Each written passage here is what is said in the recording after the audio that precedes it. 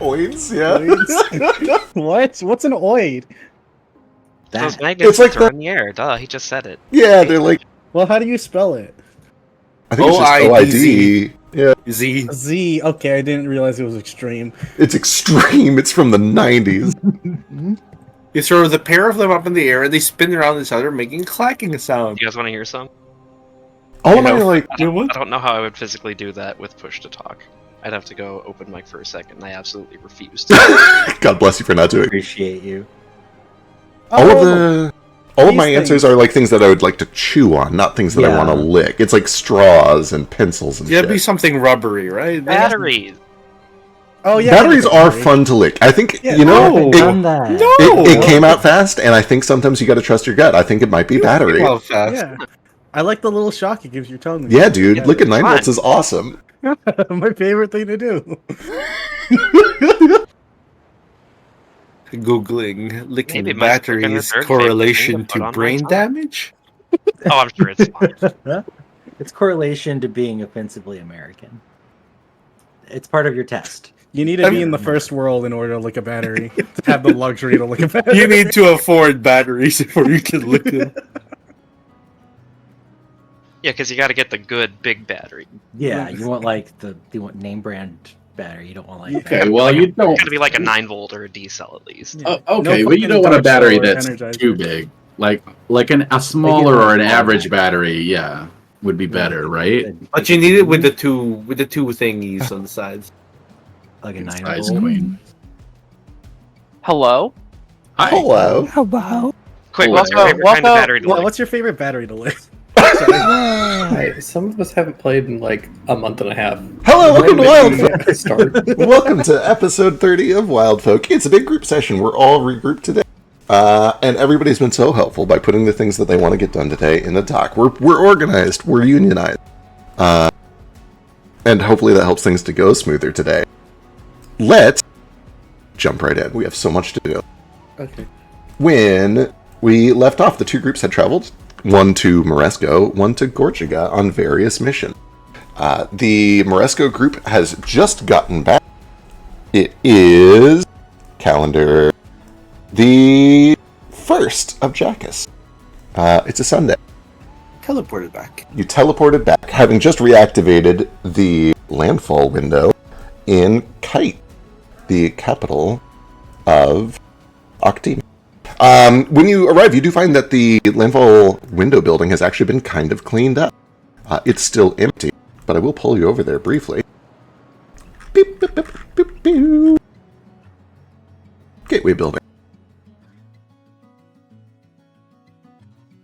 Your pew pew pew pew was different today. I liked it. Yeah, it's a different vibe. It's a different mood. Yeah. Not all of you are actually here. I'm basically just showing you this map briefly to make a point of the fact that it's been cleaned up in anticipation of your success. I'm going to pull you into the room where you teleport. Oh no, I'm sorry, I moved. It's okay. Oh god, now I'm outside. Oh no. He's trapped in the wall. I'm Minecraft suffocation. Oh, being punished for walking. Now I have to walk. Oh my lord.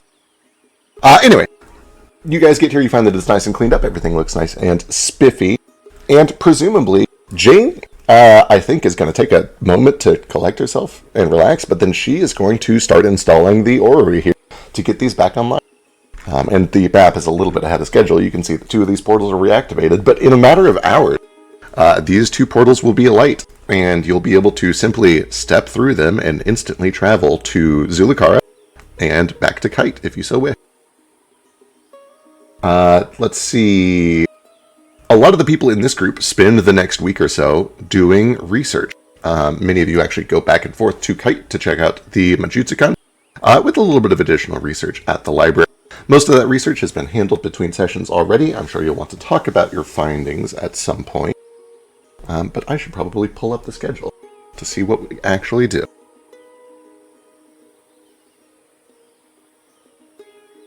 Is everyone here? Everyone except for Jane. Meta, everyone who's except for Jane. Jane is going to be a little bit late.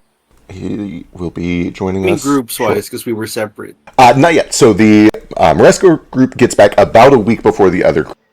Makes sense. They had a teleporter. They do. They have a teleporter, and you guys had to sail 4 days, travel 4 days, travel back 4 days, sail back 4 days. So your trip ended up being like a little over 2 weeks total. Gross. And we're going to fast forward through a lot of that and get you guys reunited as quickly as possible. I do want to throw it. Big sort of meta talk. We are starting proficiency without level. This is an optional variant rule in PF2 that we, I think, have all talked about, and we didn't want to try it right away until we kind of got our hands on the system and got a little familiar with it. Having dug in for several months, I think we're all kind of on the same page that this seems like it will be a lot better. Essentially, it just makes it so that your level matters less. The numbers are all closer together. It feels a little more like 5e in that regard. You're not hopelessly outmatched by something that is 4 levels higher than you, and vice versa. A level 2 skeleton still has a chance to hit you and deal some damage. It's very similar to 5e's bounded accuracy. You guys, as the players, don't need to change anything. I'm going to flip a switch and it will all happen automatically. But you will see that a lot of your numbers are going to go down. The big PF2 numbers are going to go back to kind of 5e sized numbers, so don't freak out when your numbers get a lot smaller here in a little bit. There are some things that will need a little bit of babysitting as we adjust. It is an official variant rule. A lot of things are handled officially, but there are some like gaps in it. Skill checks are the big one. There are a lot of, for instance, medicine checks have increasing DCs that don't account for proficiency with that level. So we'll have to come up with rules as we go for how to handle things like the flat DC of a medicine check. But we'll deal with that as we come to it. Let's see. Next up, payment. Those of you who were in the Moresco group, which is Jane, Foster, Baby Boy, Ruko, and Tex, you were paid by the Majutsu-Con for reactivating the portal. I'm going to double check that number. It was big. $2,000. Not $2,000. In fact, much more than $2,000 worth of gold. If you were in the Moresco group, you can add 390 gold to your inventory right now. That came from the Majutsu-Con in Akdima. Is that compounded with the thing you mentioned in Telegram, or this is the same one? The thing I mentioned in Telegram. You already mentioned this. I did mention this. This is just a reminder. If you've already added this gold, Don't add it again. This is just a reminder. However, there is a new thing that applies to everyone. When you guys get back, you are paid 125 gold each by Fen and Darbin for completing your missions. So everybody can add 125 gold to their inventory. Mark. Complete. Cheap asses. I don't understand people being poor in this universe. Just like get money. Just be an adventurer. 125 gold, for the record, is about 62,000 US dollars. Yeah, I think that's fine. I'm okay with that. $62,000 is pretty good. Over here being upset that we didn't get 390 gold. I am also a little bit bummed out about that. I would also like money, but I wanted to go to the Moresco ones. To But, I was voted out of that. To peel the curtain back, the Moresco group did not get any treasure from their journey the entire time. They did not. I don't think we did either. No, you guys got a fuck ton of treasure in the belly of the barnacle beast. The belly. Yeah. Yeah, you guys spent a ton of magic items and other stuff. Yeah, we got a cloak for Philo, and... Yes, did anybody notice how much smoother the sail back was? well, that's great and all, but I We just won't tell you. How about that? No, we don't feel bad. We're going to fast forward a little bit and get the entire group regrouped.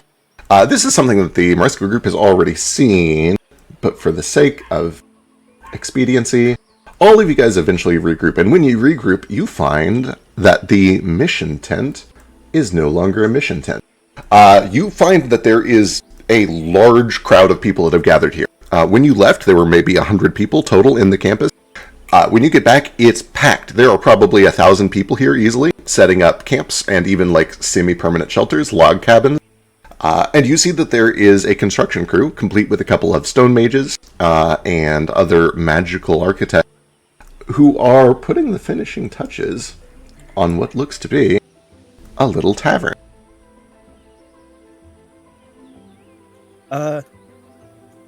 Just a quick note, if I get back and I see that it's a lot more crowded and this shit's going on, I'm gonna throw on that cloak I always wear to try to be inconspicuous. Understood. Yeah, so I have not dragged on a bajillion NPCs onto this map, but this place is pretty packed. And you do see that Finn and Darvin are kind of out front, overseeing a lot of the construction that's still happening. They're kind of just doing roofing and setting up a stable around back. But when they see that you are back, they welcome you, they get you all paid and taken care of. And they welcome you in. They say, if you'd like a drink, we don't really have anybody to work the bar yet, but just help yourself. There's plenty there. It's stocked at least. Where are they? Where are Finn and Darvin? I've cocked a few tails in my time. Let me add. Ha. I'm gonna try to bartend.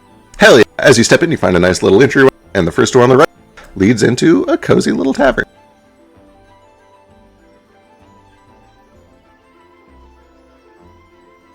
Ignoring the tavern, going straight to Darwin. How did Squad 3 do? Squad 3 actually did remarkably well. I was very impressed. In fact, they're right over there. And he points to a small group of adventurers, about 6 of them. But you do notice that there is a new face among them, one that you did not train.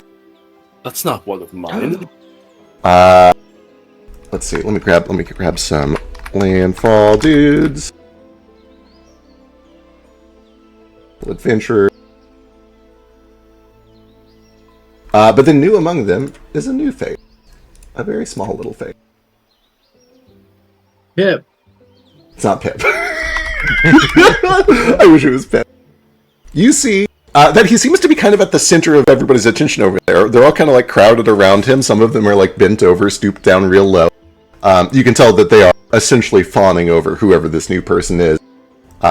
You see that there is a little raccoon wearing a cute little gambeson with a cute little spear and a cute little light shield. Oh, who's I this? love him. He has to die. He doesn't seem very important. Oh, his name is Sebastian. Yes, my name is Sebastian. Oh, I hope is he old? How old is he? Oh, Like I'm another one. but a wee 9 years old. They found me on their quest. I decided to join them. I hope that I can pull my weight. Anyone could pull your weight. You'd be surprised, I'm very small. That's what I mean. Well, I can't pull my own weight. Yeah, it's like if God could make a rock so big. No, you know what? Never mind. Anyway, this place is very nice. Maybe ask first. Hey! Mhm. Hey, you! Yeah. Who the fuck are you? He gives a bow while being lifted. Sebastian, at your service. I like your spear. Can I see it? No, Oh, I just want to see if I can. I want to try it. I've He never- just wants to chew on it a little bit. I think that's Oh, quite alright. I'd hold it. I'd hold it proper. Wait a second. Are you the group that went to go get the teleportation to Hickey thing online? That's the other group. The other group, I see. Well, when they get back, I need to let my brother know. Is your brother also a tiny raccoon man? It would be weird if he wasn't. Yes, Gilmore. Gilmore works as a familiar in Bogmert. And apparently, once the teleportation is back online, I'm supposed to contact him so that he can flip a switch or something. I don't understand all the magic. Oh. Wait, he's a familiar? Yes, he works as a familiar for a very nice witch. So he's a spirit. So Certainly, you're a spirit. kind of. I put it back down. Who's this witch? What? No, it's a magic thing, I think. No, who's the witch? Who's the witch? Oh, I don't know his Yeah. witch's name. I could ask him, Is it though. a witch in Bogmurth? Yeah. I think she just kind of sells cures and poultices and little trinkets and things. I don't know. All I know... Is she an evil witch? A what? An evil witch? An evil witch? I hope not. My brother Gilmore went to go work as a familiar, and I got a little lonely just being a homebody, so I decided to take up adventuring too. But, apparently, if your other people are successful, I can contact Gil, and he will flip a switch, and then we can go back and forth.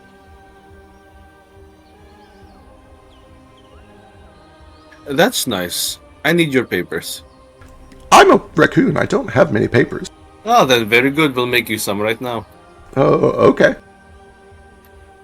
Lead him to a tent. He kind of like looks back to everyone, and they all wave. And he follows you off to go do papers, I guess. Watch out, buddy. Now you're going to be on record. Let's earn you that +2 hireling bonus. I understand what's happening here. Okay, perfect. Let's see. What else gets revealed right as you guys all reunite? Oh, right, of course, the point of the mission. Eventually, after a couple of days, you get, Bill walks up to all of you. Listen, you guys have all been extremely helpful. More helpful than most, actually. And as such, I wanted to kind of give you all a sneak peek at the manors so that if you wanted to take first pick, you could, have first pick. If you have a moment, I'll show you. Yeah, I don't First know pick of about our anything. rooms? Yeah. He guides you all back to the gateway. And into the kind of main entryway. Ah, my ears pop every time. Why is it being so weird about dragging tokens? Here we go. There we go. As you step in... Baby boy got left behind. Oh wait, there's 2 baby boys. Are there 2 baby boys? Maybe. Maybe there's baby. This one here. Maybe baby. Maybe baby. As he steps in, you find that this entire kind of entryway is very clean and very empty, but there are mirrors all along the wall, and several of them are glowing. And he kind of just waves towards the mirrors and says, well, take your pick, finders keepers. I pick a mirror. You walk up to the mirror, and you see that as you walk up, it kind of like ripples, almost like sensing your approach, like you could, like it's reacting to your presence. I just walk through it. Yeah, you step through. We picked one with an office, as requested in my contract. You will find that they're all very, uniform. We've, done our best to kind of add a little bit of trapping to each of them, but they're all the same layout. In truth, it's a little artificial because, well, they're artificial, but once you pick them, you can redecorate however you like, as long as you don't change the structure fundamentally. I just need a desk. A desk. There should be a desk in yours, no matter which you pick. Ruko's immediately doing the Scooby-Doo thing. Just running in and out of mirrors. He picks the one closest to, like, all the entrances and exits. That makes a lot of sense. One of the earlier ones would be like this one, or possibly this one. You can have this one if you want it. Are these walls? What's going on here?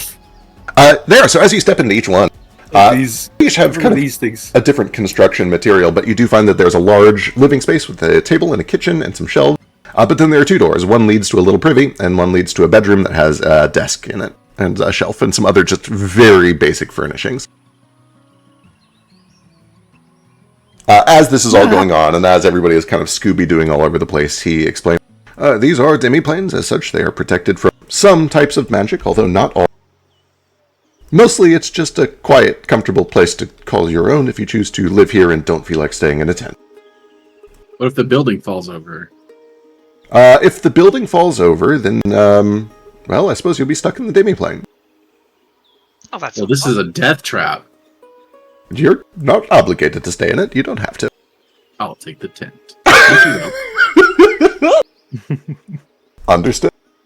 They go sleep on the boat. Oh, are there actual like rooms that we can look at?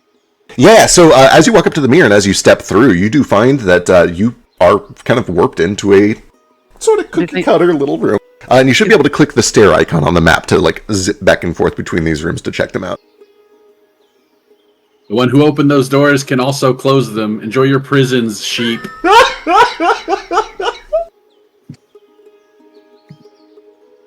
Speaking of guild resources that will never be used against you, while you're here, he does also mention the vault is back online as well. I believe that Finn had already talked to some of you. You have priority to some of the more powerful vaults if you would like. We've saved some of the very top tier ones for sensitive resources, things that could be dangerous if they fall into the wrong hand. But if you have anything secure that you need to store, the vault is just around this hallway.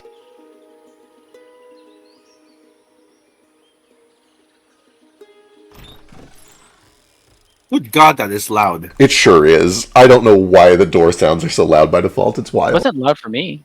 I have it turned down on my end, so it was kind of quiet. But like the default volume is just crazy. Back I'm Why is stuck. everything turned up? I remember putting this down. Are you stuck? Where'd you get? Oh, there you are. I got free.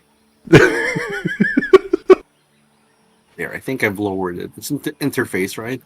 I think that's right. By this point in time, I imagine also that Jane has finished reinstalling the Windows, which means this place is probably kind of abuzz with people coming in and out of this room back here.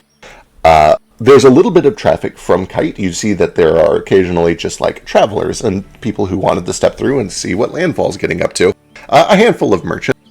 But the majority of the traffic is coming from Zulakara. You see that there are dozens and dozens of cheeky people who are making their way through and kind of just like wandering around for a bit until they eventually find Bill or whoever is working here at the time, and they guide them back over towards the main dwelling area near the tavern where tents are going up by the dozens. It seems that these people are in need of space. Sirchun is getting packed, it's getting overcrowded, and having somewhere that they can suddenly go to set up a tent and sleep comfortably and not be shoulder to shoulder is a huge boon for them. It is not quite home, but it is safe and it is spacious. And so over the next couple of weeks, you see that hundreds of people from Sirchun start to show up and just set up little tents and living spaces throughout the campus. Many of them are eager to work. They are happy to do construction. They're happy to do whatever needs to be done around here. Hunting. A few of them are immediately assigned to the wall. They are more than capable of fending off monsters. So they just kind of start to slowly integrate themselves with the campus. You guys can pick rooms at your leisure. I'm going to take a look and see what else needs to happen before we get to all of your guys' stuff. I do not take a room. I What have happened already when- commandeered a building, so True, correct. And I think that actually is the next note. I was kind of hoping Zeke might be back for it, but we'll Yeah, see. What happened to meeting pick? Oh, right. So yeah, when the Gorchiker group comes back, you find that they're accompanied by more cheeky people. There is a band of about a dozen cheeky hunters on the Great Hunt, including Pick. Fetch, you got old! Pick kind of looks to you, Fetch, and Sketch. Are these your friends? Where's he? Where you at? Let me pull him. who is this? This is their father. Oh, I can Yeah, can't you see? see the resemblance. No, not really, because I'm not in the room with him. Oh, he's naked. He's not naked. He is wearing about as much as Fetch. Actually, he's probably wearing more than Fetch. No, we're in town. I got my Zuki outfit on. But yeah, you find that there is kind of an older Tabaxi. He looks like he's probably... I say older. He's like 28, which is old for their culture, I guess. He has his tail... it looks like it was injured at some point. It's kind of short. You can see that there's still some scarring near the tip. Was he 10 Wait, when he made yeah. Yeah, That's wild. you got a problem? Probably not 10, but 18. they don't waste time like starting new families. It's like the 16 to 20 range where they start to settle down. Except for Fetch and Sketch, who are wasting a lot of time starting a family. Well, they had I some don't know. extenuating circumstances. Well, Fetch Also- said that he was They're 18. That makes his parents... that means his parents did it when they were 10. I know. Oh, that number's probably a little off then. Yeah, you're right. It would be like early 30s. Yeah, I remember him being like in his 30s. Yeah, that is probably... I mean, do they know how numbers work? Yeah, they know how... No. In fact, He's just forgetting. Pick probably is not super great at numbers. You do find that a lot of the people from Sirchun are actually very well educated, and especially educated in like construction and mathematics and things that would be necessary for building a giant moving structure. Less true of the people who don't live on Sirchun. Most of them are not formally educated. They know the math that they need to survive, which is counting and basic arithmetic. And survival. They're remarkably well educated in other things. In fact, we have 3 different number systems: one for counting objects, one for doing arithmetic, and then one for currency. Greetings. I just made that up. I'm glad you went with it. I'm into it. It makes a lot of sense. The benefit of having an incredibly small culture in your backstory is that you get to decide what that culture's I like. can do whatever I want. Yeah, exactly. What am I going to say? No? And then Neo just has to deal with it. Nia's contributed some stuff to the culture too, actually. Both is good. I like dealing with your stuff, but you also have to deal with mine. True. You also probably but discovered blood types. I was going to say, your culture almost certainly understands, like, certain blood types are There's a different incompatible with taste each other. Or And, smell. I don't know if they'd be able to taste... You know what? It's a They're fucking fantasy magic. world, and they serve a blood god. Yeah, a lot of your people can probably taste the difference between blood types. I also have literal the sense. That's so hard to say. The Sense. You have heightened scent. Yeah, and if I don't bother everybody about it and remind you all the time, I'll never get to use it. True. I appreciate the reminder. There are 10 people here and a new system, and I don't know everyone's abilities yet. Rude. He's got the special sixth sense of smell. I've said. Huh, I bet stinky. our blood's the fantasy equivalent of O negative. That would make sense. That makes a lot of sense for you too, yeah. I'm going to race through a couple of the last things that I have to do, and then I'm essentially going to start sending you guys off to deal with the things you actually want to do. Lots of research happens over the course of this week or so as people are regrouping. This is a note for Fetch and for Jane specifically. And it sucks that Jane is not here. In fact, we can do this reveal later. We're going to fast forward and come back to this when Jane gets back. There's no reason to cut out half of the people this is important for. So actually, let's branch off of this one. It's a funny joke. Talk about And actually, though, yeah, branch. what? All of the Spirit Weavers are here. If you want to reveal what you guys have found on your Gorchiga mission, or I'll take you back over to the tavern. It's probably a little better than standing in the hallway here. Oh.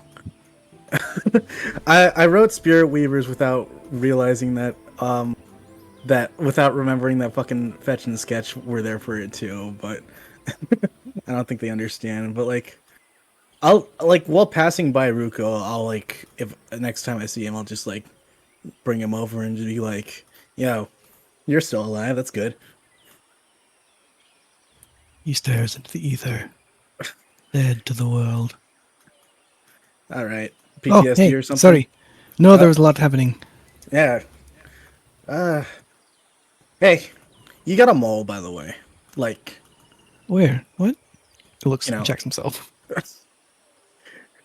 on your left cheek, it's like really prominent. You should probably cover that up. But you also got like a mole in your fucking society too. You know, they're fucking. Thanks. You call yourself I'm used to Spirit being Weavers? insulted. What? What is this? Some kind of insult to? Oh, I women? literally mean you What have bog someone people got moles or something? Yeah. No, I don't even know if that's Well, true. What? Like Speak a person, clearly. Leaning over, a spy. a spy. Yeah. Oh. What? Someone has betrayed you. Ruko's gone into business mode. Their name Wait, is. where? Who and where'd you get the information? We have Menry Horgan with us, actually, right? He's your captive, yeah.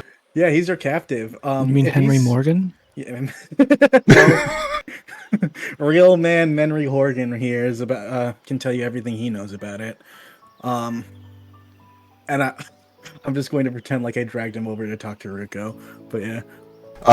He drags over a orc man who has kind of a scraggly beard. He looks like he was probably a pirate at one point, but they have taken away all of the things that he could use to be dangerous. They have a prisoner. They have a prisoner who looks like he was an orc pirate at one point. And he kind of looks at you. Well, I have a contact that apparently is of interest to you. I don't know much about her, but her name is Aradia Uxanai. She's Firaxa. She's staying at Regal Water. That's all that I really know, except that sometimes she goes to one of the lighthouses to activate it for me. Which lighthouse? Euradia what? Aradia Uxanai and Ruko.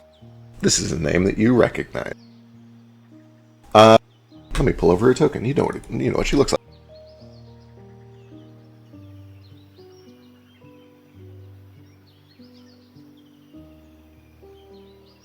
Iridia Uxnite is a kind of quiet, charming spirit weaver back home.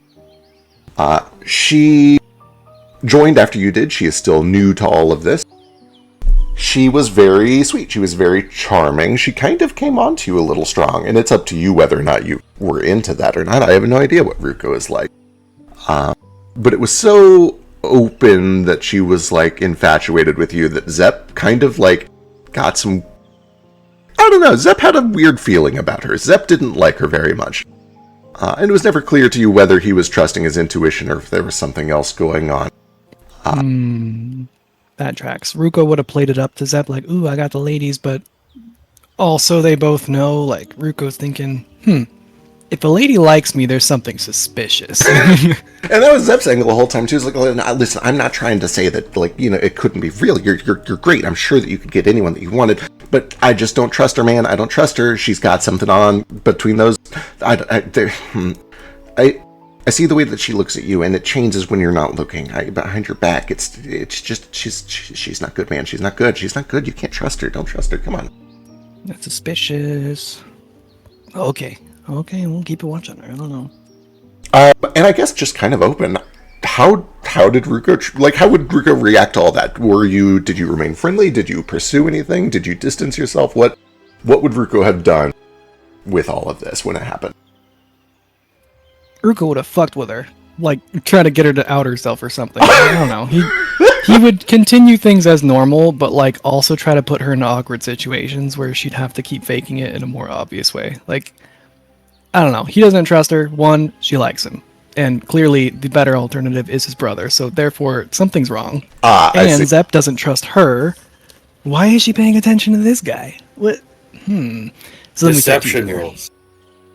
Very sly, subtle teases, like put her into awkward situations or catch her when she's not looking. But this maybe not knowing the depth at what things, you know. Sure. They're little gremlins. This makes a lot of sense. You know what? Go ahead and give me like a retroactive deception check to see how much info you walk into the scenario with, based on your exploitation. It's your role as baby, Ruko. And dice. Okay, deception. Deceit. That is really good. So, time passed. You eventually kind of started to play things very carefully. You started trying to catch her in lies. And eventually, it all kind of culminated in pretty blatantly catching her being two-faced. And the way that presented is that she started to use you to get closer to Asha. She would start to, like, make plans with you far away and then bail at the last second. And then, like, you would learn later that I was sick, so I spent the day training with Asha. And that happens a few times, and eventually you start to, like, organize it. You start to set it up. You start to lay traps for her. Until eventually you just straight up catch her, like, lying about canceling plans with you, and then spending a bunch of time alone with, like, Asha's undivided attention. Because prior, you were one of Asha's favorite students, and then she very blatantly was caught trying to weasel in closer with Asha through you, and then by putting a wedge between you and Asha. That's fucked up. It's extremely fucked up. And all of that kind of went down just a few months before you were captured and your quest essentially began. So this is still maybe a little bit fresh on your mind. But that is what you know about Iridia Uxnite. And to hear from Minri Horgan that there was even more going on, yeah, you do with that what you will. Well, I look at Branch. Squint. That bitch. Yeah, know that name? All right. I do. Kind of thought it would have been a bit presumptuous for me to assume that all fucking Feroxan know each other, but honestly, I ain't never seen another one of your kind before. Yeah, we're weird ferret dogs, aren't we? Yeah. Anyway, us two know each other. Ah, okay. We don't all know each other, for the Gotcha. record. But you know her. And Okay. This is valuable information, though. So you heard from this Menry Horgan. Yeah, he's Did they getting just mess everything. up your birth certificate, or Um, Henry? my name is Minri. No, his name does sound weird. We told him we should change it when we took him prisoner, but he didn't take You it. can't just go changing a man's name because you don't like it. I don't know. With Branch, he's. Never mind. I thought he just messed up. Like you said it, or something. Is there something wrong with my accent? Well, Huh? no. Just sometimes you drink, smoke, or do something silly. Just like me. Or if Baby Boy and I are talking, you don't know what we're saying. That kind of deal. Oh, that's rather presumptuous of you, Rico. A flavor. But Oh dear. Okay. This has implications. You said that she was in Regal Water. Most of the time I send correspondence to her in Regal Water. Sometimes I meet her at the lighthouse. She knows how to get in and control some of the spirits and activate them. thought you said she wasn't actually one of the Spirit Weavers. Oh, she's a spirit. Well, she's a mole. She's a spy, but she knows enough to do what she needs to do. Was she also fucking Nevinite or whatever you guys call yourselves? He kind of... You see that he clams up a little bit, not necessarily out of embarrassment, but out of, it's weird for you to be openly talking about the fact that he is a servant of Nev. But he does kind of reluctantly nod. He doesn't say it out loud, but he gives a nod like, yeah, she is. Nah. Church of Secrets. She's probably an expert in deception or something like that. Like this guy used to be. And I'll pat his shoulder again. He scowls. Yeah. Anyway. I guess...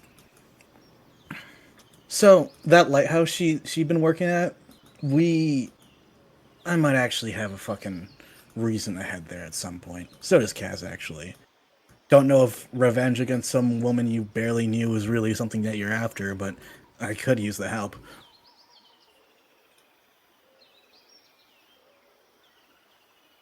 Minri does kind of volunteer.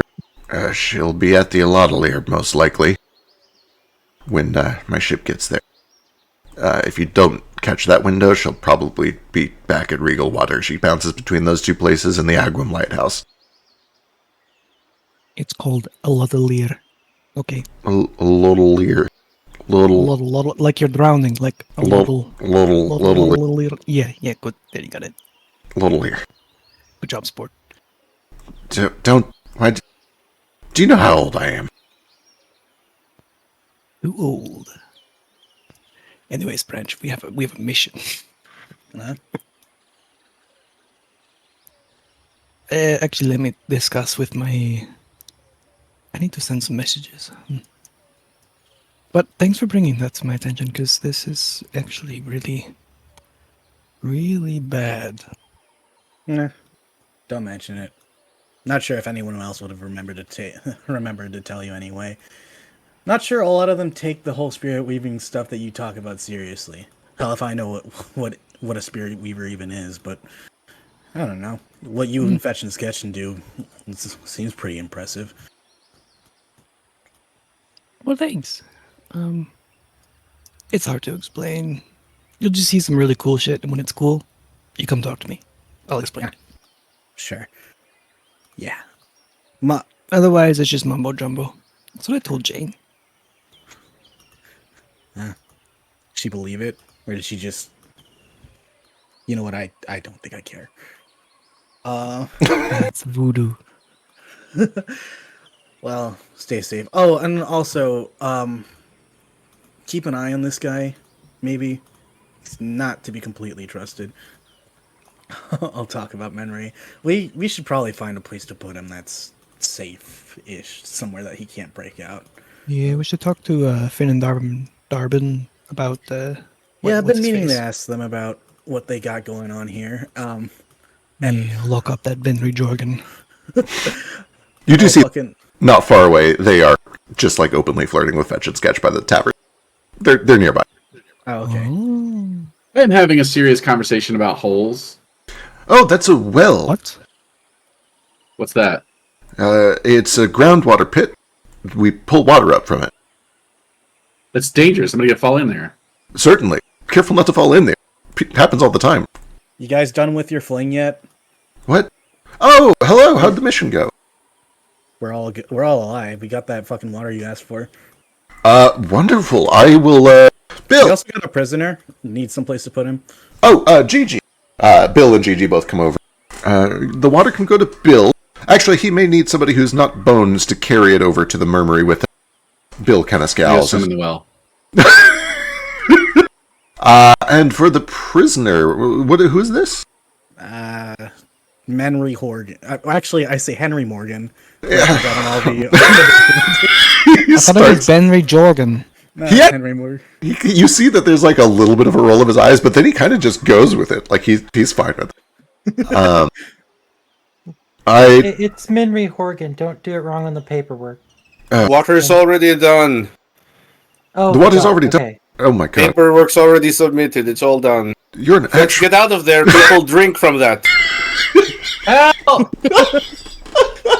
I just told you not to go in there. Why would you? Fetch. I'll go get one. He has some sort of mental illness, that one. Gigi eventually comes over. And Darwin says, we have a prisoner, apparently. And she's like, oh, that's unusual. Didn't think we would be using the Alcazar for that already, but it is ready to go. Ah, nice. Well, I know. Someone purify that water, please. Not me. He's even farther. He's down. really far down there, guys. He's I don't way know if down we there. can get him. He's right here. You got We got him out. We got a rope. You got this. I'm out. I got a climb speed. We're good. Gigi This does guy kind has so much blood in his body all the time. First of all, I didn't swim in the well. I just wanted to check it out. We eventually took a bath. We just, Yeah. You do get down there, and you find that there's a whole groundwater cavern down there. It's probably kind of fascinating. I don't know if Fetch has ever seen a groundwater cavern before. Probably not. You just Oh, see dang, like there's a whole surface. cave down there? I'm going back in. Hell- Did you? Okay. Meanwhile, Gigi looks to you, Branch, and says, "So, is he dangerous? What's the story here?" Church of Nevin. Human trafficking operation. You know. Oh, ooh, distasteful. Well, Absolutely. You're coming with me, little guy. And he like stoops down and just like scoops Minry Horgan up in his paw. I'll be back. Starts. Lean over the fin. Please tell me you read the report. Yes, I am catching up on all the reports, but I do have yours. I will read it soon, I promise. Okay, you haven't read the report yet then. Is there anything urgent? Anything I need to know immediately? Just everything you need to know about Menry. Yes. We just got back. Lay off the guy. I can explain to him right now if you want. I mailed it. For the record, While we were fucking around. The mail travels at about the same speed that you guys do. It came by boat, unless you used magic. Oh no, we went. Remember, we were in Gortuga. I mailed it in Gortuga. Oh, we that's had several days. right. Then yeah, What the totally. fuck do you think you are? You're right. Actually, the report has been here for about 8 days, and he is already ready. So yeah, they actually. This conversation is probably a little bit different. Gigi's probably ready with irons here as soon as you get back. They'll grab Henry Horgan, haul him off to the Alcazar, and he is now properly imprisoned. Gotcha. So efficient. I'm not going to give him Leave time him to in get the box ready for with the friends. midges. Sorry. Tex, I know we're being a little timey-wimey here. But to make sure that things happen in a suitable order, Tex, do you do anything weird on the first night? Ultimately, this is leading to where and how do you sleep on the first night? Boy. I guess I'd Because you love me. probably just, sleep with Rugo. Okay. Easy peasy. Would you rather I Tex. sleep somewhere else? Ooh, me or Rick? You. No. Anywhere is fine. It makes no difference to me. Alright. Perfect. Tex, as you drift off to sleep, you have a dream. As you have always kind of done. This one appears to be a very deliberate and magical dream, though, which is kind of a newer experience for you. But it seems to be happening a whole lot lately, which is probably a little annoying. You find yourself back in that chamber that you teleported into briefly at the end of last session. You appear to be in kind of the uppermost chamber of a pyramid. You see there's a pyramid-shaped ceiling. It's very dark. There are green lights that surround you in all directions. There's nobody else here this time except for one figure. The dark-scaled dragonborn woman who looks very similar to the statue that you saw of Jet Shemet. You didn't see that. You were not in that. You don't have any idea who this woman is. But you do recognize her because you spoke with her briefly at the end of last session. And she kind of says, "Are you awake-ish?" Oh, good, you're not as terrible at magic as you seemed. No, I was quite good back in my day, and I'm slowly getting the hang of it once more. This new body is distasteful, but it can get the job done. Boy, if that isn't the most relatable thing anyone said since I got here. She kind of cocks her head to the side. "You too, huh? I didn't get the vibe that you were undead. What's your story?" It's a long one, so maybe buy me a drink first. Very well. Well, I contacted you because good help is becoming increasingly difficult to find. And if you can help us with a little problem, I think that we can help you. I'm realizing now that maybe this has something to do with your body predicament, and I'm trying to decide whether to negotiate for more, but I don't have much time, and I came in here ready to do this, so let's just do it. I know where Amelia got the totems, and I know where she took them. I can tell you, but I need something from you. We have a bit of a loose end. And you want this loose end silenced? Naturally. You seem smart. I'm sure you're smart enough to understand that if I tell you too much, you become a loose end, and I'm sure that you don't want that. So I'm going to keep this light and tell you just what you need to know. If you do anything with it, wonderful. I'll write down where those totems are and make sure that you get it. And if not, then maybe I'll just forget. There is a city called Moresco. It should be a little bit to your west if you're still in Kite. In that city, there is a sorceress, Loxodon. The fact that you were able to get through our portal last night means that she is no longer working with us, and she knows enough that she is, well, a loose end. Unfortunately, it also means that we cannot easily send our own forces to dispatch her, so kill her. If you've done it right, then our deal should trigger, her body will disappear, and when we receive it, and we will, then I will contact you again and tell you everything I know about your totem.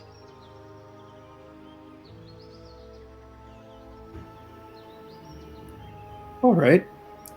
I think that's acceptable, but I'm going to need a little bit of collateral. Some evidence that you actually know what you say you know. I'm sure you understand my predicament. I have the evidence, but if I give it to you, then you become a loose end. What kind of evidence do you need? Well, you know where multiple totems are. Give me the location of one. I'll kill her, and you give me the rest after.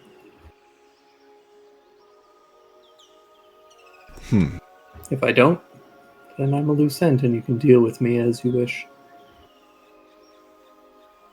Give me a diplomacy check. Oh, actually, I need to go turn on proficiency with a level. Let me see. Pathfinder, 2nd edition, variant rules, toggle, proficiency without level. You Everybody, sound like a nerd sometimes. say goodbye to your big numbers. No. There they go. Rest in peace. Rest in peace, I big swear number. to God, with this change, if anybody just accidentally kills my big bad, I will cry. All right, give me a diplomacy check. Wait, when you do proficiency without level, do you... Okay, understood.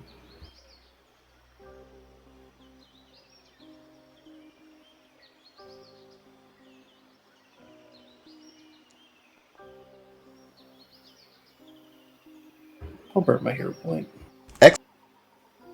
Oh man, map's gonna suck so much more now. Yeah, the -2 penalty is a real pain in the ass.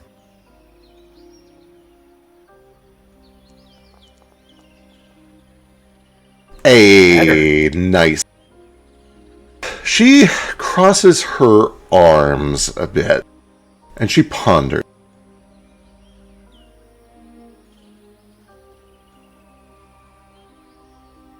You drive a hard bargain. I need to figure out how to phrase this in a way that doesn't give away the locations of all of them. I do need to retain some of my bargaining power here.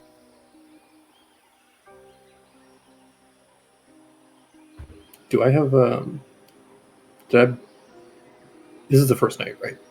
Yes, this is the first night after you got back, yeah.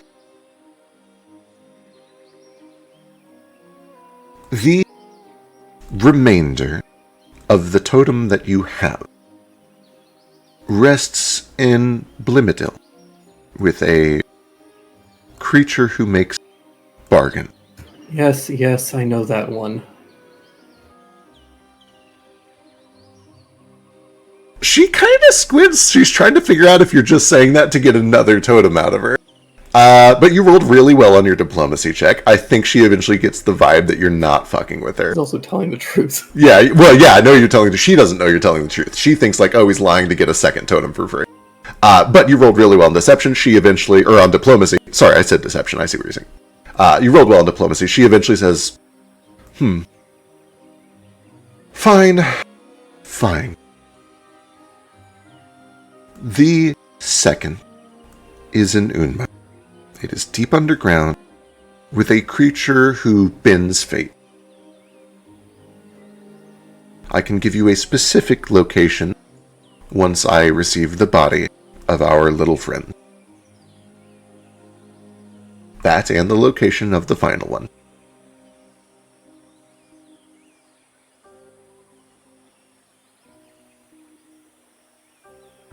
Well, I already knew about both of those, but at least I know that you're not fucking with me now. So, alright, I'll go hunt down your Loxodon woman. Very well. She should have some things on her possession that could potentially lead people back to us.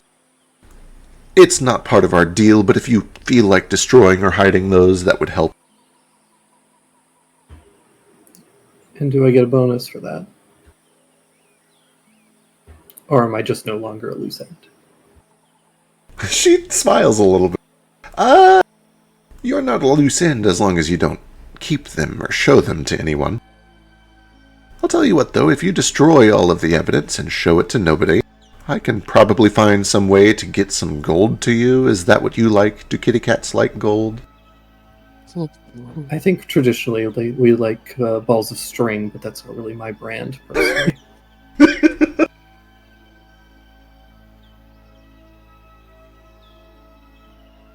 Well, name your price.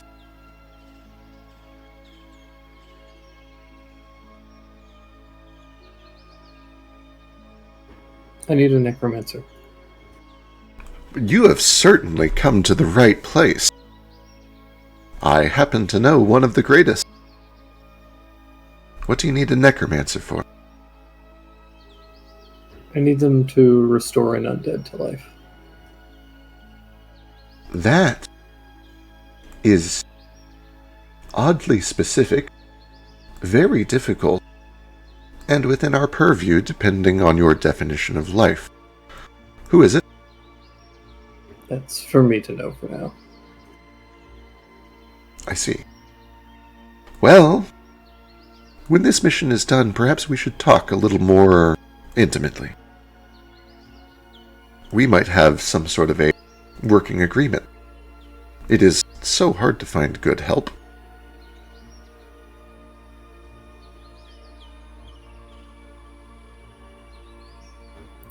I think you have a deal then. Very well. I will see you soon. Don't call me, I'll call you.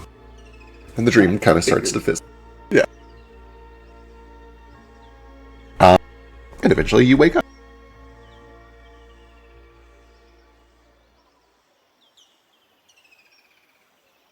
Well, that sucks. Ruko dead ass asleep. Huh? What? It's okay, Tex. What? He's dead ass asleep.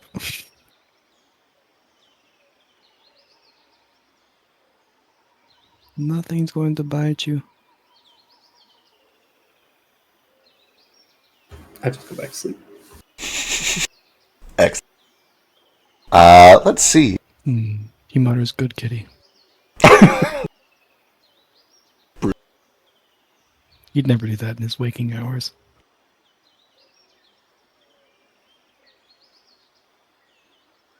Eventually, sometime in the morning, we can kind of start jumping into like group conversation and things that you guys had planned. Might be good to do the talk about the moonstone since Tex and Ruko are already here. So sketch if you want to find them early in the morning. You can probably catch them as they're waking up. You want to expose our deepest, darkest secret? I'm sleeping. Also, what the heck is happening in chat?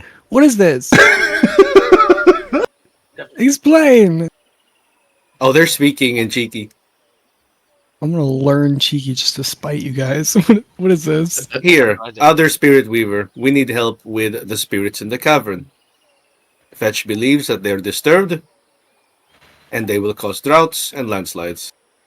We dug we do into not- Earth's brain. Yeah. Yes. I just thought the echo was cool. I didn't really check for elementals. I probably should have done that. Could you check, please? Yeah, sure. Let me just get back in the well. Yeah, sketch. Give me a lore elementals check. Don't want landslides or droughts. God, I hope I'm right. I'm about to look so stupid. I'm gonna hero. Has- That's dumb.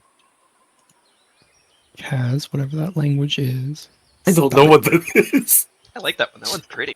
It's even worse. It's okay. It's a -5 Right. difficulty because Right. it's lore. Effectively an 18 because it's a specific lore. You do kind of a look around. You do a survey to see if there are any disturbed elements.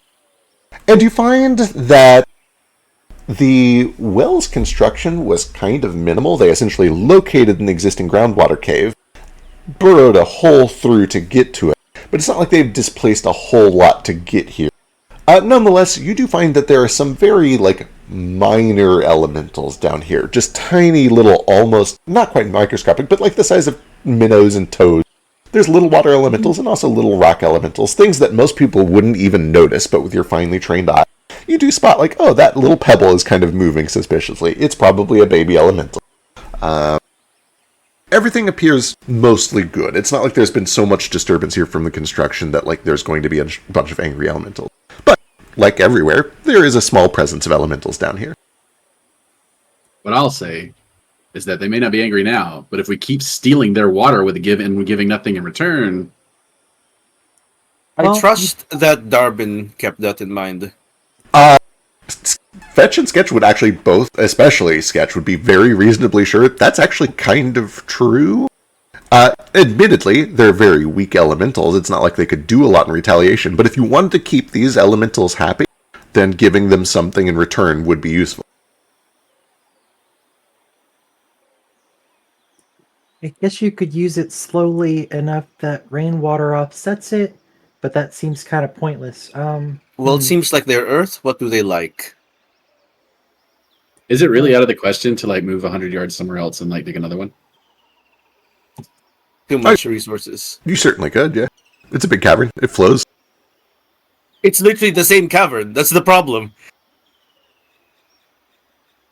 So the real thing here is to appease them with gifts.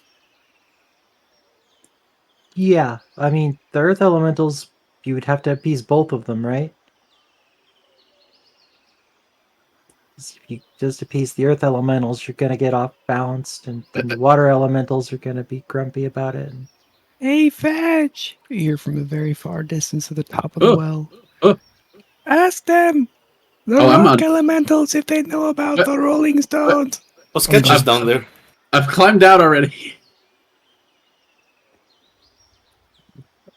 Do you want to go down there with Sketch and, converse with the elements? Do you both have different styles of spirit weaving? Wouldn't you like to know, spy I boy? would. I glints under the mask. It's real I would pretty say- under here too. I would say we have vastly different styles of spirit weaving. My style is having no idea what I'm doing and just knowing that certain things are important. And he's an actual spirit weaver, so we'll follow Ruko. Whatever you say goes. Okay. Well, It's just good to have second opinions on everything. Right. Pretty sure that giant could dig a well in like 5 minutes. Oh, I'm certain. in fact, you see Again, that. the problem is it's the same cavern. It'll make the same problem. Well, see, that's where I got confused because I understood the cavern to be fairly small, but that could cover the entire map. I don't know what you actually meant. To shed a little insight here on a couple of things. First of all, GG absolutely doing a lot of construction work out here. He's essentially building log shacks like they're Lincoln logs very quickly as a bunch of little people go around and nail things down and tie things down. He is speeding up construction tremendously. But for Sketch, with your elementals, you would be aware that small elementals, especially this simple, have very simple needs. The water elementals want to flow and wouldn't mind having more water added to them. And having like an open pit, an open hole that allows rainwater to flow in, honestly, probably is helpful a little. There's still going to be a net loss. If there wasn't, then the well wouldn't serve its purpose. But they're probably okay.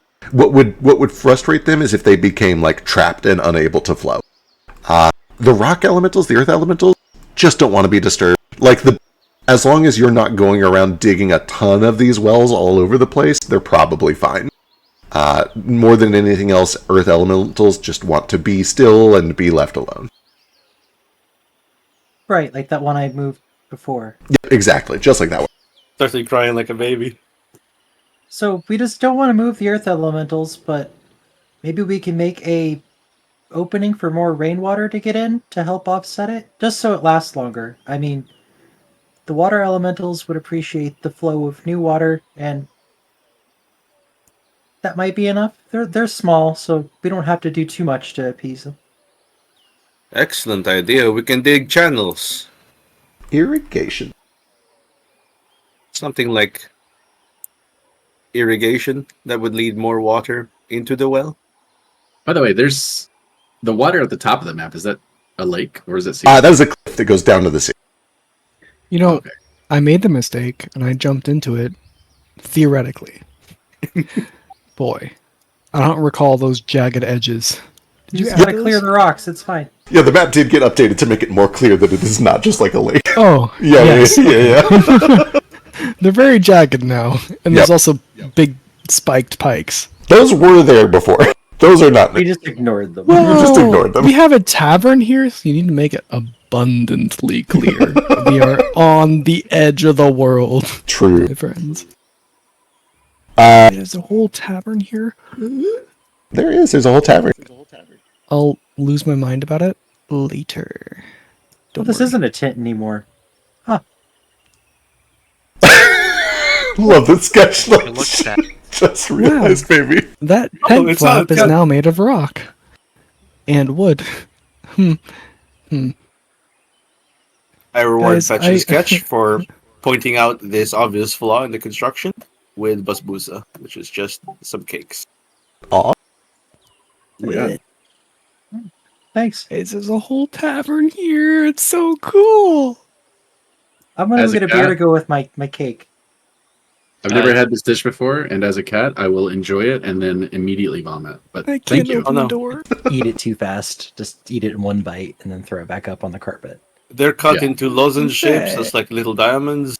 Just eat one at a time, you'll be fine. If you get stuck under an icon, you can select your token and use the arrow keys to get your wiggle yourself free. No, I just can't open the door. Oh, should just be able to click it. Yeah. The other doors work. Weird. That one at the entrance. Did I lock this? Maybe. Nope. Everybody else is opening it. Now I can open it. Wait. Everyone open at the same time. You gotta No, I turn the can't. lock Got so it's up and down or sideways. Wait, which one is it? that one's Why a do push your code, locks buddy. go backwards? Tex, you find the gang all gathered around the door. If you want to have your discussion about the Desolate King now, we can do that. But if not, we can wait. Whoa. Did you guys not have your stone one? This place smells so weird. No, we haven't talked about the Moonstone yet. Oh, the Moonstone. We probably They should. got very distracted by a well. We You did. sure did. We're making pretty good time, but we should keep this going. So either Tex or Sketch, whichever one of you does it first, should start a conversation. Presumably If, sketch.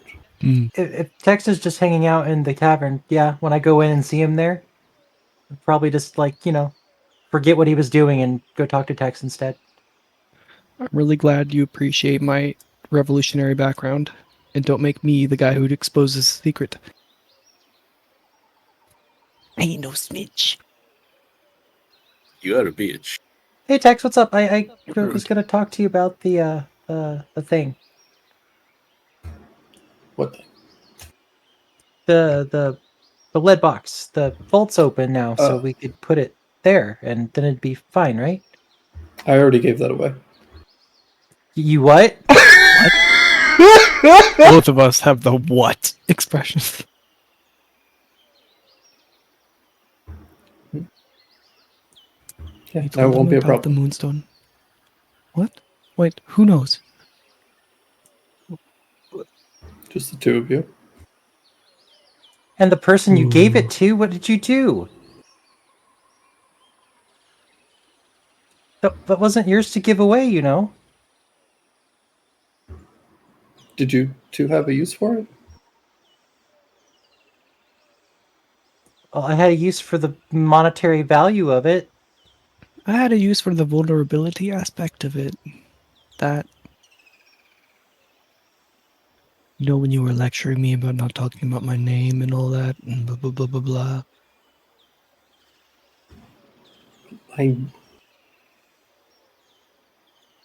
Wait, who'd you tell? No one yet. I just need it for a thing. So you didn't give it away and you're lying to me. Well, I'm going to give it away. You didn't give it away and you're conniving to me. I'll pay off the monetary value of it. Okay. Okay, it's Or really it's a little different, but Or better yet, why don't I just help you kill the bird woman? You can do that? Probably. Really? But he does really erratic hand gestures to indicate only to himself, basically, the other realm, the Echo Fae, the nonsense. It's chaotic. But you think you could help me get rid of her? Probably. I would need to know if she's got other contracts too, because if it's not just for me, then maybe I wouldn't feel so bad doing it. Well, she definitely has other contracts. I mean, does she? How do you know? I just look at Ruko, who heard the whole conversation with her. Which one? The one that recently at the tavern? Or... Yeah, when you and Foster were together. Right. I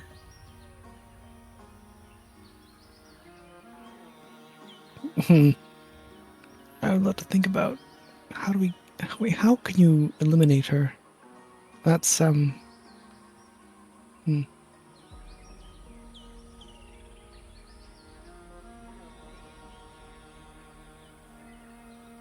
As if we have a plan. This is really exciting, but I'm so concerned that we don't have a plan. Oh no, I definitely need a plan before I just go try to kill her, but maybe I should just stop assuming that people wouldn't lie to me or make me believe something weird. Ruko grabs your wrist across the table, and he draws this elaborate sketch on the table, which you probably eventually lose track of because it's too erratic. See, now, if we try to eliminate her from this realm and also the other, and also... Okay, no. She has too many connections, too many ties, too many... but not enough for this realm, you see? Sketch. You don't need to apologize or make recompense for your enslavement or whatever you call it. I don't know. You're making this way too complicated. She has a body and she bleeds. Branch, you, for the sake of inconvenience, kind of walk into the tavern about this time and just catch a tiny snippet of this conversation that gives you the impression that they're talking about finding Madame Monarch and maybe doing stuff with her, if you would like to act on that in any way. Oh. Yeah, you guys talking about the fucking circus here? Oh man. Right as soon as you start talking, a peanut flies and hits you right in the chest. Sorry. Hey, Branch. Alright. None. What's wrong with the... As you She's walk not gonna be over, in another front of peanut Emma hits for- you in the face. Okay, I get the Ruko is fucking really message. proud. I mean, no, you can come over here. I just thought it looked fun. I'm sorry. Yep. Oh, yeah, throw fucking peanuts at the freak. Yeah. I was Ruko's just fully getting into convinced the this is a good circus thing. character. So what's the circus? You talking about them? You know they ain't gonna be here for another 2 weeks, Get- right? 1 week. Get over here. 1 week, right? Sure. I forgot it was so soon, but Yeah, you ought to get out of Dodge when that happens. Far away from Famador or something. Wouldn't want to risk your fucking capture again. Well, it's kind of safe here. Maybe you can hide in one of those windows. Not windows, mirrors. What are they? The manor. Also, real baby boy, you can also absolutely overhear this conversation when they mention Madame Monarch. Okay, perfect. Does anyone understand Baby Boy with his bold Chinese? That was Illith. It's Illith. It's the That's squishy. actually really... I freaking love that text. I do like that text. It's Oof. it looks I like do they- imagine Illith being spoken out loud just sounds like grapefruit in your man, though. yeah, basically, yeah. Yeah. But you can Just- definitely tell it's like weird So sexy, huh? tentacle splops. Just take a None of deep those breath. markings can be made with fingers. They have to be made with... You cut a hole in the opposite end of a whoopee cushion, take a deep breath, and blow through it. Illith. I just assumed they like put their own ink out and just drew it. Oh. No, Oh my god. Whoever made that noise? That was Wait, me. who did that? Remarkably well done. Never do it again. Yeah, actually, very accurate Illith. Yeah, that's actually really good. You're gonna have to leave my house. Okay, bye. Somebody took a garbage bag through a car wash, left it outside through their car window, and just let it make noises. Perfect. That's what happens when. That's what it sounds like when you stuff a tube sock full of cold macaroni and cheese. I would like to steer away from this direction. Yeah, lad. For the sake of convenience, anybody who would like to be a part of the conversation about Madame Monarch is welcome to do so. When this conversation is over, if Tex and Sketch and Ruko would like a little privacy to go back to talking about the Moonstone, we'll do that. Yes. Okay, yes. Yeah. Absolutely, 100%. I do need to add a little tiny segue. I need to go grab Foster, because I was having fun with Foster. Last episode, we tried to have a normal conversation and some good noodles. He does have it on there that he's going to take you on the road. There's a scheduled mandate between Foster and Ruko. It's happening. Yeah. You Really? walk out the front door and you see that Foster's in the bushes, staring at Gigi, waiting for an opportunity to make a bolt for the main figure. Gigi is kind of like, he sits down a big log, he's like, boy, I sure am hungry, and he rubs his belly. Oh no! All this work, I could eat, well, Oh, no. a lot. I could eat like 3 sandwiches. But he does eventually kind of like turn around and run off to go grab some more logs. Ah, Ruko, you finally telling the twins about how you saw Mhm. Argus and Madam? Ooh, absolutely. Let me go grab some Foster real quick. I need to drag this pile of bones over here. I think the only thing I know about Madame Monarch is that she owns the circus, and that's where Sketch ran away from. Yeah, I don't think Narafi knows a whole lot about the circus yet. That's literally it. Yeah. And there's nothing else. All of you would be aware they arrive in Famador in 1 week. Because because Branch probably had a bit more reason to like keep up with like circus stuff when he was younger. Like, what do I know about Madame Monarch and Argus just from like a fucking, I don't know, circus consumer standpoint? You can give me a society check unless you have like a lore skill applicable here. I don't think Edge would be applicable, but Nah, no. nah, okay. Let's Society. use the round oval table. We'd fit at that one better. Society. Oh wait, we could hide in the back though. This booth. Booth. 15. You have a decent working knowledge of the circus. You applied to work there once. You know that they travel in a big loop. You know that Madame Monarch is in charge. You know that they make a lot of money. They're well liked. People show up when they show up. They're a big deal. They've got kind of like the Ringley thing going on. They're well known. It's a very well known entertainment company that travels around in the circuit through the wildlands. Nah. I don't know what homicidal thoughts are running through your head right now, and I'll glare at Tex, but killing them ain't gonna be is gonna be kind of a show if you end up going that route. I honestly think you only talk about things to kill them. Is that the case here? Just seems like the easiest solution. All right. What got up your ass? What's wrong with what did they do to you? Didn't do anything to me, but Oh, an empathy killing? That's so gracious of you, Tex. it's not empathy killing. Don't be ridiculous. We have a deal.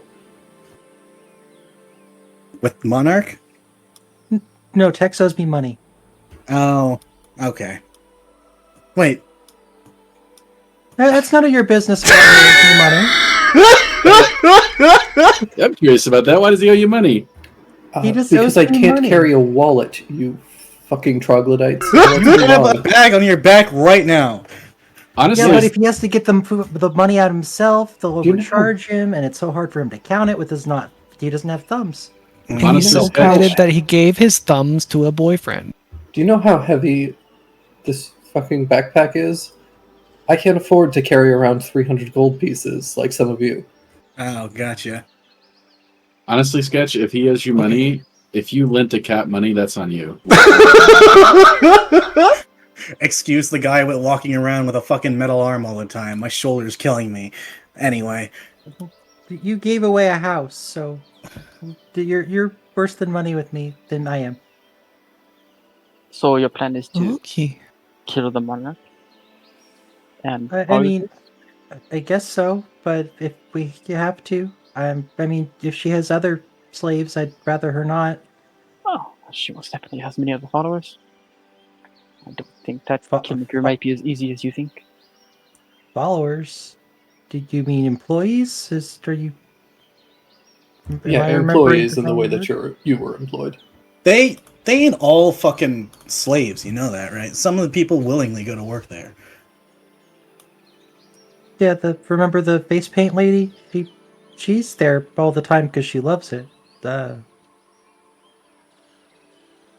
I guess I would be taking away her face painting job if I Yeah. killed Monarch. I thought I could make a career there myself. Didn't pan out well, but I've got a friend down there now. He's a dancer.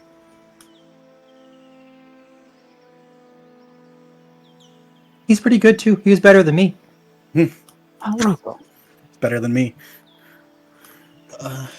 Ruko, Wait, could you- what's with the fucking sudden interest, right? Is it because she's gonna be here? It'll be great opportunity.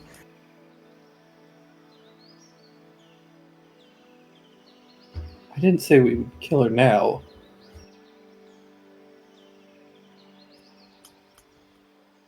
I love how that's supposed to convince me, even though you imply you're going to kill her at some point. It's a very I need dumb my idea. totems first, alright? Look.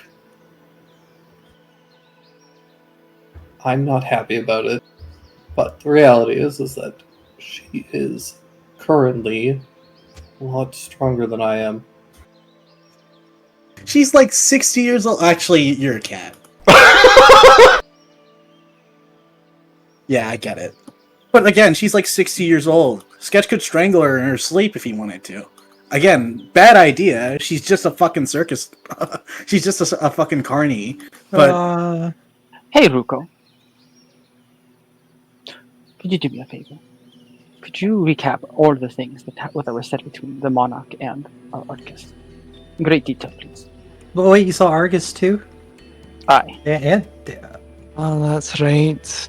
So please, before we get off topic one more time, can you please very vividly and give me great detail on exactly what they were said between the two of them?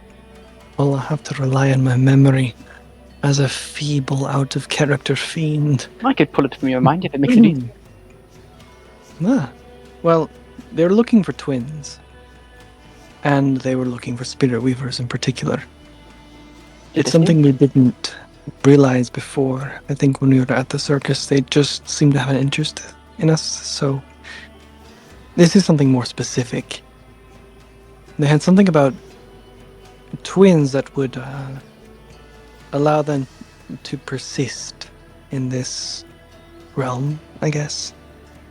To keep the little pocket of, I don't know what you call it, the Echo Phase Society or something. There's something about the realm. They needed twins.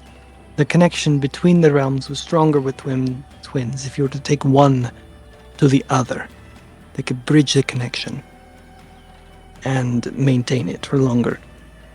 But they had an alternate purpose, which was something for something for spirit weavers. That would eventually end the separation between the realms. I don't know. It was very, very cryptic. You talking about a 60-year-old abuelita fucking circus leader here, right? You know that, right? What was the relationship between Arcus and her? We broke up a lot there. What was the relationship between Arcus and her like? How did they speak? That was not better. What was the relationship between Madame Monarch and Arcus? I think is what he said. How did they treat each other? Gotcha. Sorry, sometimes the accent like makes Yeah. Well, he also you're breaking going up. robot. Yeah, it's technical issues. Yeah. Well, Might be your internet. Oh, maybe. Argus was treating Madame Monarch like a motherly figure, in the way. Like I don't know. They had a long-term bond. How did she treat him? Hmm? And how did she treat him? The disdain, disinterest, necessary interest. The usual. Almost treated him like an employee. And on Oh, the no. other side of that, Foster's kind of breaking up too. Yeah, both of your internet. Yeah. it's definitely our internet. Let me. Yeah. I'll try changing the server too. See that helps. Good luck. Frugal, would you mind if I pull this conversation to you? Sure, whatever that was. I'll reach the tentacle and I'll cast my copy of the original remember the spell is, but I will you can shift up 10 minutes worth of information.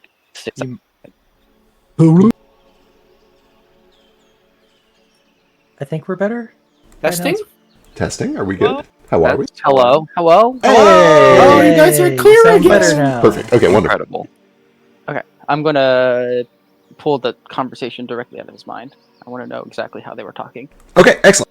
Do you have a way to project this to everyone else, or are you kind of just doing it for yourself? I could share, but unless someone else says they want it, I'm doing it for myself. Understood. Then you get a perfect replay of the conversation at the tea shop, which is essentially the same conversation that Sketch started to see in his own private vision, where they sat down and talked to each other.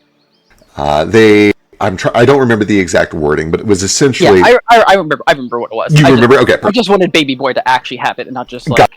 Understood. Perfect. Then Baby yeah, Boy you now have. leans back in his chair and presses his chin on his fist and taps the chair with his other finger.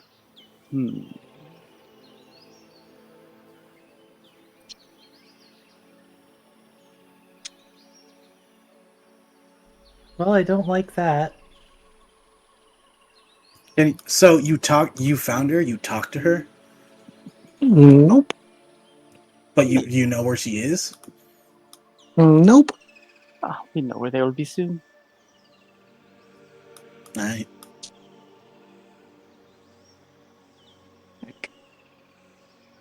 Uruko, Yeah. would you want to make a deal with me? What kind of deal? I would offer you information and a bit of protection. Protection? Aye. The catch would be that you would need to swear your fealty to my master. I would need to what? Hard pass. Don't Swear- do that. Swear fealty to his master.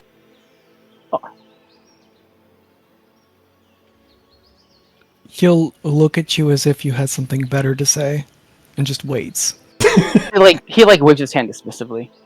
The service is more of a formality. It's a way for me to protect you.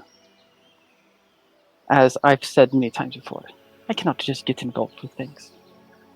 But if you fall under my master's protection, you fall under mine as well.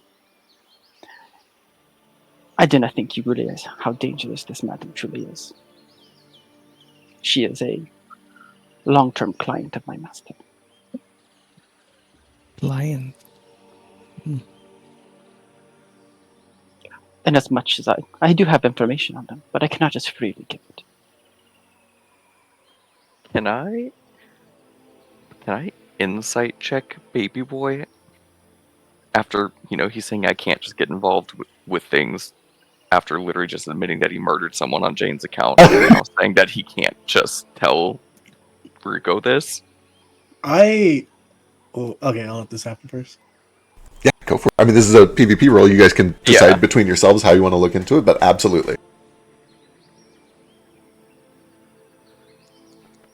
Middling. Oh wait, we are not big numbers anymore. I was going to say, it's not big numbers anymore. This is profoundly disappointing.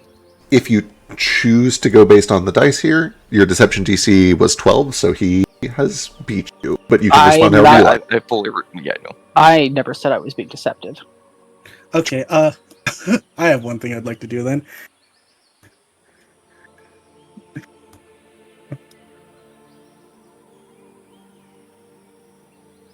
Yeah, you can do your thing, and then I will reveal some things. Yeah, I want to. When he says that he needs fealty and or like can't straight up tell Ruko this shit, I'm going to stand up and sock Baby Boy in the jaw. Eat his hand. I turned to face him. Oh, there he goes again. We've had a bar for 5 minutes. Already started a fight. Hey, break it up, you two. Go ahead, make a roll. Oh, okay. Yeah, give me another strike. I feel a presence. Dan. Oh. What, Baby Boy? So what's the AC now? My AC is 16. It dropped 5 points. So that's a crit. That is a crit. Oh. It's up to you whether you're trying to do lethal damage here or not, or if you're just slapping him for the sake of slapping him. I at least want it to hurt. At the very least, when you say this, Branch gets up and socks you. He socks you hard. He kind of catches you off guard. I turn and I cast a spell at him. Oh boy. The fuck? Go. Make a fortitude save. Oh, okay. I implode space around you. Yay. That is almost a crit fail. Oh my god. Oh. All right, break it up. What's going on?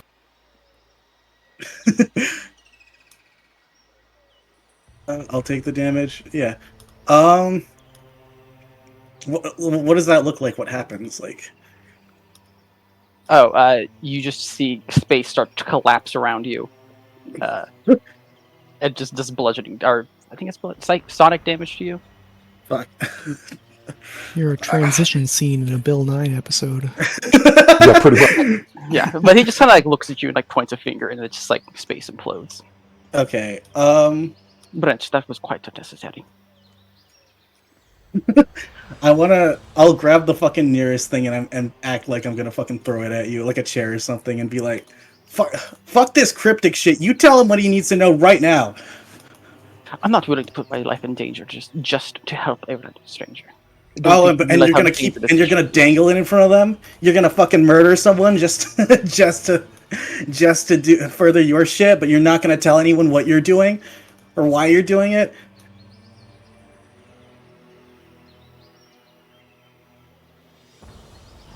Okay, I'm going to reveal what Foster got from this check first. For sure.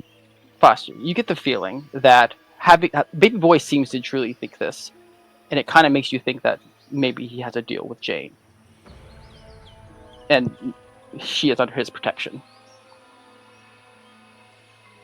Roger. While you guys are contemplating what to do with this scenario, because I know it's very tense, Jane just got here. I'm going to do a very quick recap for Jane. You got back, you got paid. Don't forget to add the money from the Majutsu-kan and also the 125 gold that you got paid for completing the mission. 125 of gold from who? From Van and Darben for completing the mission from there. And you essentially got paid twice for doing the same mission. You got paid once by the Majutsu-kan and once by Finn and Darben. Delicious. And Darben, swagger it over and put it into your voluminous pouch. I've not actually added any gold to your inventory yet. Cool. I just added the gold to my inventory. I assumed that you spent a day or two turning the portals back on. Oh gosh, yes, definitely. That works. There's not a time pressure that requires you to make an Arcana check. It might take more or less, but you guys essentially have a free week to get it done. It gets done. Question regarding that. Yeah. Do I still need to go back to Sir Chun to get that one activated, right? No, the work that you did is recent enough, and you have contacts there. They can essentially finish flipping the switch for you. So by the end of the second day, there are essentially 2 active portals, one to Sir Chun and one to Kai. And people start flooding through those portals. There are tons of people here from Sir Chun who just need a place to stay. Sir Chun is getting crowded. They're setting up tents. This place is packed. The campus, when you left, probably had about 100 people. There are now about 1,000 people in it who are setting up camps and temporary shelters all over the place. I hate to get super duper greedy. Yeah. But does the orc lady whose name I cannot remember right now, who is so cool, she give me a reward for fixing her window like the Majutsu-kan did? What a great question. You give me a diplomacy check. Love to. I'm trying to remember. I thought she already did. I truly don't remember either. Okay. I'm going to say she'll give you another 10 gold, but I think she already literally did give you some, so I'm not going to give you like a fuck ton for it. Totally fine. I get it. Love it. I'll take what I can get. Yep. Among the things that have happened since you've gone back, I'm going to speed run this because I don't want to spend a lot of time. The portals are back up. People are coming and going. The place is getting crowded. There's construction happening all over the big mission tent has been replaced with a tavern, and your party is inside right now having a fight. Whoa! How long were we gone? Only about a week. It went up pretty quick. And you do see, you're an arcanist who grew up in Wex's house. There are stone mages here. There are masons. There's magic happening here to speed up the construction significantly. Okay, that makes sense. I guess they do also have a goddamn giant. The giant is helping a lot too. He is moving timber with the strength of a giant. Other cool things that have happened. The manors are back online. There's a bunch of cookie cutter houses, or little apartments. You're welcome to pick one if you would like. I'll drag you over there in a bit if you feel like exploring those. Definitely. Minry Horgan got put in jail. Running through the thing. You've done a bunch of research. We're going to backtrack to that because some things happened in the library. We'll get to that when we get to it. The vault is online if you feel like storing anything securely. The manor mission went incredibly well. The other group of adventurers that went up north to recover Acorn, it went incredibly well, and with your critical success, essentially they found a cool adventurer raccoon there who knows a guy in Bogmirth who he's going to contact, and his brother in Bogmirth is going to flip the switch in Bogmirth. So essentially, in a day or two, the portal to Bogmirth is just going to come online for free. Well, that's hot as hell. Fantastic. Saves us a trip. Saves you guys a trip. Just for my wrap around my headspace really quick. There were a number of days when our group finished before the other group got back, right? Okay, sweet. Well, I probably spend nearly all of that time on research and or copying spell scrolls and or working on the window, so that time makes sense for me to have not been here. Excellent. Now we're going to backtrack to that here in a bit. We've been holding on to some things until you get back. To catch us back up to the future, they're having a discussion about Madame Monarch. Baby Boy mentioned that he might have more information that's useful to Ruko, but said that in order to give it, Ruko would have to pledge fealty to his master. Bran got grumpy about that for being secretive and stuff, and there's a little bit of a minor bar brawl that started, but I think they're back to talking now. And you can be in there if you would like. Okay, yeah, I imagine if this is after the week that I spent researching and stuff, then yeah, I would probably be in here. Excellent. Then Back to the Future. Branch punches Baby Boy. Baby Boy does this facial implosion. And everybody's kind of tense and waits to see what happens. Branch. Well, I'm gonna go to the bathroom. I'll be right back. You two have fun sorting that out. I'll heal you when I get back to you, I guess.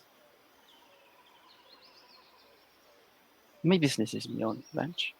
I do not try to pry into others. Giving help freely can put me in danger. Oh, If I'm I do it sure in a you- professional setting, then I'm more than willing to help.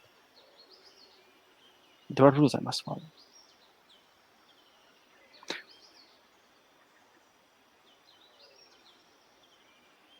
Is that it? The line you give everyone, their rules you need to follow. Aye, and I'm offering Ruko a glance behind the curtain. Oh, Christ. Don't take it, Ruko. He doesn't have to. I mostly expect him not to.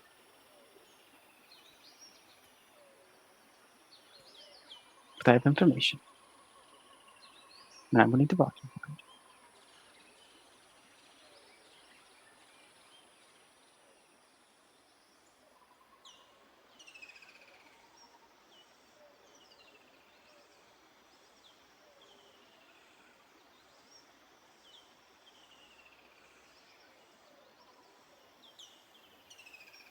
What is Ruko doing at this Hello? point? Sorry, what? I had to step away for a moment, and I heard Ruko in the ominous baby Man, boy we were tone. talking to you the entire time. I'm so sorry. Brad, don't make Aw, I'm suspicious. I'm uber suspicious about swearing fealty to anything. Yeah, don't make a deal with that thing. I'm gonna go Nope. make sure that the kid doesn't fall into the well again or something. And I'm gonna go follow Sketch. He knows that's not a toilet. He knows that this is Narafi talking to himself mostly in his head. Sketch knows that's not a toilet. Ruko, do you realize what Madam Monarch is? She's some kind of powerful being from the other realm. Do you know which realm? Likely the Echo Fae. This is true. And do you have specific leverage that I don't have? You know Maybe what? we can discuss. Perhaps. I would like to. He tilts his head to the side, real weird, croquettish. As I have said, she's a client of my master. Acting directly against her is not something I can do. The client. Which means I had an agreement at some point. My master sells information. And we see how she's wielded this information. Not completely.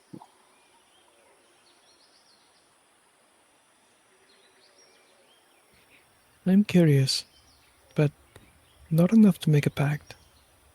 That's quite wise. Perhaps a lesser deal then?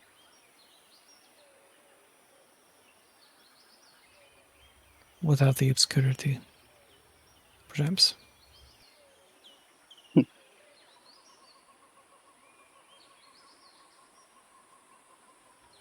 It is Blementhal fashion to be obscure, crazy, and completely understandable. But once we get down to actual deal making, we cut corners.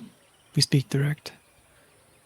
I don't know if it matters, but that's the approach I'm taking. So, what are the costs, expenses, risks, dealings? Anything you put me vulnerable to, I need to know.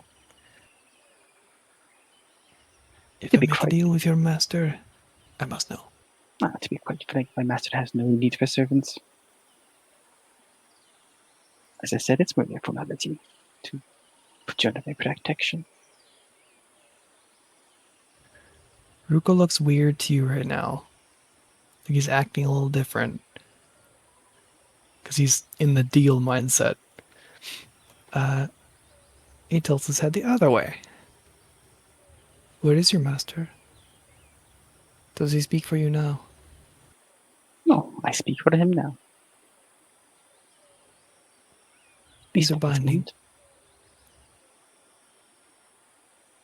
Important question, fact. Can I make a binding contract on the side of my master? Absolutely not, no.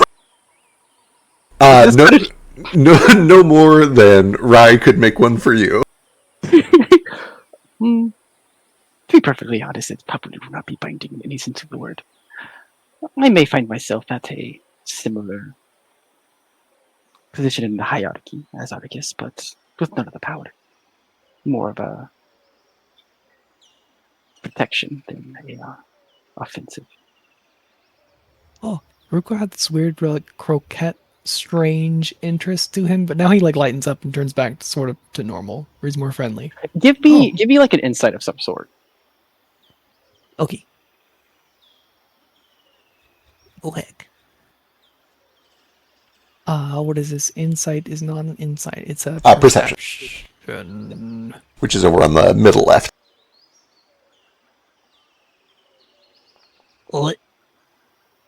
Can I use a hero point? Sure.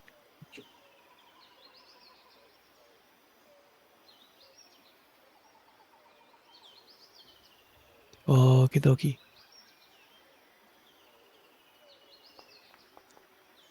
Whoa, very nice. Wow. Okay. How do I say this? Baby Boy's really weird, and this is not news to you at all. He does really unconventional things, kind of tied with what he just said. You get the feeling that he's trying to create a loophole that is more justification on his part than an actual legally binding contract that will tether your soul to anything.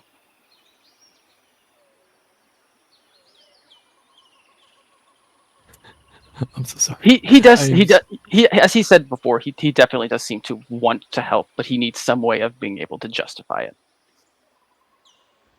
Okay, but he means well. Yeah, he's not actually trying to like trick you.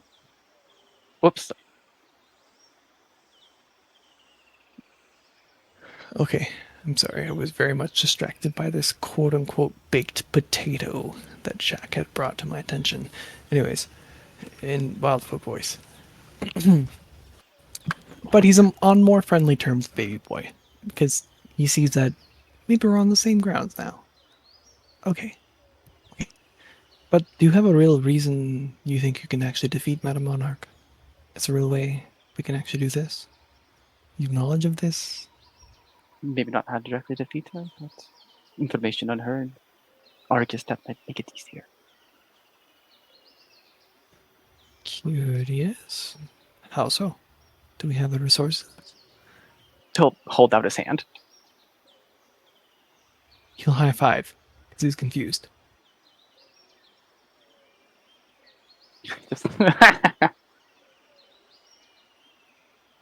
I cannot give you the information. You know how this works.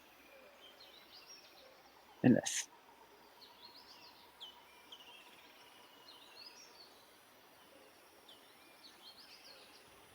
Unless?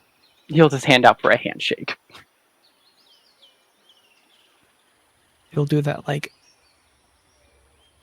high school, middle school, elementary school, like patty cake sort of thing. He slaps the back of your hand, the front of your hand. He starts doing a little maneuver. What do you want? I want your help. And then I don't like the dealings undertone. I understand your hesitation. But revealing what I need puts me in danger. A little squid thing with his fingers. Each finger is a tentacle against yours.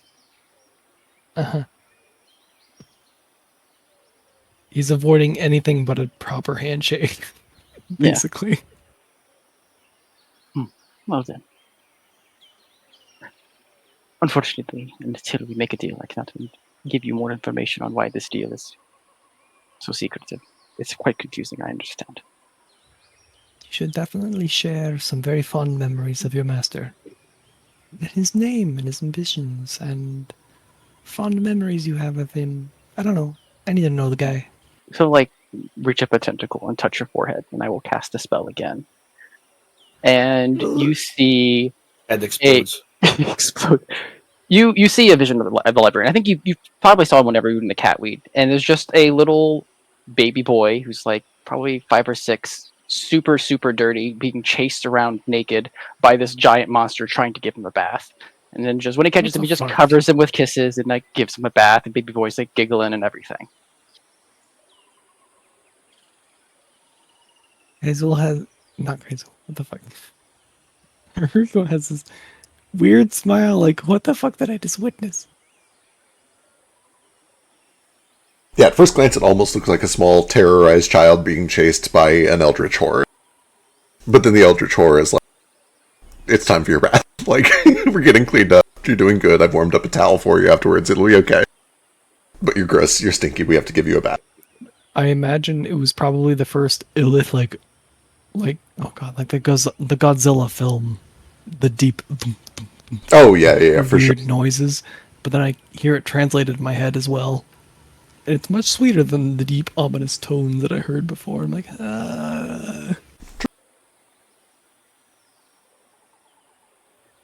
baby boy, that was very fucked up, but also sweet, and I'm very confused. He takes 30 seconds to like do absolutely nothing but stare at the table and process. Okay, you have a close bond with this creature, and you mean well, but I feel like you can't make deals on his behalf directly, binding. But you mean well. What if it's a deal between me and you? Does it make a difference? That could work.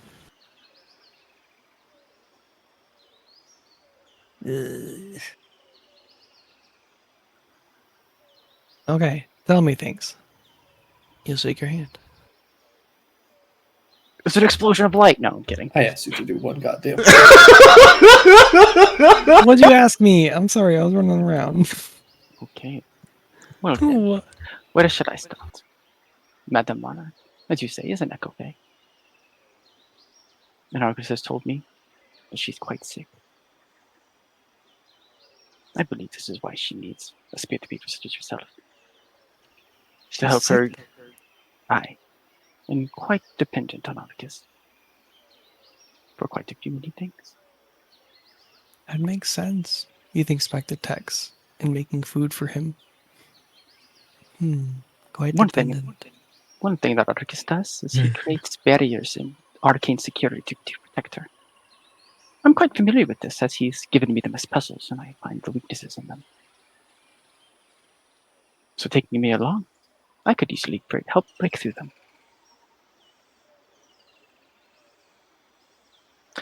And then Jane might want to be here for the next part. You see, my master knows many things. And I've spent much time in his library, so I've learned many things. It's not uncommon for people to try to trick me into revealing these many things to them. Argus was one of them. He tried his best to manipulate me. And there were 4 such things that he was interested in. Give me a second, I pull up. And the worst thing for everybody else is that when Ruko and Baby Boy talked to each other, it's the worst. Their accents get deeper.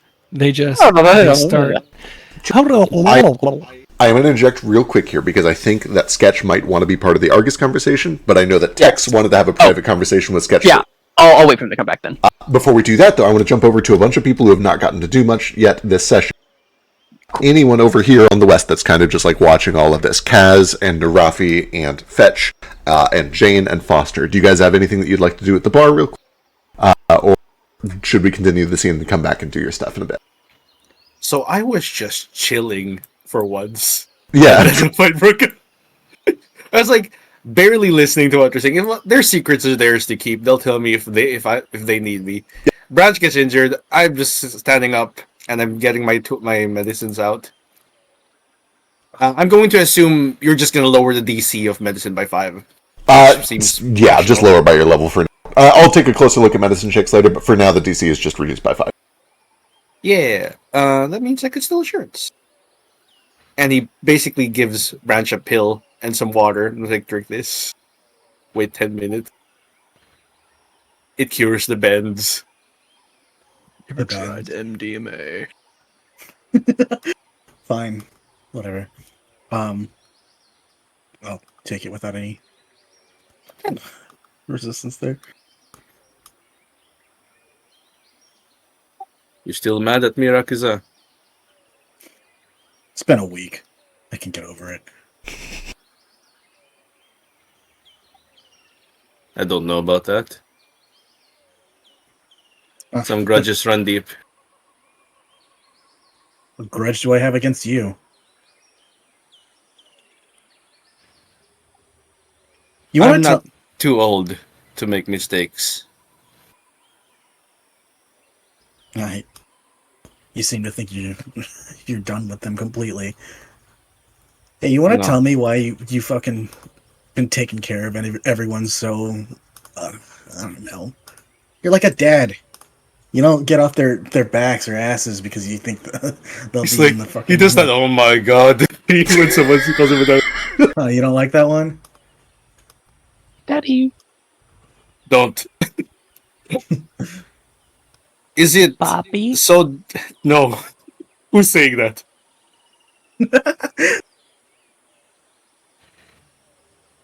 Is it so difficult to believe I just don't want anyone to get hurt? Just wondering what you think you're getting out of it. I'm not. You're not getting anything out of this? Do I have to? Well, why are you here? I have my reasons. Again, with the fucking secret. You know... They're not related. You're just here out of the goodness of your heart? I'm sure there's 1,000 other places you could be where you'd be a lot more helpful than. You are pretty good at what you do, but I don't think this is the most useful place for you to be. One man does not make an army. Well, go make an army somewhere else. I don't know. You're not gonna find anything cool here. It's fucking Famador, for Christ's sake. Everyone here is either desperate or dying. Even then, you take what you can get. It's not an army I need. I need people I can trust. I need to know what people are about before I tell them what I'm about. Branch will just quickly scope the room and see a bunch of fucking weirdos just arguing and shit. Jane, baby boy. This is about the time that Jane walks in the door with her hair looking like she hasn't taken a shower in 5 days and a shitload of books and papers underneath her arms. Like, you guys are not going to believe what I learned. Oh, good morning. Well, find them. She goes over to sit down at this desk and start putting together her Charlie Kelly conspiracy board. Wonderful. We will absolutely have the research talk in a second. Of course, she doesn't shower. What's she been up to? He just nods at her good morning. She nods back. I'll tell you in due time. Sure. And I'll get my Famador Fuckfest from Kaz. You know how to make that yet, Kaz? Kazzy? The Famador Fuckfest. Sorry, not to step on Kaz's toes, but speaking of that, Foster will lean over at this point and be like, not to interrupt, but this shouldn't take too long. I can smell and taste again, and I was hoping you four might be my first drink. And I'll look to Kaz my gosh. In the Rafi and Branch. I'm so happy for you. Oh. Oh, that's great news. Here, try some basbousa. Fuck that. I'll go see if we have fucking leftover Plopanos in the back when I made Tex a bunch and give those to Foster. What was Kaz saying? I was gonna be like, I'm not very good at making fancy mixed drinks yet, but I can recommend some good rum. I'm a gardener. Whatever you serve me will be delicious, I'm sure. A lavender drink. Jane's over there with all her paperwork on the bar. She does. She like lays it all out. She looks like she hasn't slept in quite some time. It's like those students at the Starbucks. Yeah, exactly. Trying to stay awake. Yeah. Kaz is doing his best to be a pretend bartender. He's making drinks. I don't know if I need like a check for that. But... Yeah, sure, crafting check if you feel. Like, admit it. Check to make drink. Yeah, anybody can mix a drink. This is mostly to see if you mix a good drink or not. These things taste like a drunk made it. That you mix a mean drink. Actually, you know how to make a good cocktail. I've been watching Klaus a lot. I think for just a moment, Jane and her like frazzled state, and with you wearing a pirate costume and being behind the bar, doesn't like quite look at you fully to recognize that you're not just a bartender that Landfall has hired. It's just like, can I just get a whiskey neat? While I'm making everybody drinks, I see Jane come in super frazzled, and before she even asks anything, I come over and I set a hot mug of Blood Eye coffee in front of her. Oh boy! Like right on top of some of her papers. What's this? Oh, just drink it. You look like you need it. Oh shit, Kaz! I almost didn't. All right. I lift up the eye patch and I wink at you with the other eye. And then you put the eye patch on the other eye. Boy. Just decide if I'm going to drink this or not. Of course I am. I drink the coffee. Don't worry, I'm good at not getting poisoned. On account of... Can't imagine why. Being a robot. So woke. We're going to unwind back to text and sketch here in a second, but as a note, as you're setting up all your things, Bill comes in looking haggard. He says, gin, tonic, chocolate liqueur, and grapefruit juice, please. Oh, Jane. Altogether? What a freak. Are you kidding me? That was the craziest drink order imaginable. Oh, Jane, there's a big table upstairs if you don't want to set all that shit up on the bar. Oh, There's also one right behind. Well, like a big table, like a meeting table. I think this will do. Is he? I might be reading into this more. Is he trying to like secretly tell me he'd like to have a private conversation? No. He just kind of looks like he sees you trying to Charlie Kelly on a bar, and is like, "Oh, you don't have to do that if you don't want to." She takes a sip of the coffee, and then is like, "Oh right, table, good idea." And she just moves over to the big table in the middle. Yep. He waits for his gross drink, throws it back, sets the empty glass back down, and walks straight back out. Wait, hold on. When he throws it back, does he just have like a pee stain in his pants now? Give me a perception check. Oh god. Okay, Kaz just made the weirdest drink that he's ever heard of for a skeleton. I'm definitely going like, ahem, before he walks off. Oh, we're doing this then. All right, fine. And he pulls out a silver Weird piece. drinks make themselves, mister. Yeah, he pulls out a silver piece and sets it down. I appreciate your patronage. Good, $50. I didn't know. I didn't know that he was European. I'll pull a rag out and wipe down the bar, and then the puddle on the stool where he sat momentarily. You find that there is no puddle there. Baby Boy and Mare need... Oh, right, power or proficiency at level. Mare hears the sound of like a leather wineskin. Okay, so that's what I was like. He probably put like a fake stomach in. Seems like that's a plausible thought. Yeah. He throws it and walks. Does that mean that he can like regurgitate and keep drinking it over and over again? Who knows? I mean, maybe that's how he does it. Should have tipped more. But speaking of skeletons eating things, eventually you guys do up another round of shots or whatever have you, and Foster and Rafi and Kaz and Sketch and Brand. What are you guys drinking? I What's ordered available? a Famador Fuckfest again. Excellent. But after Foster said the thing, I'm gonna fucking go back to the kitchen and make him something my mom used to make. Hell yeah. As his first meal here. That's perfect, because I asked for each of your favorite drinks, and I have one of those. One each of those. And Oh, probably get special. shit-faced. It's like 9 in the morning, but okay. Can he get shit-faced? Does Foster get drunk? Well, we're gonna find out.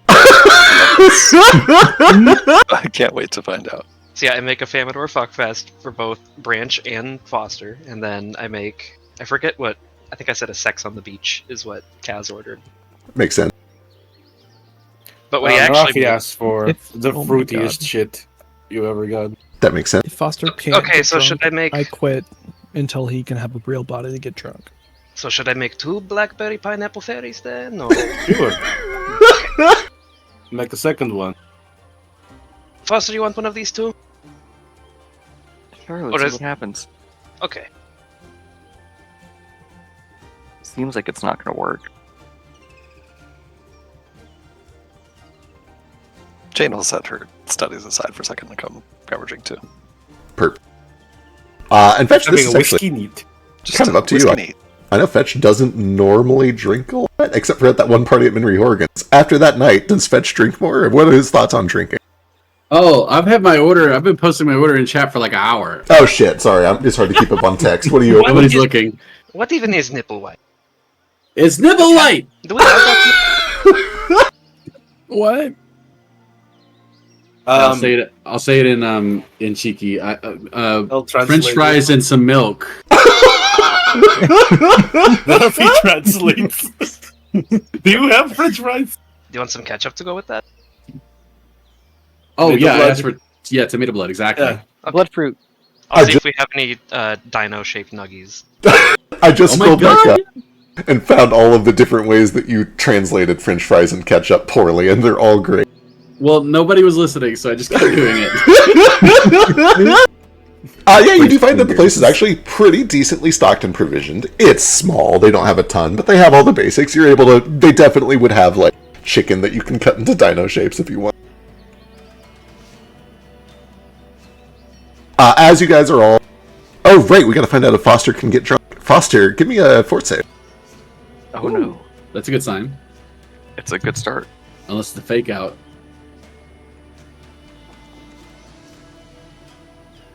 Oh, Oh.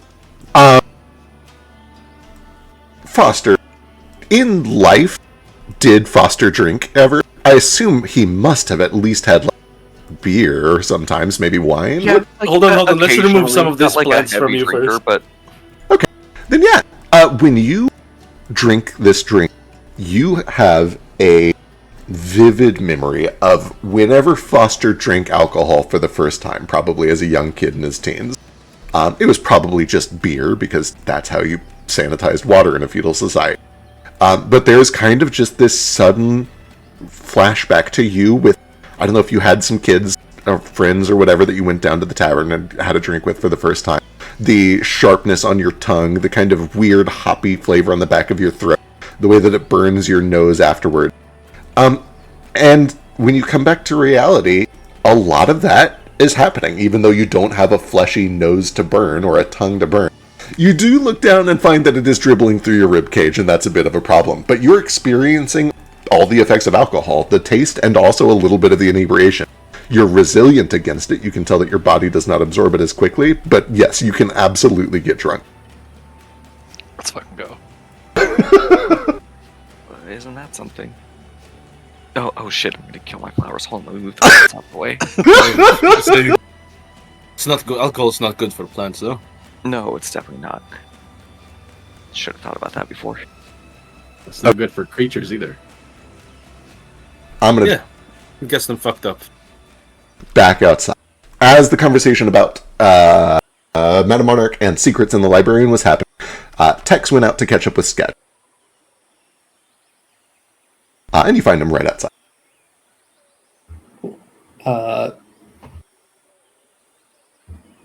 Boy, kid.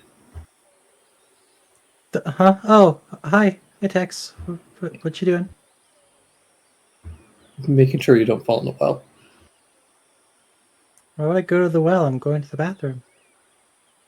Right. I'm gonna hop up on your shoulder. And do we, as we're walking, do we see Prospero? What a great question. What would Prospero be up to right now? I believe Just, like, that casually in the distance. if it is important for this conversation, yes. Otherwise, he's probably at the necrothecary with all of his buddies. Okay. But I'll kind of leave it up to you.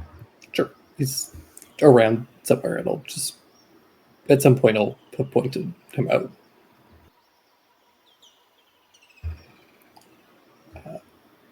I need the moonstone for him. You like Hopper, right? Hopper's all right. I don't dislike Hopper. You need it for Hopper? He'd be pretty happy about Prospero getting his, fleshy bits back. Oh, okay. I mean, yeah, I don't really need it if they do. That's fine. If you can. Then I really only need the money for me, so. I'm sure that Hopper can pay you back. You think so? They were. Finn was telling me that only like a king could afford that. Is Hopper I mean, I get that he's smart, but is he that smart? He's pretty smart. I think he'll figure out something. And I'll help you deal with the Lady Monarch once we get some of my totems back. Your totems? Yeah, You ate that one, right? momentarily. It's going to take something a little bit more. It'll be a bit more of a process, but I know where most of them are. Just a matter of going and getting them. Shouldn't take too long as we keep our heads down and you head over to Kite or somewhere next week. Yeah, I was thinking the pie portal possibly, but just to get away. But I'm not sure yet. But yeah, I think that'll work. Definitely can't get her next week. That's crazy.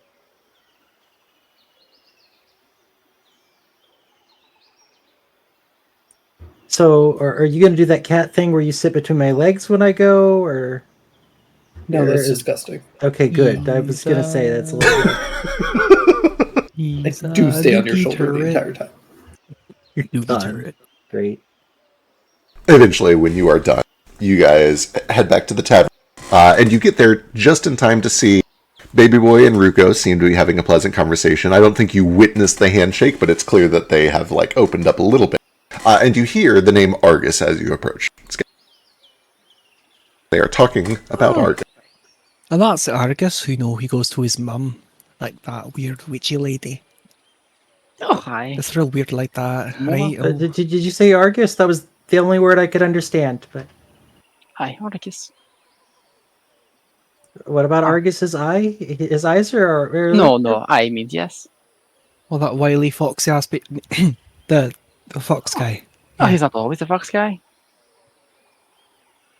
You can't that we kitsune have multiple ones, no?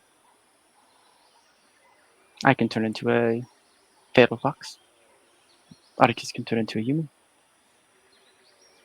Well, Argus is gross. Perhaps you've seen him before, Sketch, in his human form. I doubt it, though. Usually he's quite private. I don't think he showed me ever. Probably keeps that secret so he can Disappear. Oh, aye. Right. Which is exactly what I'm telling you now. So we can now do that. Ruko's having a weird moment where he's speech jamming himself, not sure whether to speak weird like Baby Boy or to the others. I don't know if it really yeah. Yeah. Do you want to He's a weird creature. Do you want to ken what he looks like in his human form? If you could show me what he looks like, that'd be helpful, so I know. Oh, I guess I could show you. I was just going to tell you. Oh, that would work. You don't have to go in my mind. That's okay. About 5'10", pretty average looking, droody red hair, curly. Fairly pale, slightly tanned, but he has no freckles. He still keeps his head at Rocovia, though. So got a smug smile and a bitch ass face. Well, a smug face and a charm. Aye. As I was saying, there were 4 things that he was interested in trying to weasel out of me. thinks that I feel like we probably researched ourselves. He took quite an interest in learning about the Foxglove Pact, of course, Spirit Weavers. He glances over to Foster, the old growth, and something called Leconexorus. Leconexorus? Lingonexorus. Lincoln Nexus? Oh, aye, that's one. Lincoln Park. So that leads me to believe that somehow these all four are connected, at least to him, the Foxglove Pact, and his mother. Though it's good to know that his mother isn't so kind to him. And he was a bit jealous of the relationship between my master and myself. I have Jealous. a little bit of information on Lincoln Extras, and more reason to think that if we can find information about him, it could help all of us. Just based on my readings, she kind of gestures at her conspiracy board. I did a bit of research on him myself. What'd you find? I didn't find much about him, but I found someone else that was looking for him and where that person lives.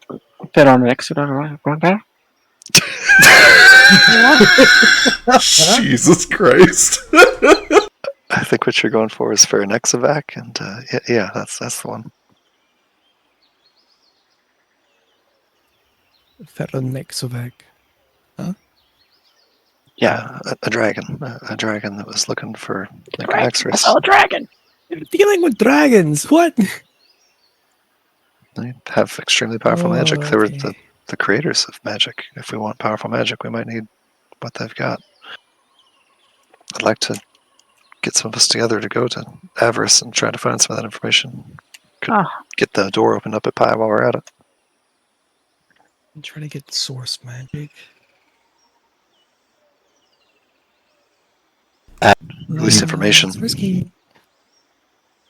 As you guys are kind of having this conversation on the side, Sketch has been quiet because Sketch is recalling a brief memory. Sketch is also pooping. I don't think he is. I think he's He finished, he's back. Okay, good. Sketch. Thankfully, the description doesn't match C. Did you say? Okay, you said it out loud, making sure I'm not giving I did. Okay, it does not match Cecil. However, it matches somebody that you never even gave a second thought to. It's such a tiny thing. You only remember this because you rolled incredibly well. There was a night when you kind of revealed, like, oh, this circus thing is rough. I miss my family. Maybe I should go out and try to find people. Maybe I should do something else. Maybe this deal isn't for me. It wasn't like you were talking about running away. It was just a night where you were a little gloomy and were having doubts about staying with the circus. And Argus was supportive. He was helpful. He said, you do whatever you want. You follow your heart. I will miss you, but if you need to do it, then I can try to talk to the madam. Later that night, at the circus, there was an old drunk who stayed really late. They were down on their luck. They were haggard. One of their eyes was covered in an eye patch, and it looked like it was pretty fucked up. Their hair was unkempt. It looked like they had not bathed or eaten in a long time. They were very scrawny. And essentially, they sat there and complained to you for about 30 minutes about, like, oh, life is so rough out there. You circus people have got it so good. Roof over your head, a steady flow of income. Must be real nice. I wish I could work at the circus. You're like, this sort of thing happens from time to time. It's just kind of a thing that happens. But when Baby Boy gives this description of Argus's human form, sure sounds like him. Sure sounds like that random drunk who talked about how much he wishes he could stay at the surface because the outside life is hard. Manipulative jerk. I hate him so much. No, Well- no, not Argus. Would he be manipulative? It's contagious. Blah, blah, blah, blah. Well, Argus is the embodiment of every relationship ever. Oh, don't say that. oh, That's don't say not that. but he That's is a very ski. sad. He is a ski. He's an embodiment of very bad and manipulative relationship. Halfway through session, everyone get hero points? Yeah, everybody take a hero point. We got no Hooray. challenging over here.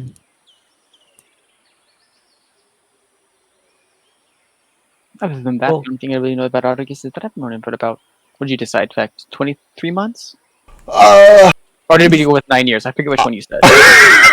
I sent you the time. I would need to go back and double check what I said. It's weird because time is timey-wimey. Yeah. But I believe that from Baby Boy's perspective, I believe it felt like... I'm just going to scroll up before I say the wrong thing on stream. Yeah, I think the most recent thing you said was 23 months.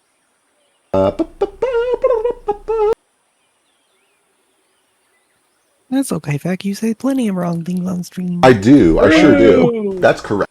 23 months ago is when, from Baby Boy's perspective, you met Argus.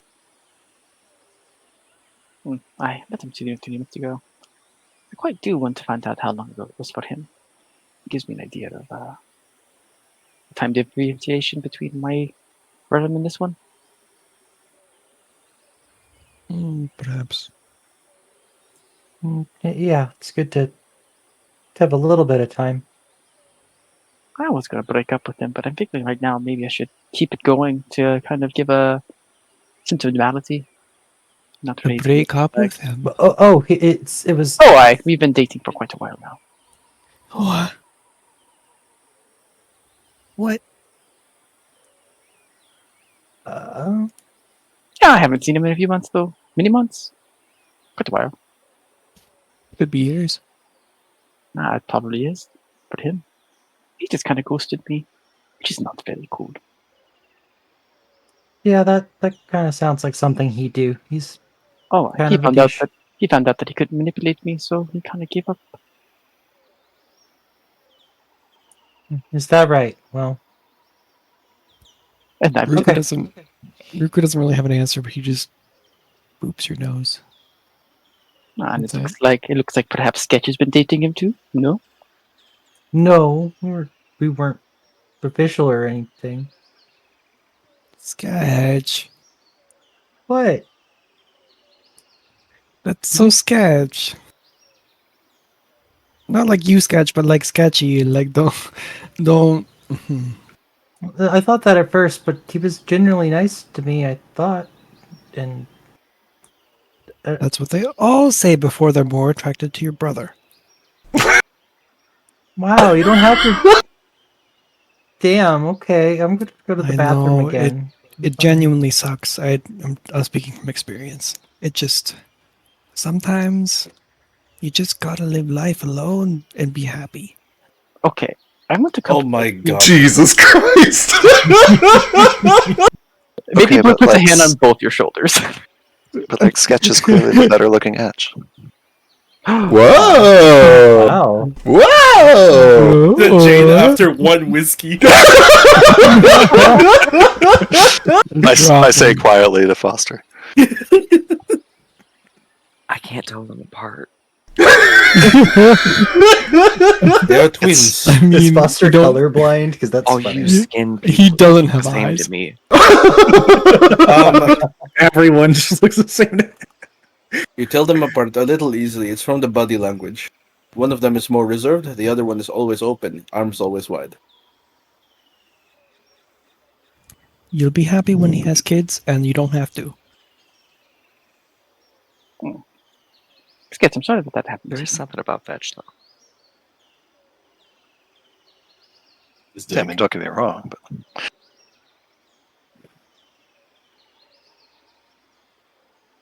He has currently the goofiest, frothiest milk mustache anyone's ever had. I'm glad he's having a good time.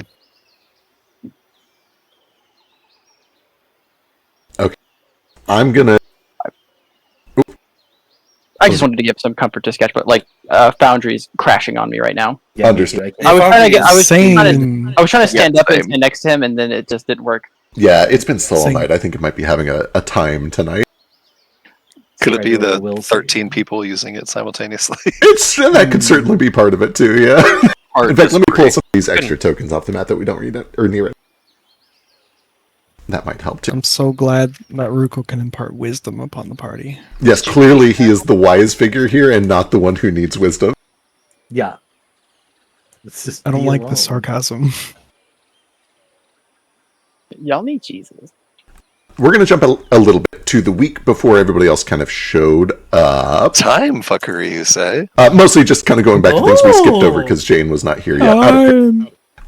Jane and Foster, you guys both did a lot of research in the week that you had before the other party showed up. Most of that was in the Majutsu-Con, at least for the first couple of days. But after 3 or 4 days of doing that and setting up the portals and whatnot, you make your way over to the Landfall Library. And when you get there, you find, first of all, that it is much cleaner. It seems like all the papers have been cleaned up, the messes have been fixed, a couple of the broken windows have been repaired.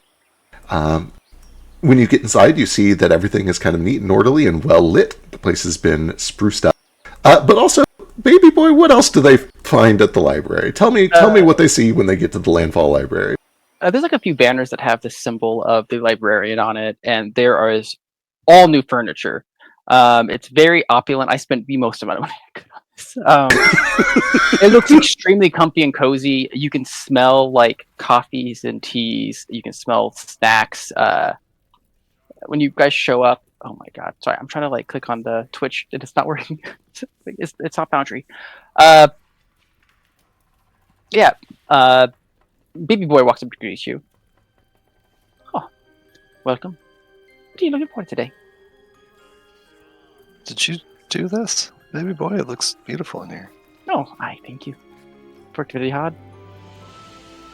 Yeah, I'm trying to make it feel a little bit more professional and also a little bit more cool. It's really nice. Oh, thank you. Once you find yourselves a place to seat your whatever you're looking to research, I will bring you refreshments. Sure. I do ask that you do follow the rules, though. No horseplay, and do not bring the books outside of the library without checking them out prior. There are some books that are considered to be rare, and they will not leave the library. Oh, that reminds me. And she pulls through her bag and gets out the book of your story that she took from this place. Has this been meaning to return this? Why, thank you. I'll take a coffee if you don't mind, I suppose. Oh, yes. Can you pull me over to the library? Oh, you're not there. Here, I think. No, I'm still in I Landfall. see you. I'm on the Landfall Tavern. Oh, weird. It was like it just finished loading. I gotcha. Let me do one of these.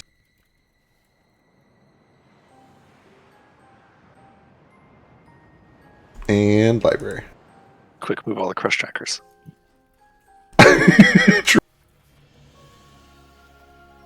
Okay. Yep. Baby boy will go get you guys situated, and he'll go and get you guys refreshments. I have sent you all a bunch of your research notes between sessions, and we don't have to play all that out here. It's essentially just you guys have a research montage for like a Yeah. But you do find there's also like one room that is completely like the horseplay room. Like there is one room set aside for people. It's like the teen section, you know. So there's like bean bags. And there's, like, coloring books. Our horseplay. What kind of fucked up Barnes and Noble is this? my library, my public library in like my town I'm from, had like a teen section where they kept all the manga and everything, and you were allowed to talk in there. So it was like all the teens went to hang out there. I expect that if like sketch ever make it to the library, they aren't gonna have the fetch. Isn't gonna really be quiet. So we would send him to the horseplay room. That makes sense. He's gonna do some horseplay. Why would I want to be anywhere else? Minor thing. As me and Foster are walking together to the library on one of these days of research. Say, hey, you can taste and smell now, right? That's how it must be. I can't imagine what that's like, I guess. Yeah, it's hard to kind of put it into words. It's something I always knew how to do. I guess I just forgot how to. I don't know if you would want to, but me and Ruko have been in the habit of getting together for tea most nights. If you'd want to join us sometime, I don't know if you like tea or if you've tried it since you can taste again. I haven't tried it, but I'd love to be part of it. Sure. And just as she has been doing since for the last week or so. After they get back, she'll make a point of continuing to like get together with Ruko for tea on the nightly if he's amenable to that, and then Foster too if he's amenable to it. I would love to taste. Just some debrief, relaxed time at the end of the nights with Foster and Ruko. Yeah. Oh my god, this made me so happy. Same. Yeah. Baby boy does bring out Foster some like bone meal cookies that have like little flowers pressed in them. Oh, did you make these? Oh god, no, I can't cook. It turns out quite bad when I cook. Oh god, Gigi made them. What if Gigi made them? Where did they come from? Oh, the store in town. Gigi didn't know make them, if that's what you want to know. I'm always worried about that. Thank you. They're really, really nice. I didn't know. I can if they taste good or not. It's kind of weird because with the bone meal, usually what I do is like when I find scratches and stuff, I rub the bone meal in. And the necromancy just kind of melts it into my bones. So I'm sure it tastes delicious, but I'm gonna rub this cookie all over me. Sounds good. I imagine Elo's just like smacking a cookie into a crack right now.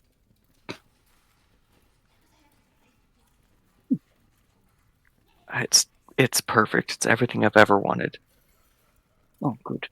Hopefully soon I'll be able to break space-time continuum here and we can make up and down no more.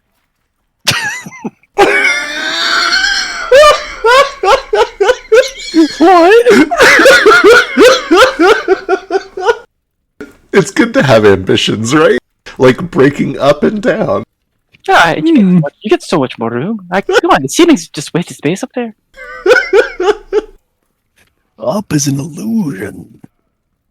Wait, actually, that's what we're looking at. He was successful. Look at the map. It's only there's no up and down. It's only 4 directions. We're in a game. We're in a two-dimensional map. I can only see the edges of your pixels. Everything is lines.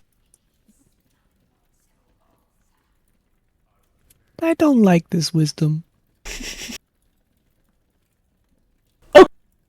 Catching back up to the future. Getting through the last bit of business before I essentially set you guys all off to have your personal conversation. There is a little bit of business. You find at one point that there are new missions posted in front of the tavern. 3 new missions. One of them is to enhance the bulwark by traveling to either Patakak or Unma to a volcano to go find and kill a volcanic dragon tortoise and retrieve its heart.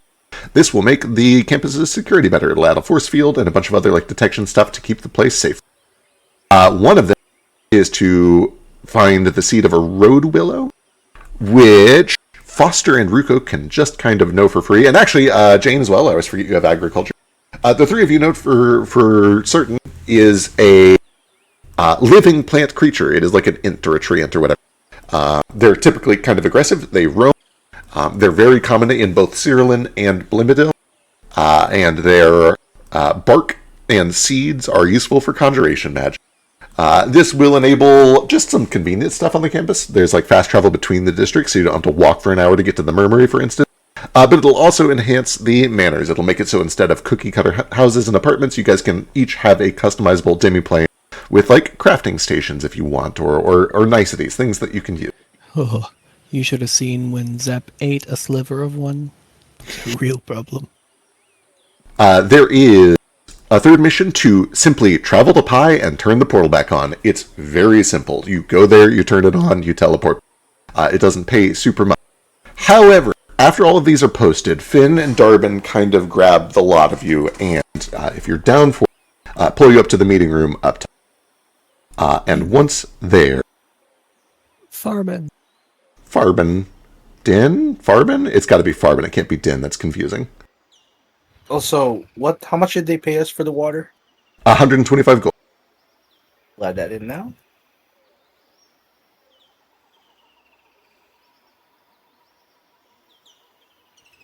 Darfin. Darfin's pretty.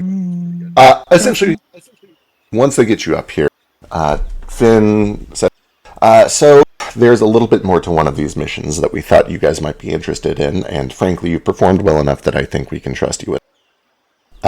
We really would like the Avarice portal turned back on. I'm sure that's no surprise. However, if we have a team that's going up there already anyway, if you would like to earn some additional gold to the tune of 300 pieces each, there is a nearby domain that belongs to a man called Thernaliax. It's a couple of days' travel west of Pi. If you were to go there and plant this seed somewhere quiet, somewhere near that place, it would allow us to do another mission there quickly and quietly. We don't want to leave this place for too long. The last time we did that, it was attacked. But if we can go there quickly, do a mission, and come back quickly, which this seed would allow us to do, we would appreciate it tremendously and reward you handsomely. We would prefer that you keep this on the down low. If you do it, it's a stealth mission. The fewer people that know, the better. What is the mission that you want to accomplish? They kind of look at each other, and Darbin eventually says, it's no surprise that we were in the process of adopting a refugee from the civil war that is happening in Avarice. We were most of the way through the process when Cyrillin stepped in and intervened, and essentially had her extradited back to her father, Thernaliac. We're trying to kidnap a child, is the only really good way to put this, but I don't know if I need to sell you on this. I can, if you want. She came here because she was unhappy. He's cruel, he's a tyrant. They took her back and gave her back, and I am very worried about what he might be doing to her as punishment for her fleeing. Thernaliax has something that I need. If I help with this, will you... What happens to the spoils, I suppose? What are you taking? Are you just going to try to go in and get her and get out? Is that the idea? He's a lord with a retinue. I don't think that we could take the castle, and our ambitions simply aren't that big. Our plan is to sneak in, find her, see if she wants to come back, and if she says yes, bring her back. If you need something else while we're there, we can try to do it, or we can even create a distraction while you go get it. If you have things that you need there, we can work together on this. What do you, if you don't mind my asking, what do you need from Thernaliax? I'm sure this is going to come as a tremendous surprise to you, but a book. He's got a book I need. Oh? So the first step here is to plant a seed that's going to, open you up at some kind of door or something? A temporary portal, yes, that's exactly right.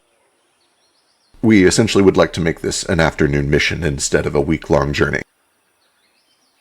It is temporary. It will simply grow into a mundane tree when it's all said and done. It should leave very few traces of our activity. It will also plant us right behind wherever you put it, so that we don't have to travel all the way from Pi. It also acts as a return portal. Who and what is Thernaliax? Thernaliax is a dragon. He usually masquerades as a dragonborn, as many dragons do. He's a dragon. He is a feudal lord. He has a retinue. He has land. He has a fiefdom. You're going to abduct a young dragon. That's absolutely correct, yes. How do you intend to keep it? Well, it would be difficult for a dragon to come attack this place without pissing off Cyril. But on the off chance that he does it anyway, abandoning his fiefdom, that is why we've sent another party on a mission, or hopefully we will have a party to increase the bulwark strength. Yes, exactly. What makes you think that Cyrillin would stop him? They're the ones who prevented you from getting your daughter. That is a great question, but they do see this as their territory, technically. They have laid claim to Famador, and we are technically within Famador's bounds. Having an international incident, like a dragon raining fire down on your territory, doesn't look good for Cyrillin. I can't... Or go ahead. Sorry. Does this compute to me? Is this wishful thinking on his part? Give me a society.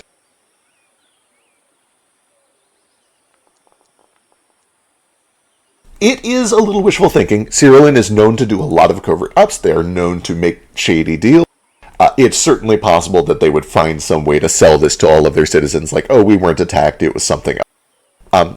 And I'm correct in remembering that Cyrillin was like the reason they couldn't get Lila to begin with, right? Correct. They intervened. Cyrillin literally intervened to do the extradition in the first place. They are the reason that Lila was sent back. So there's a little bit of wishful thinking going on, but they do also, Finn in particular makes it clear, we are also working on bolstering the bulwark. And Bill does kind of also chime in too. It is no simple thing for a dragon to simply leave behind their estate when they're in the middle of a civil war. If he takes his men, or even just himself, and abandons his castle for even a week, that is all it takes for another dragon to swoop in and claim it for their own. It's not to say it couldn't happen, especially if he has a court mage who can teleport him in and out, just like we have done. But it would be a vulnerability. Suffice to say that when Lila came over here in the first place, he did not go to any lengths to bring her back.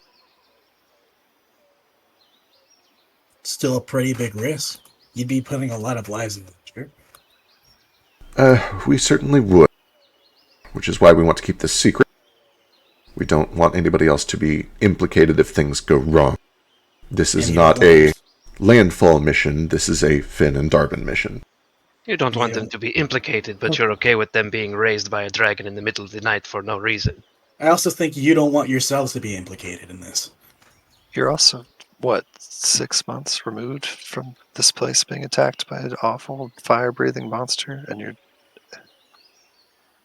I don't know if I can help with this one, fellas. That's quite all right. I understand. It can wait. But you're gonna do it anyway. Finn kind of crosses his arms and sighs. Eventually, we're going to do it, but you're not wrong. When we reached out to everyone, we kind of thought that we would have Rita. She is very good at quick ins and outs. We didn't really plan on getting a lot of people involved. All of this has sort of sprung up out of necessity. We don't want to get anyone hurt. Certainly not. So, are you admitting that all this, the fucking prosperity you're experiencing right now, and whatever the hell you've managed to do for the people around Famidor, was all a side effect of you wanting to get your daughter back? Do people not do good things to make themselves feel good all the time? I mean, it was so... it just felt like earlier it was... I don't know. Darbin does kind of stand up. Sometimes we do scratch others' backs in the hopes of getting our own back scratched. Don't get me wrong. This has always been my ambition. It's what my father did. I think that we made a lot of mistakes, but the purpose of the guild is to make life better for as many people as we can. The fact that it does also help us to make our own lives better, it's nice. It's certainly a motivating factor, yes. I will not throw away the lives of these people to get our daughter back. That's not what we're here to do. But I'm also not going to rest until we do. We'll do it as safely as we can. Surely, some of you must have children? Nope, but I empathize enough to care. Not that I know of. I certainly hope not. Apparently, I'm Camp Dad. This whole party has me in sketch. True. I'm the favorite. Chuckles, I want my speech back.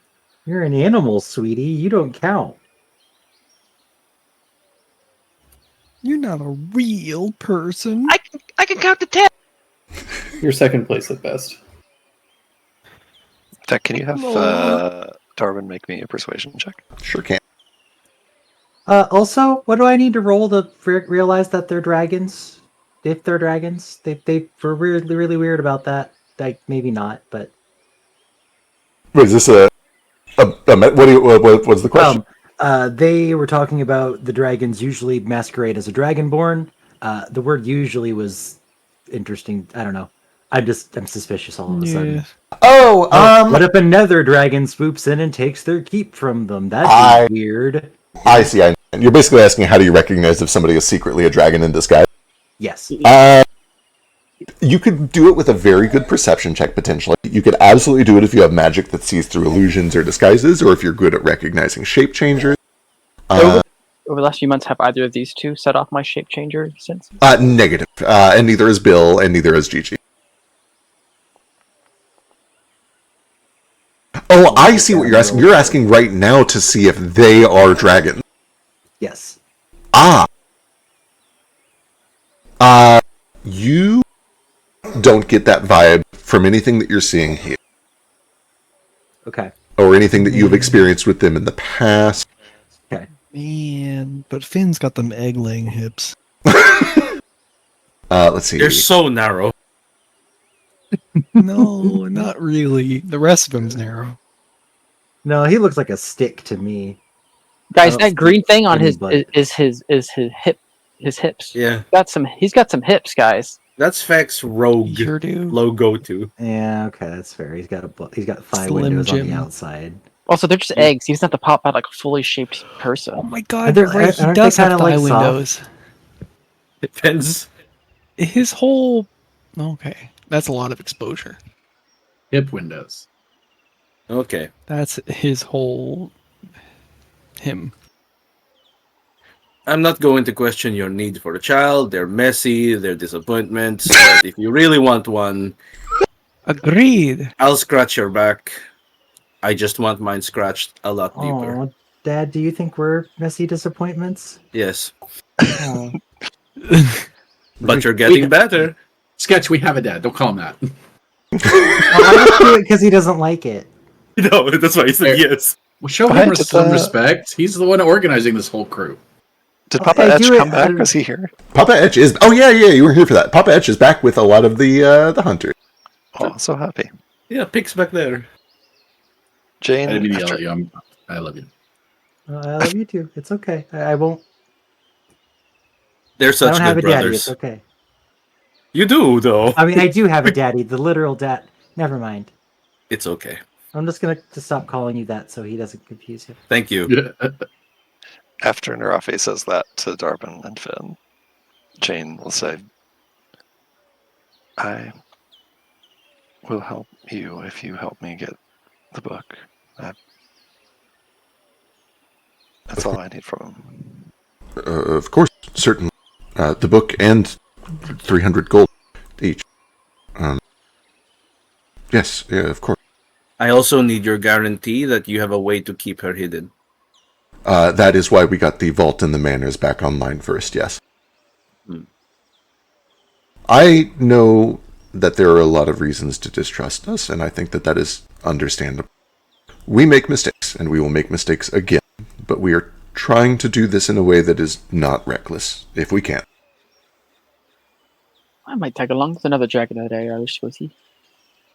Oh? Who's... A Fef? A Fef. I don't think I know an Fef. Ah, yeah, a forest dragon. A forest dragon? Don't know if I've heard of them. I didn't either. That's weird. Does it like breathe leaves or? I don't know. It's near the Rusted Mountains. Apparently, it's inclusive and quiet, but gets along really well with humans and elves. Speaking of the Rustred Mountains, any chance you two have ever heard of Farinexavac or Lincoln Nexus? Have I heard those names? You could give me society or an esoteric lore? Sure. Can you use real words? Sorry, they're names, dragon They're names. They're always a proper bit of a nouns. mouthful. Oh. Jane says, and fluent draconic. Do you need two? One for each? Yeah.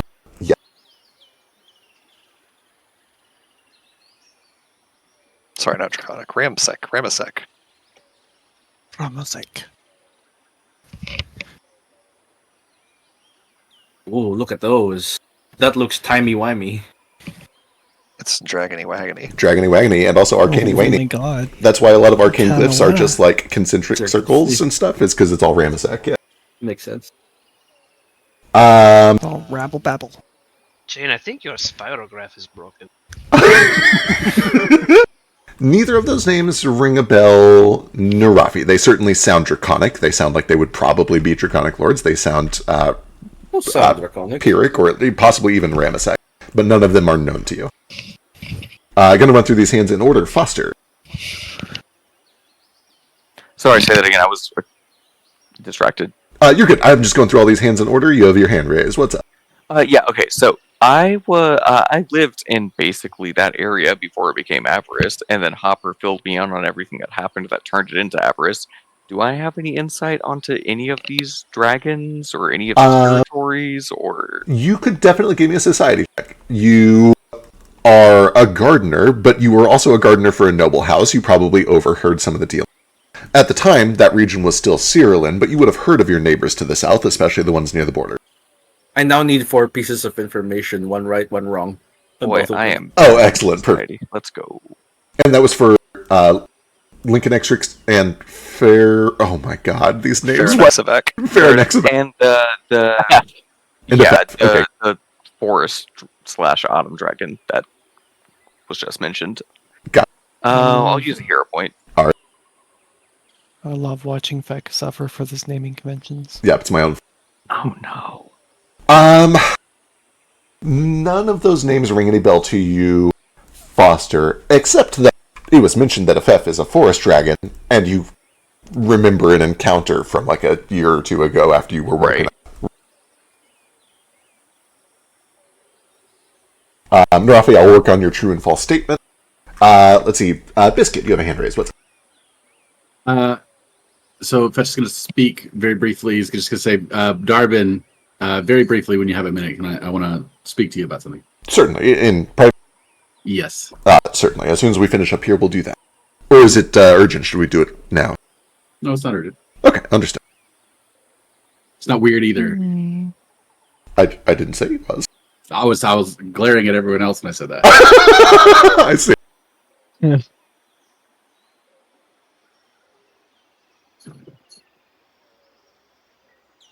Oh no, you're openly fucking now, it's fine. It was only open because you guys collapsed the tent. Oh no, we knew what you were doing in there. So first step here is get the window and pie open, and then take this seed to Dragon Fuckface's house. Would it be closer to go to the Root Mountain first before going to the Fuckface's house? I'm going to pull you up to the map, actually, because I don't think any of these are marked, and they should be. Oh, they're not. I'm looking right now.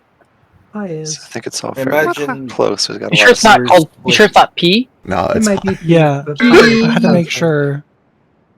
Got a lot of stuff to do in that region. It's not Avarice. Oh, great, we have markers. Why am I doing this? We have markers. Tried putting markers, but I couldn't edit them. Okay, so Pi obviously is where you turn the portal back on. Like a couple days west is Thernaliax, and that's where the secret mission is.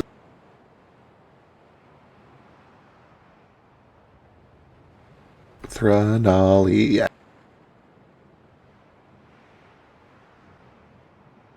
Up along the Rustroot Mountains to the north here is... I actually don't remember how much you guys have revealed yet, so I'm just going to mark these the Rustroot Mountains. Are we like physically looking at a map right now? Yeah. I mean, that's exactly where I was living at, right? Sure is. It's very close, yeah. I'll definitely pass that along to everyone as we're physically looking at the map. Like, Oh, you live there. You live. Oh. Is it on the south side of the mountains or the north side? So I can't tell. No. That's apparently where Farinexavac's estate is, right on the south side of those mountains. That's also where the theft is. I had some weird impression that he lived over here or here. Huh. And sorry, we established that Bogmirth window is going to get turned on for us. Yeah, in like a day or two. Yeah. Hot. Yep. Saves us a trip. Very swampy. I don't want to walk through a swamp. Wow. The muck gets between your toes, and it takes like a week to get it out. Gonna get in between her gears. That's why you wear bog socks. The fuck are bog socks? What is a bog sock?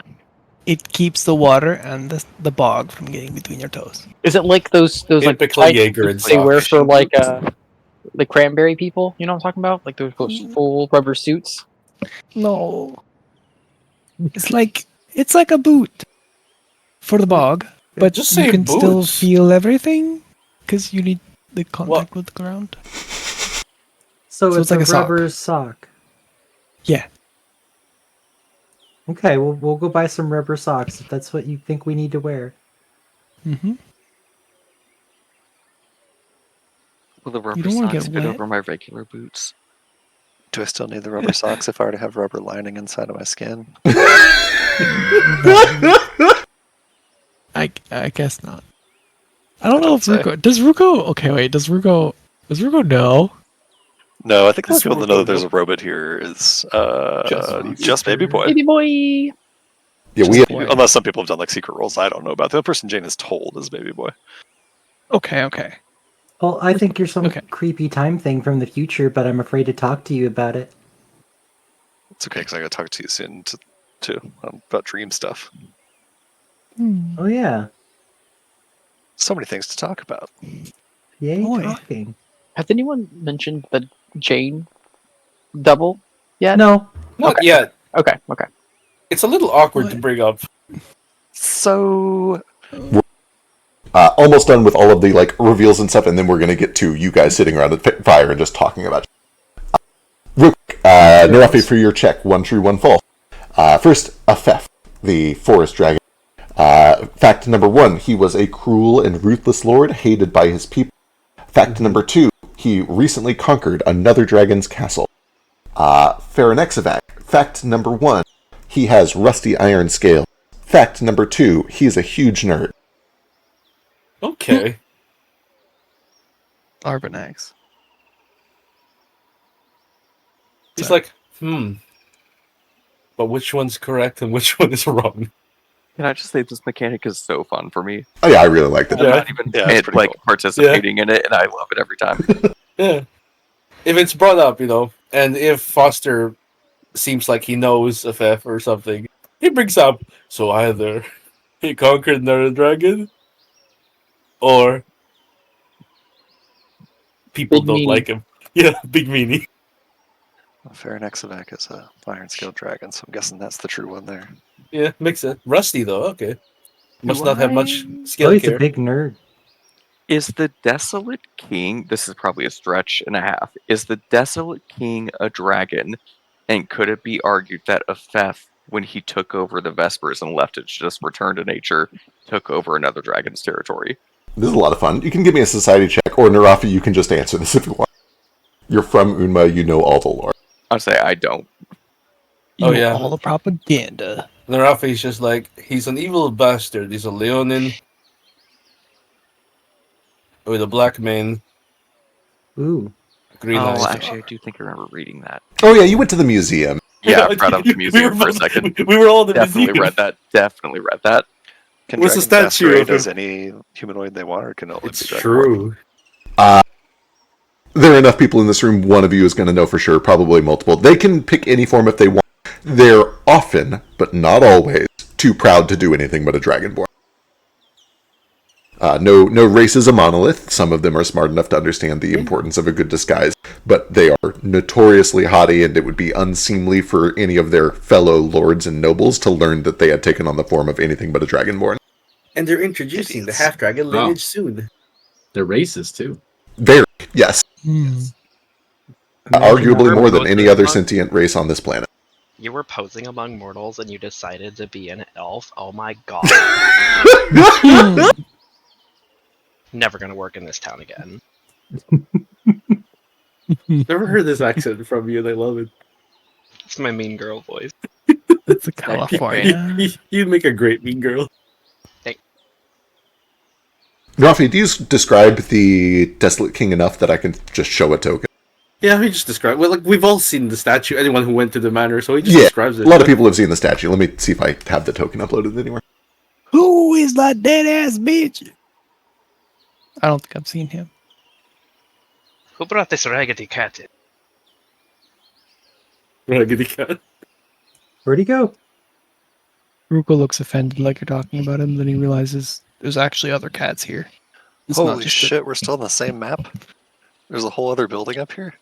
Yeah, you're on the second floor of the tavern. My god. My god. Whoa, I didn't know where we were. I thought you we can moved go us to a different map. outside. Crazy. We can go outside of this room. There's real life outside of here. Sure. Bathroom is down the. What? I can poop here? Is there a Man, I place for me to didn't get have an to oil go change? outside. Wait, is that one That's locked? twice you mentioned pooping. I can go back. Yeah. Do you have indoor plumbing? I think it's funny. All I right. can't move. Oh, We'll, yeah, I've got you blocked. A poop locked. We'll talk about it tonight. Get back to you in the morning. Of course. Look at this guy. There is no rush. If you choose to go on that mission, and if you choose to do that, you'll be paid handsomely, and we'll look into your book when we do the mission. We'll need some more details about what we're looking for. Well, Shots. as things wrap up, Darbin does kind of pull you aside, Vetch. You wanted to talk to Privately. Hey, come with.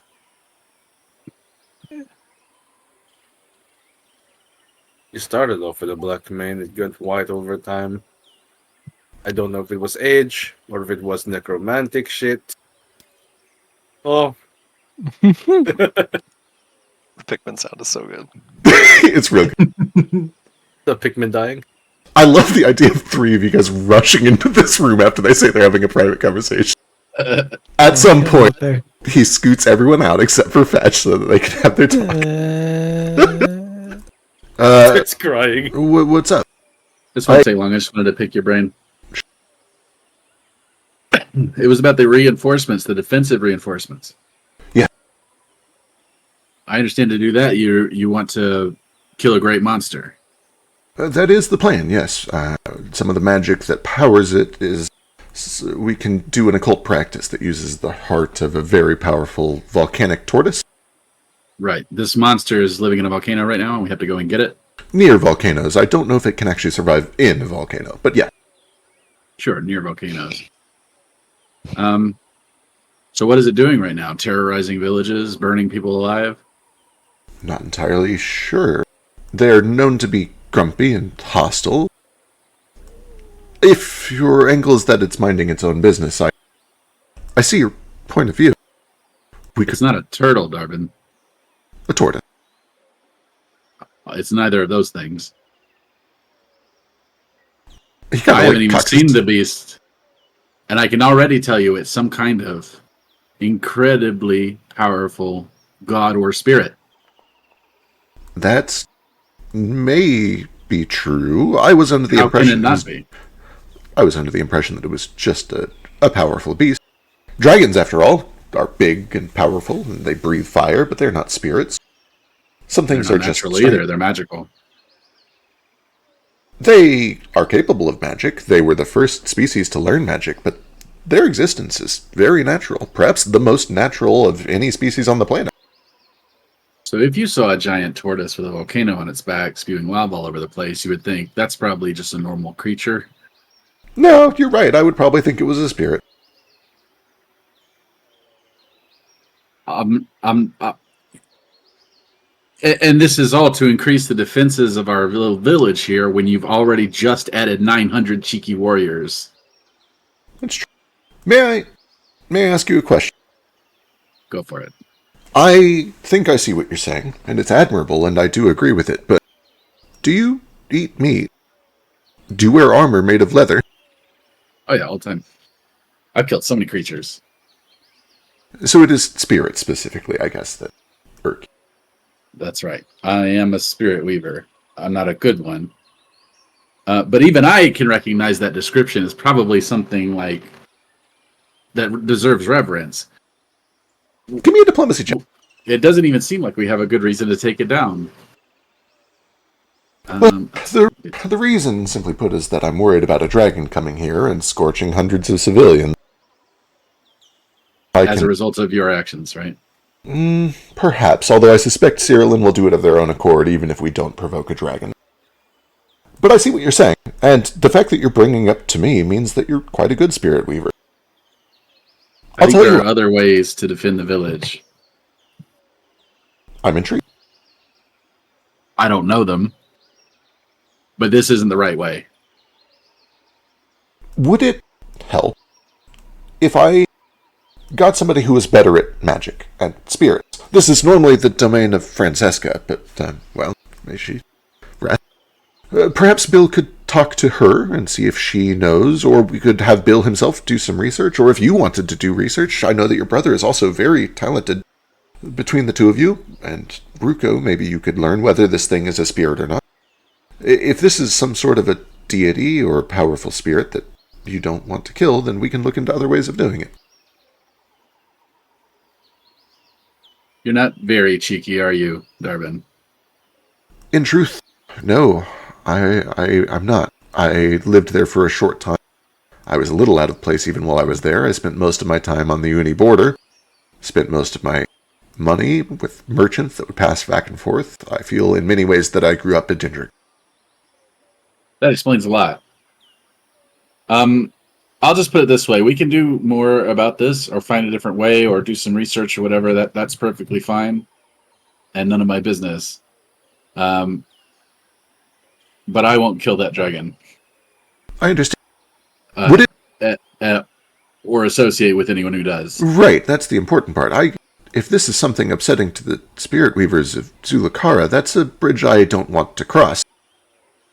Now, keep in mind, I'm absolutely amateur. I could definitely be wrong. Maybe some, malevolent embodied demon or something. Who knows? In truth, I don't know either. This was the realm of Rita and Francesca, and they are both gone. But considering that the volcanic tortoise is located around a bunch of volcanoes, I think is probably not a coincidence, right? No, certainly. If you bring him here, or his power here, we might see volcanoes here, too. Oh, true. That would not be very good. You're absolutely right. I am glad that you brought this up. I hadn't really even thought of this. I'll tell you what. I'll take the job posting down for the time, and I'll have Bill do some research before we put it back up again to find out what's really going on. And I'll involve you and your brother and Ruko before we put it back up to find our findings and share them with you and make sure that things are okay. Okay, you know what? I was very mad at you at first, but you've convinced me. You may not be cheeky, but you're very cool. Thank you for listening to me, Daddy. I mean, don't call me Daddy. Good talk.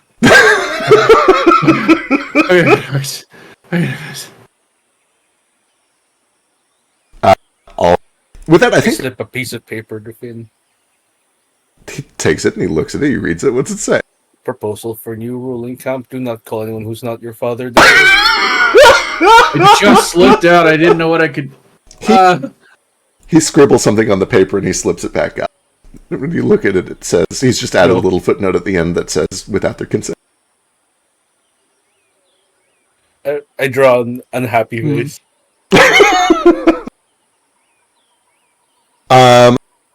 Let's see. They go their separate ways. The meeting is adjourned. I'm checking to see if there's anything else that's like super important that we get done right now. I think we can start breaking down into conversation.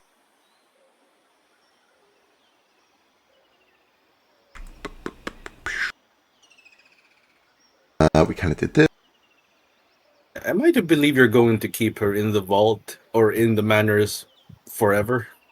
Forever? Oh no, certainly not. Until we're confident that there is not a meaningful risk of retaliation that would put anyone at risk besides ourselves. To be...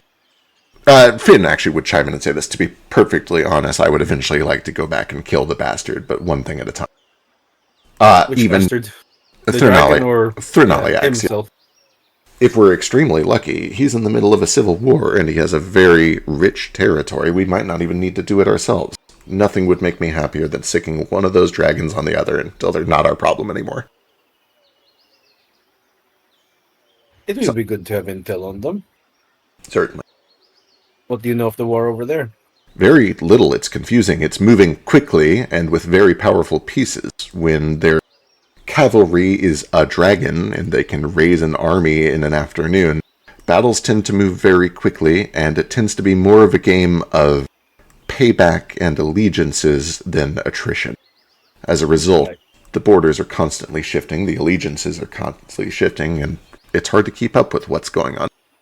This dragon can raise armies. I also just realized something. The 2 dragons I rolled for, they're creatures, and therefore I have a +5 and no minuses.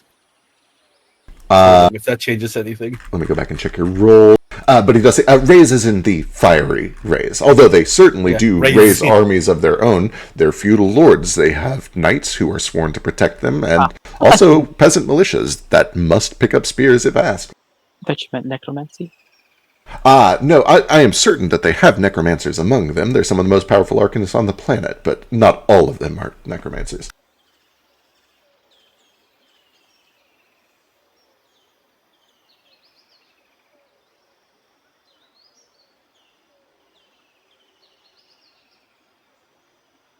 That does actually bump your a theft check up. Okay. The true fact is that he's beloved by his people. Oh. Or no, I'm sorry. Hang on. The inverse. lie to me. No, inverse. The true one is that he recently took over a castle, which means the other one is false, which means he is not feared and hated by his people. So effectively, you learn that he's liked by his people. Yeah. Or just neutral. It doesn't mean he's lying. I actually have research that said he is loved by his people. Okay. Or people like him, at least. Now we put those 2 pieces of information together. Get Foster. All right. At this point, there's lots of little activities that can probably happen either when we split back up before you... So a big meta note here.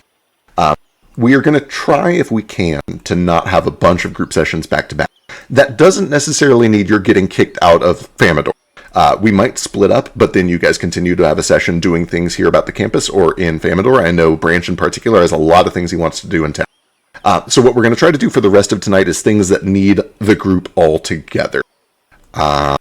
So to pick those out, Tex, I know you wanted a conversation with Narafi and Foster at some point, if you want to catch them alone for that. Yeah, sure. Set. I'll let you kind of set the scene. You have plenty of time. You can do this anywhere you want. Well, I get away from Ruko's bondage session, whatever's happening there. What? Nothing's happening. And I'll just try to get Flowers and the Magi to meet up, probably just in the tavern or something. Perfect. At some point or another, Tex and Foster and Narafi walk into a bar. Sounds like the beginning of a joke. Kaz is behind the bar. I'm just kidding, probably. It could be. Can I be dragged to the bar, I guess? Yeah, I'll drag y'all down there. There is a stairwell out to the left, but I'll just drag you for now. It's There's easier. some wild shit going on at the table.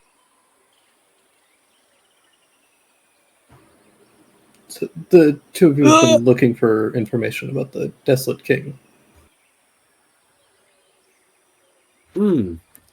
He hasn't really mentioned this out loud. But I think stirrings have been going about that. Narafi's been looking for information about that. Didn't you have a reaction to all the Desolate King stuff when we were doing the graveyard? He did. Oh, you were there. Yeah, he was on that mission with you when you found it under the church. Yeah, he tried to kill me. Yeah, he. Oh yeah, that's right. Oh yeah, then he's really pissed off by the whole thing. He's looking for these obelisks and trying to take them down. Right. In an effort to eventually defeat whatever's causing them to sprout in the first place. Right. That symbol, I saw it while we were in Moresco. Do you know what's the deal? That's the upside down Ankh? Yeah. That is the symbol of the Desolate King. You saw it in Moresco. Well, specifically on a skeleton in Moresco. Ah.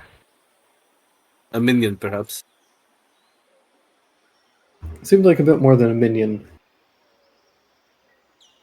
Started out kind of small, and then I let it out of a cage, and it got very large. Oh. It was in a cage. Yeah.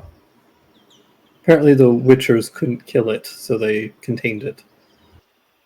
Could you describe what it looked like? First, it was just kind of a skull with a spinal column. Didn't look like much, but once it had room to grow, I suppose its spinal column got a lot longer, and it grew a bunch of extra limbs. Can I esoteric lore what that is? Absolutely. It's a creature. So it's a +5. Oh, look at these symbols!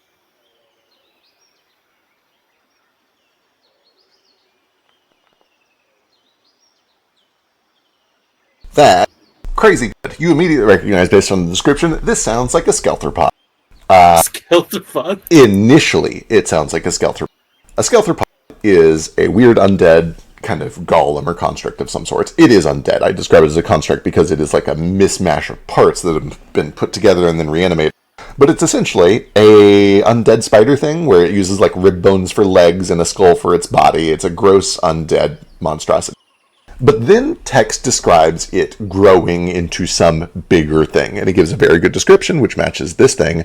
This is strange. This is new. This is unknown to you, even on an incredibly good check, which kind of gives the impression that it is something new.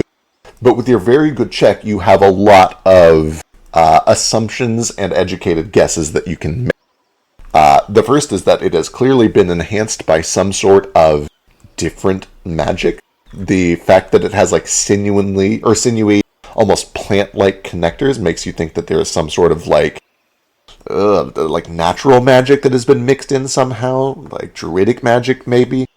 You suppose that the color of it suggests that it uses blood as some sort of nutrition source and probably is able to drain blood to reconstruct itself. Vampire bones. Kind of, yeah. It has like a little bit of a vampire thing going on. It must have been influenced by the tree, right? The tree from my vision? I think so. Secondary question. Is this the signature of someone I would have heard of? Oh boy. I'm thinking. On a very high roll, this certainly sounds like the Desolate King's work, especially the idea of like constantly trying to make new undead and fiddle with things and invent new monsters sounds like his work. I will say on your incredibly high roll, the introduction of plant-like elements does remind you of the stories of the Seed of the Moonlight Prayer and the concerns that a lot of scholars had that its miraculous healing power could be used for necromancy. It seems reasonable to you that maybe this is what it looks like when that finally happens. And what we know about the Seed of the Moonlight Prayer is it never turned up again after it was stolen. Right? The story, the commonly held history, is that after Cyrillin sent their strike team to assassinate all of the Desolate King's family and raid his temple, they took all of the stolen loot and they got it back. Okay. It is suspicious to many people. This is not a secret. It is an openly suspicious conspiracy. The Queen didn't let anyone see it, not even the scholars who were using it for like important healing research. Nobody has seen it since it was recovered. Really odd it was never seen again. This has very plant-like qualities.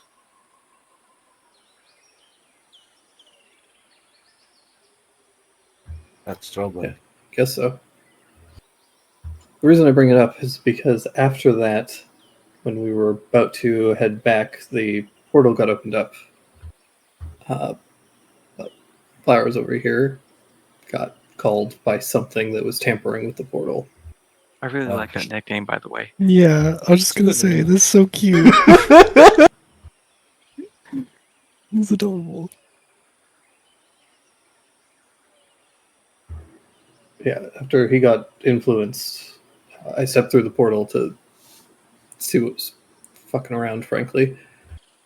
Clever. And there was a jackal and a bunch of mummies and a dragonborn woman. Would I recognize those as Loki and Set? Was it Set? Not Set. Loki you would get basically for free. He's well known. He was one of the generals of the Desolate King. The Dragonborn. Give me your check. Yeah, give me your esoteric lord.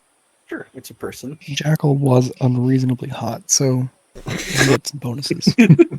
He's a corpse.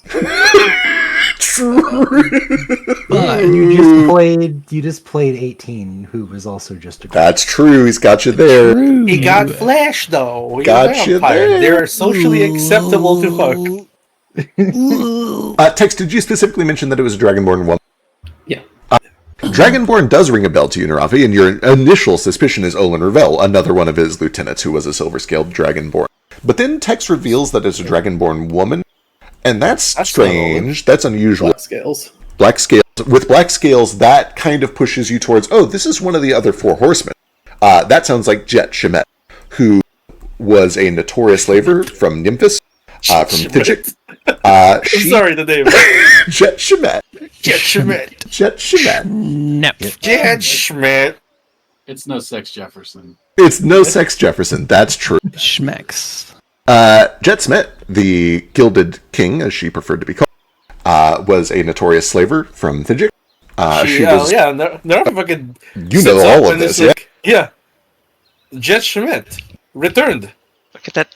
That's her name? Am I the only one that thinks that sounds like something from Borat? This is my neighbor Jet Shemet, he's asshole. Jet Shemet, yeah. The Gilded King. Huh. Disappeared centuries ago in another plane. He Wanted who to conquer it. sneezed when he was named. Well, they're definitely back now. Ah. The best reaction. Crazy response. He's just like, I was in this for like the Destiny King. Now there's a second one of the four horsemen. Yeah. Look, you can come and cry to me when you have to deal with like 8 people. You have 8, okay. You have their names yet? Sure do. Boy. But turns out that this king, whichever one, we have a common enemy. So I'm going to be helping them for a little bit. Oh, okay. But I'm not particularly tied to them. So if you're willing to help me, I might be able to use that as an in. That depends. What do they want you to do? They want me to deal with a Loxodon woman, the one that we met at the Magicarium, whatever place. What do you mean by deal with? Kill her violently, preferably. Do I get to know why? Sure, because it's partly her fault that I'm stuck like this.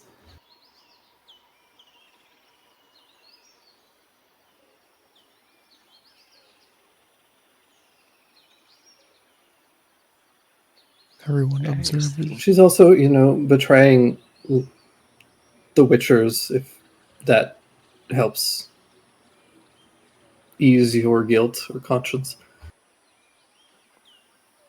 I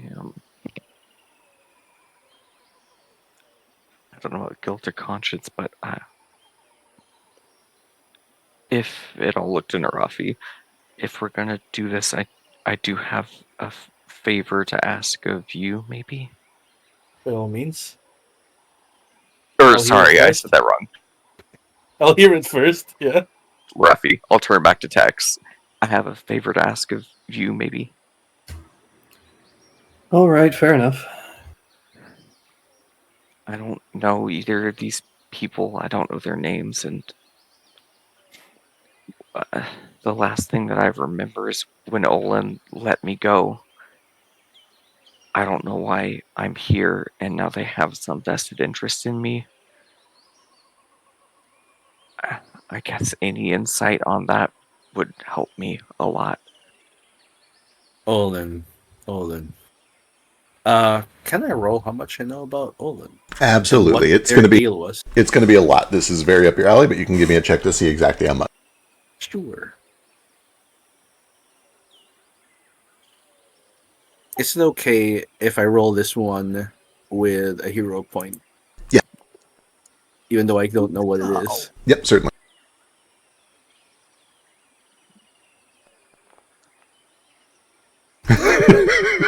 Is it worse? Is it the same one? No, I'll just tell you because it's funny. You rolled 2 natural 19.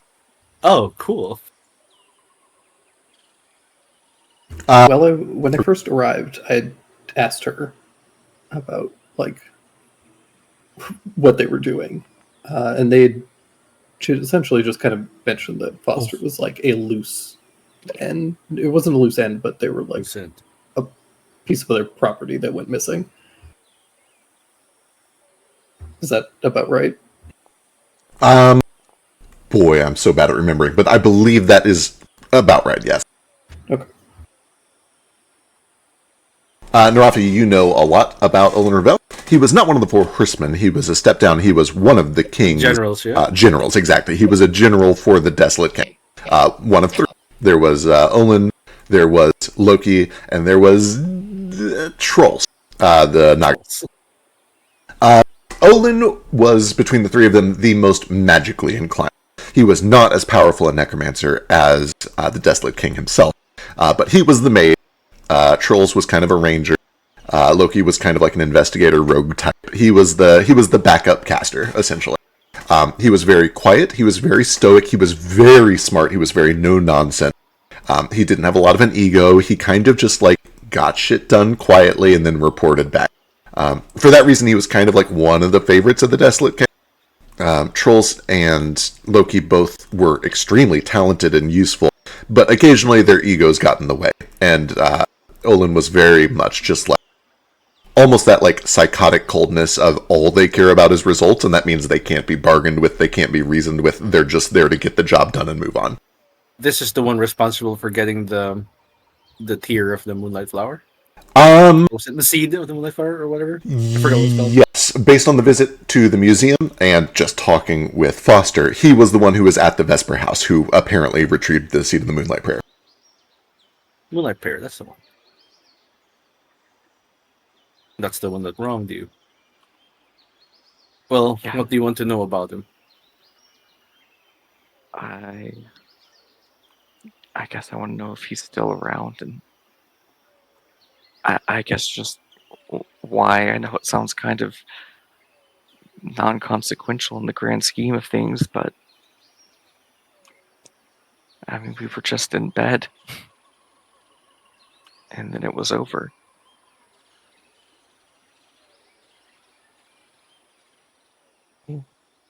Peace is never inconsequential.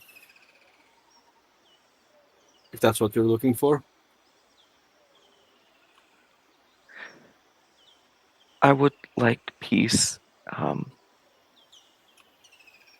I'd also like, well, he gave me the gift of time, and I'd like to live long enough to make sure he regrets that. Gotta love Foster so much. Fuck yes. Just nods understandingly. Well, you can't have both.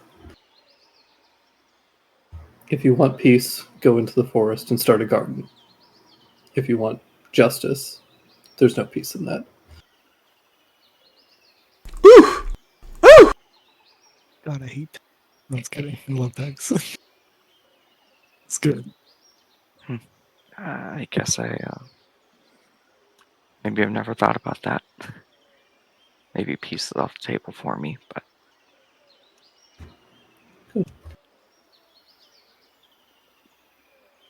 at least right now, I'd like to think I could have both.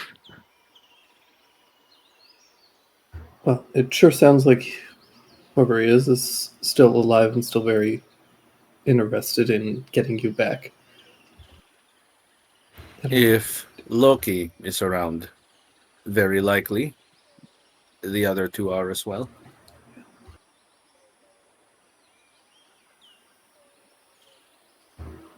It didn't sound like they were particularly what's the word? Organized? Not to offend you, but it didn't seem like you were necessarily a critical piece, more of a matter of pride.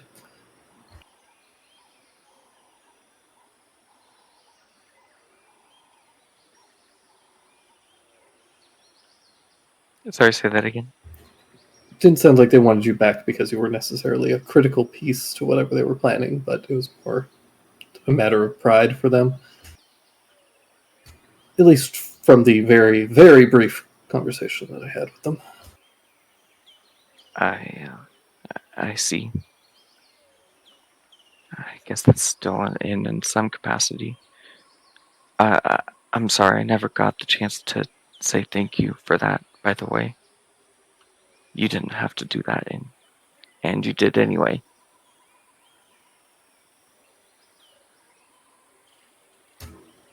I was curious.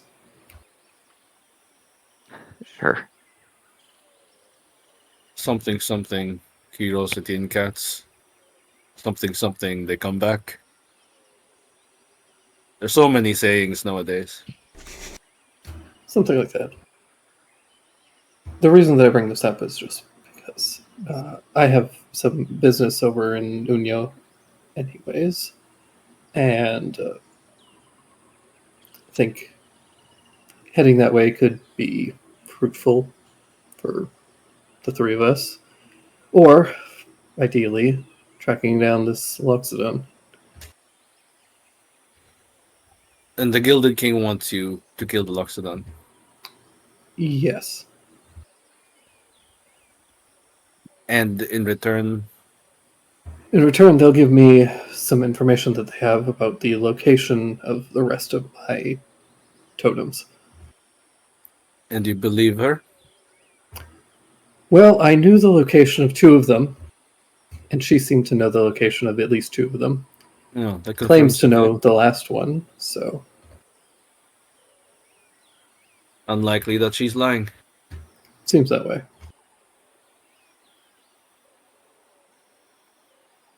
Well, I gave you my word I'd help you find your totems.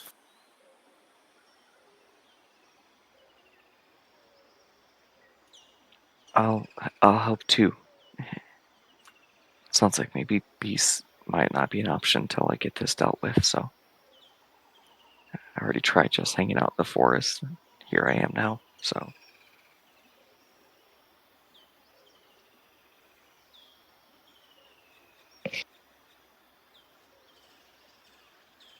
Many die for peace.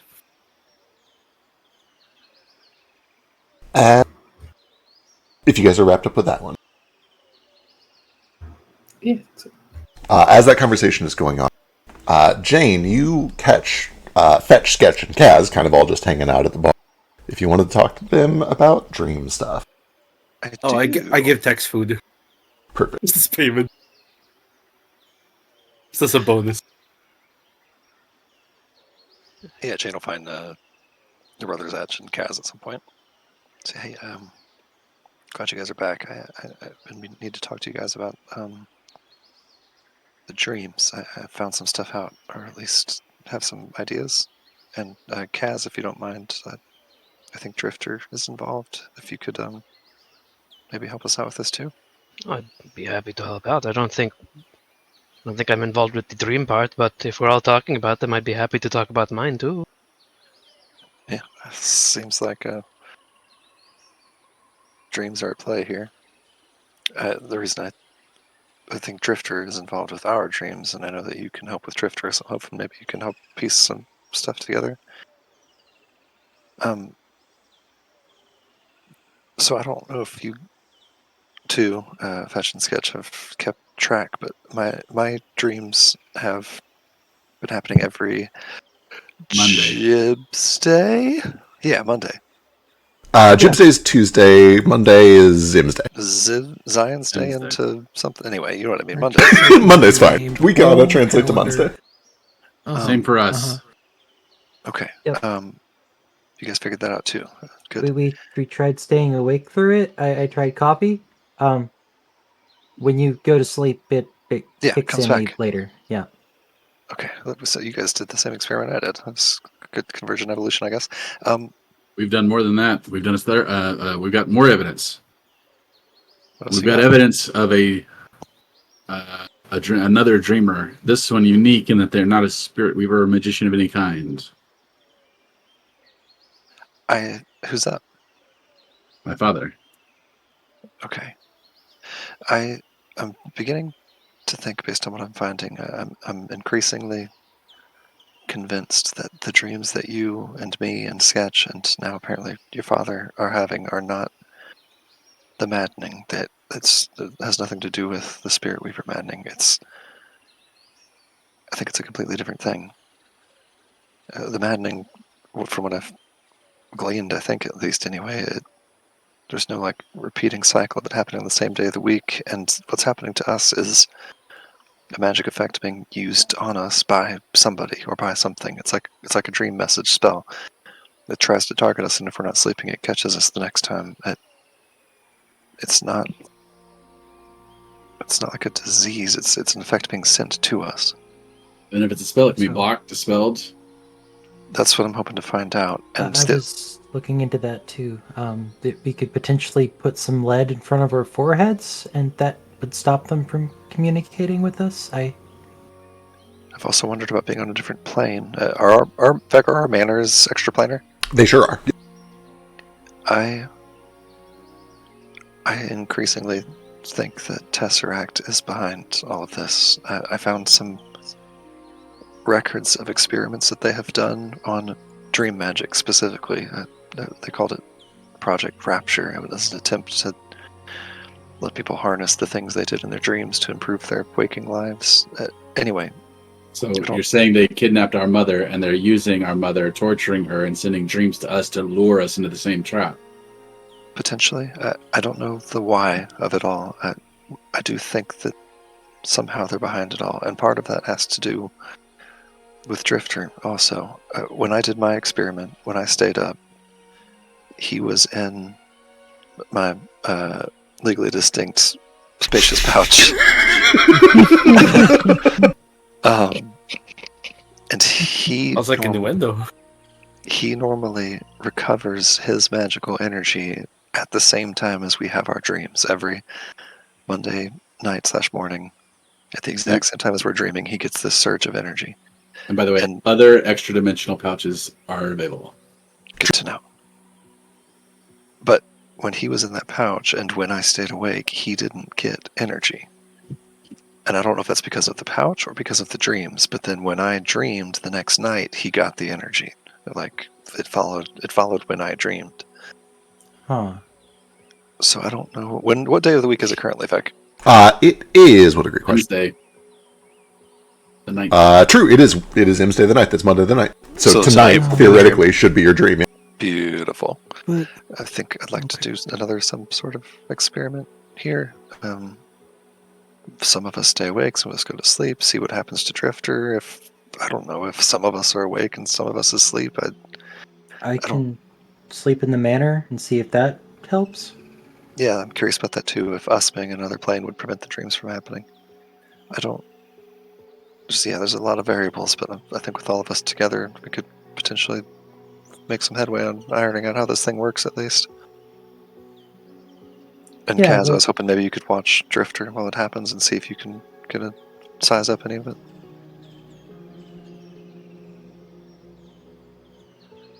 Well, I actually like Drifter. I'll watch him. I also wanted to tell you two on the subject of your mother and what's happening with her.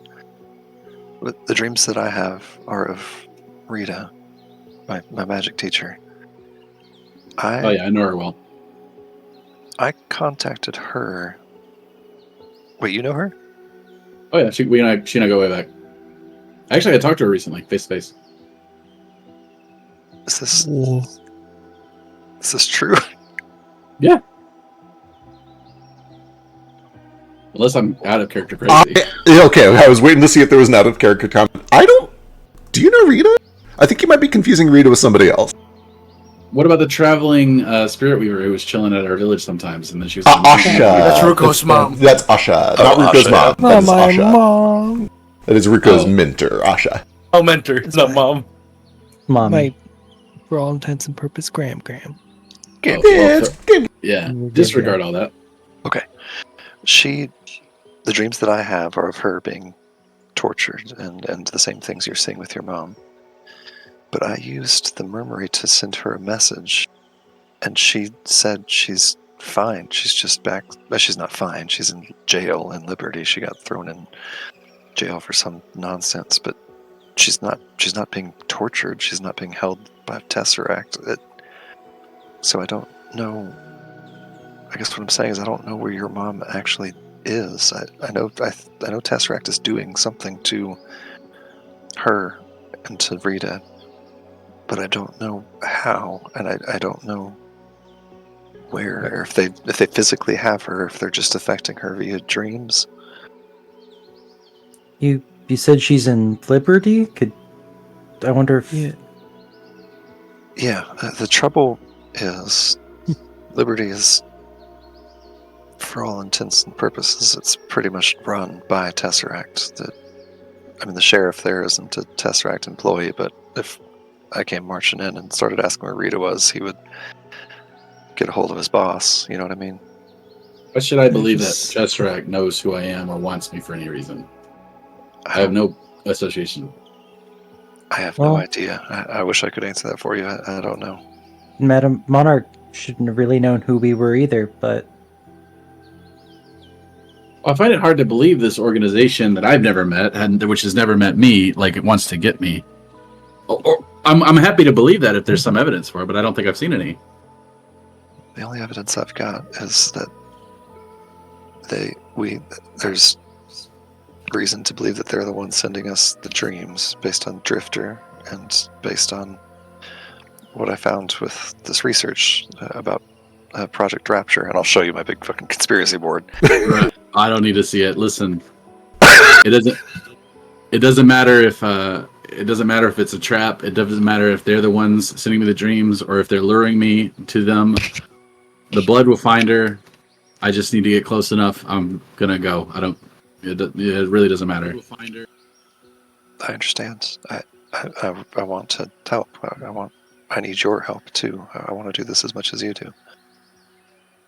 I just, like I said, I don't know why they want you. I wish I could tell you that. I would love to know that too, or if they even want you, or if it's just victim of circumstance or something. I truly don't know. Since we're still at first steps, why don't we bust out Rita? What? Why do they want you? If you said you don't know why they want us, but do you know why they want you? I have some ideas that I'm not all the way sure about. Rita was my magic teacher. Tesseract dislikes Rita greatly.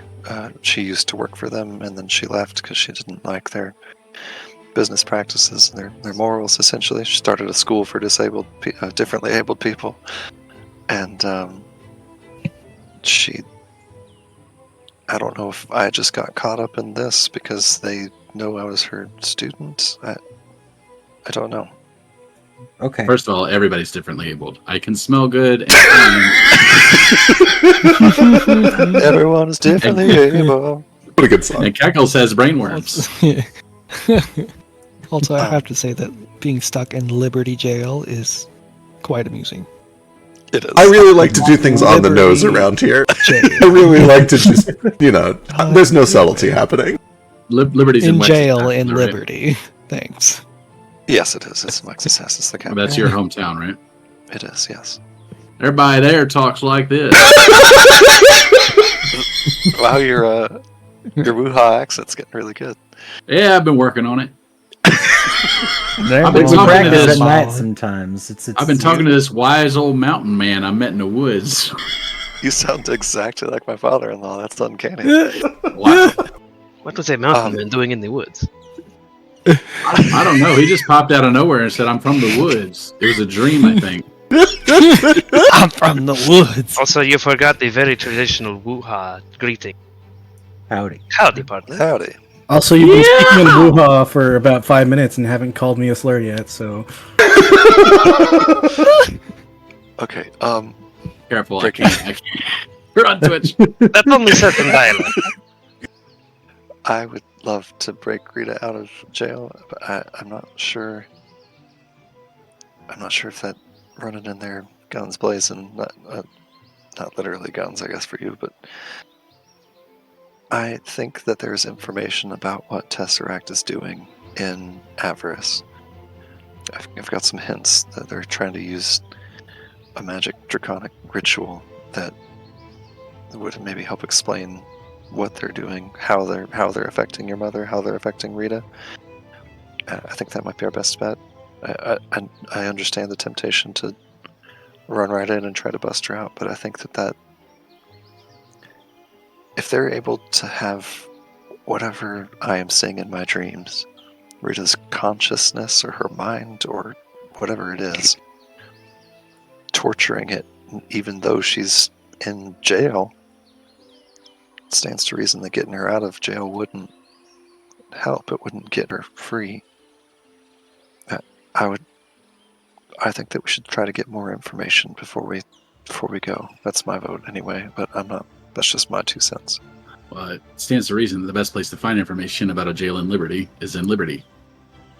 Right. But I'm not too worried about the jail in Liberty. I'm worried about what Tesseract is doing magically with your mother, with mine, with Rita.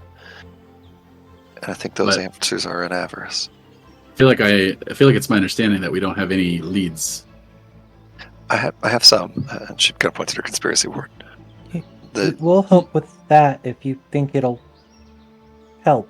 I do. I wish I could make you hard promises or give you something more concrete. I'm working on literally threads here, but yeah, we'll take anything we can get, and we'll help you out, or at least I will.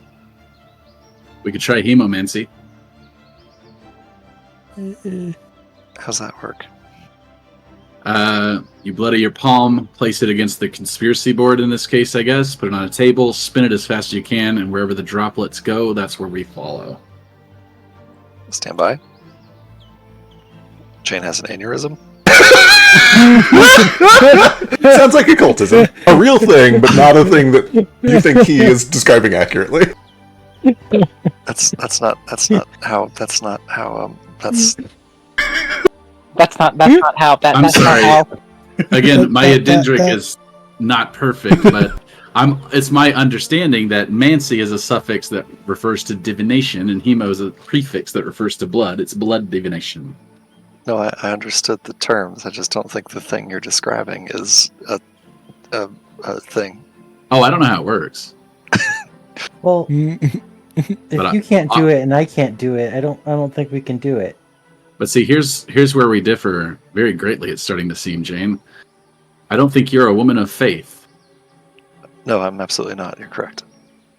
Well, I am. And I know... You're a woman of faith? You're a woman of faith. I am a woman of faith. And I have faith that there is a power out there which is trying to lead me to my mother, and it's not Tesseract, it's something greater. All I have to do is give it a chance to show me some clues. That's what divination is all about. I would love to see a single piece of evidence for what you just said. How about all divination magic? Divination magic can be documented and understood very well. You don't need higher powers for it. You can accomplish it with... Well, I don't know the word augury. Yeah, on the topic of divination magic, you guys just got the water you needed to turn the dowsing pools back on. You have access to some divination rituals if you want. There's that. I wanted to do that too. Go to the dowsing pools and see if maybe it can tell us what our best way to proceed here is, but... It's expensive and risky. It might just straight up fail. It's still high-level magic, but it is an option that is now available to you guys. It might be good to get some more money. It's a little expensive, but that could be an option. I've got plenty. I can pay for at least a use or two. They took care of me pretty good for fixing the window up back in Kite. Literally a real English word for a toy that children play with. Just be careful. We're on Twitch. Okay. I'm sorry. Some stuff doesn't fly. Maybe Hey. for now, we just do the dream thing. Get some variables taken out of the equation, and then. Okay, let's do that. I'll do the hemomancy. We'll do the divination pool, and then that's where we'll start. I think that's a good start point. All right. I need your Charlie Day board. Just hold on. Let me. Should make sure that she has copies of all this stuff before he pours blood all over it, so I can still read it. Then she'll slide it over to you. All right, I'll slap some blood on that bad boy and give it a spin. Do you still have your Cork boon? No, you used that in the whale, right? Or in the fish, the big fish. I think I probably did, but let me check. I think I remember you using it, but I don't. It'll be in your inventory. I gave it to you as like a consumable item. I do want to watch and see if he's doing real magic here. Yeah. Okay, in that case, you can give me a religion check. All right, I'm going to do a religion check. I'm also going to dump my focus pool into it. Okay.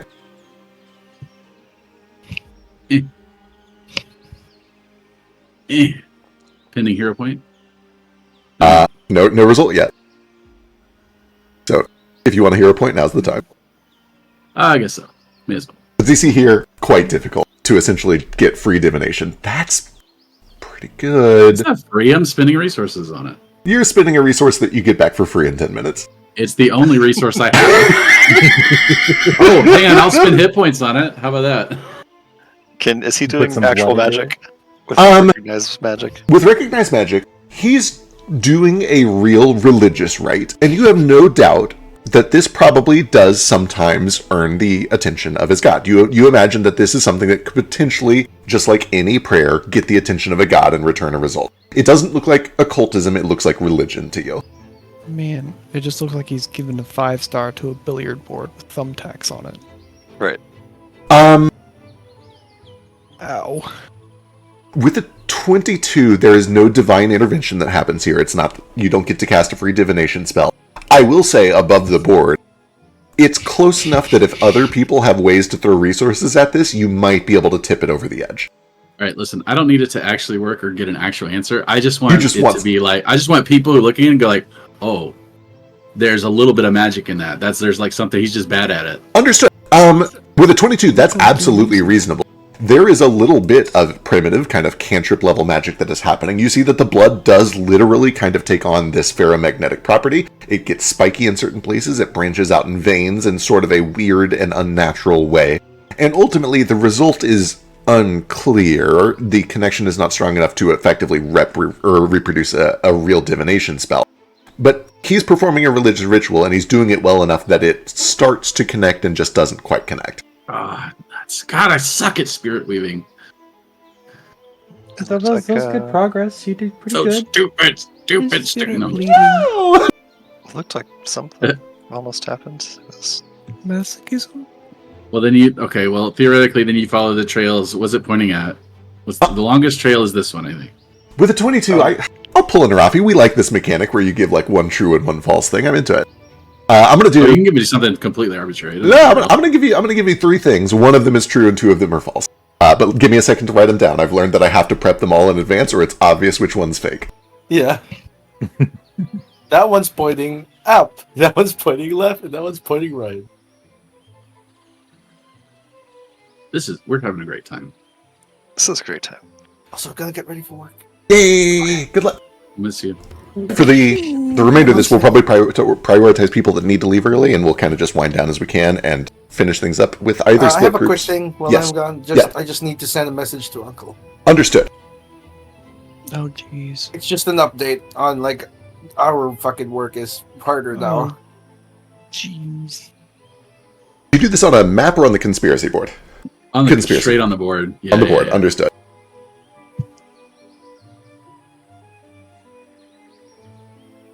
It makes thematic sense, right? You're connecting things with red strings. I'm connecting things with red streaks. We're good. Yeah. I like it. I like it a lot, actually. It's a really cool image. It's pretty sick.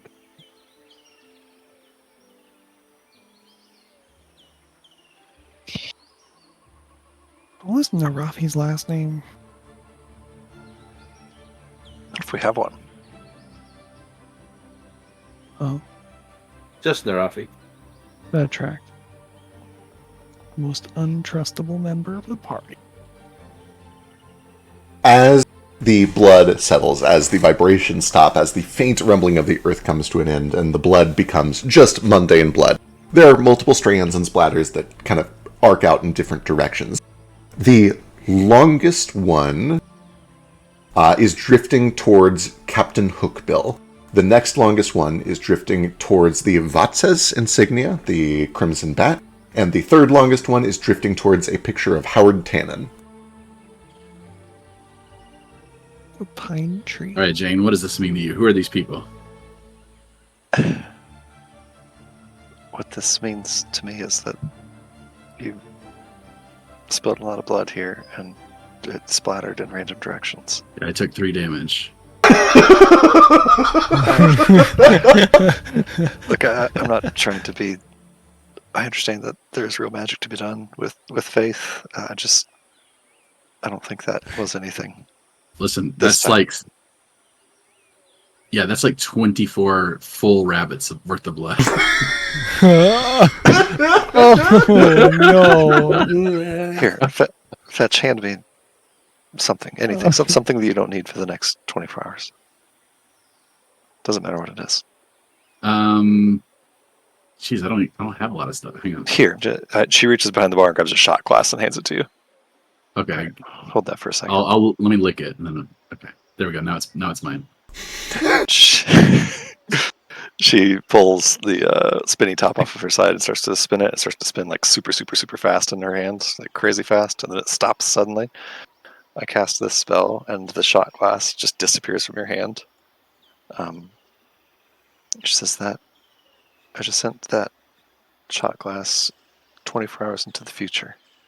It'll appear in your hands 24 hours from now. Fucking cool. I prefer magic that I can see clear results. Can I grab a shot glass as well? I'll grab one, hold it in my hand. I'm gonna send this shot glass 24 hours into the past. Watch the birdie. Pay attention. Wiggle, wiggle, wiggle. Where'd it go? I believe that you've defeated my passive perception. Perception DC 16, yeah. That's impressive. If you actually just sent that into the past, I do need to ask you a lot of questions, though. No, I did lie about that. Actually, I sent it behind your ear. Damn. Hey. Damn, bitch. Alright, real quick. She can't help but just kind of like rub her head and chuckle. I want to jump to a couple people who have to bounce very soon. First of all, Narafi, you're sending a message to your uncle. How do you send it, and what does it say? Oh, he's probably getting ready for work. Baby boy, did you have anything you need to do before you go? I'm about to talk shit about Narafi. I don't think so. I don't know if anyone had anything to do with me. Let me run through and see if anybody had news that has not already been talked about with Baby Boy, or if anybody has any. Speak up now. Baby.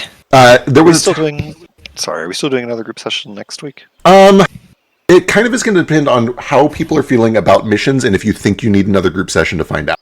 I think that in a perfect world, what happens is we wrap up here with the people who can go late in like another hour.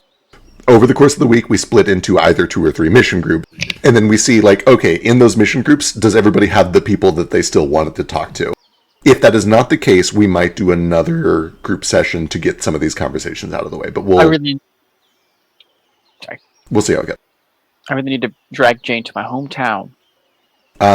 It's an option now, but we can go to Pete. We can go Pete first. Looks like Tex wanted to have a talk with BB at some point. It's not super urgent. Yeah, it looked like that was kind of a low priority thing. I think most of the other things that were vital... I think Fetch wanted to steal my mask. Oh, true. That one was also kind of low priority. So I don't think there's anything that is like mission critical unless it is related to the research that either you or Jane did. but I think a lot of that has come out. Yeah, I don't have anything with Baby Boy specifically, I don't think. Okay, understood. Anybody else taking off very soon that wants to get something done? Is yes, it do that. 100 gold and an Arcana check or something? You're doing the sending ritual? Yeah, that's the fastest way to contact them, right? Absolutely. It sure is. I'm going to say goodbye now then. Bye, guys. Later. Bye. Bye. See ya. Let's see. Landfall ritual show Wait, plays. who's that? That was Baby Boy. Who's that? Murmury. Actually, if you don't need to have a full conversation, contact friends is cheaper. 25 words is the sending, right? 25 words unless you crit succeed, yeah. Okay, so what does the friends thing do? Friends essentially lets you ask one question and they answer it.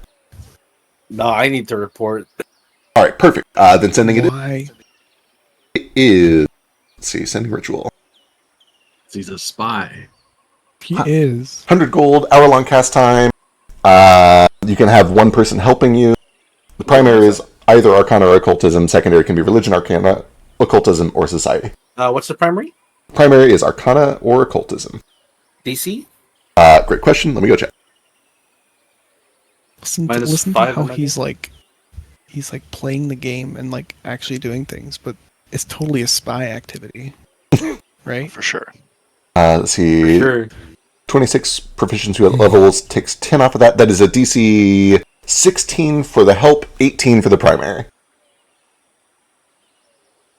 Let's see. Just primary. I'll try a primary. Gotcha. Bring anyone to help? Hi. Or just doing it by yourself?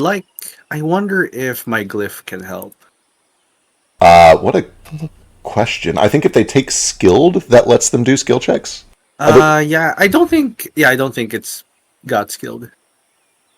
I can pick that in the morning. You can pick it up in the morning, and we can kind of fast forward through that to make it convenient. So yeah, go for it. Sure. Look, he's talking to Glyph before he talks to his homies. Secretive motherfucker. Mm-hmm. Ooh, rerolling.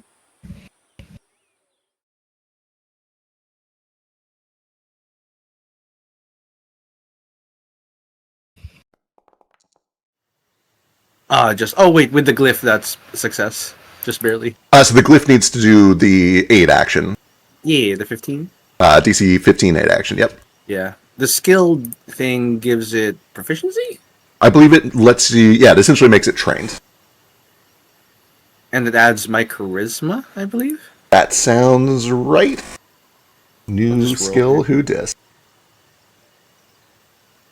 Whoa. And for trained, it just means I don't add the -2. I think you get a +2, so I think it's essentially a +4 jump, yeah. Okay, so it's a +7.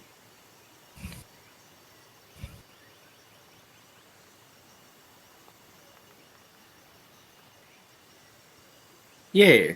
Okay, wonderful. If we're making the aid -5 as well, then that's a crit. That is true, which bumps it from a 17 to a 19, which is still not a crit, but it is a success. So yeah, you have 25 words to him, and he will respond with 25 words back. Yeah, I'll send those words to you. Understood. Okay.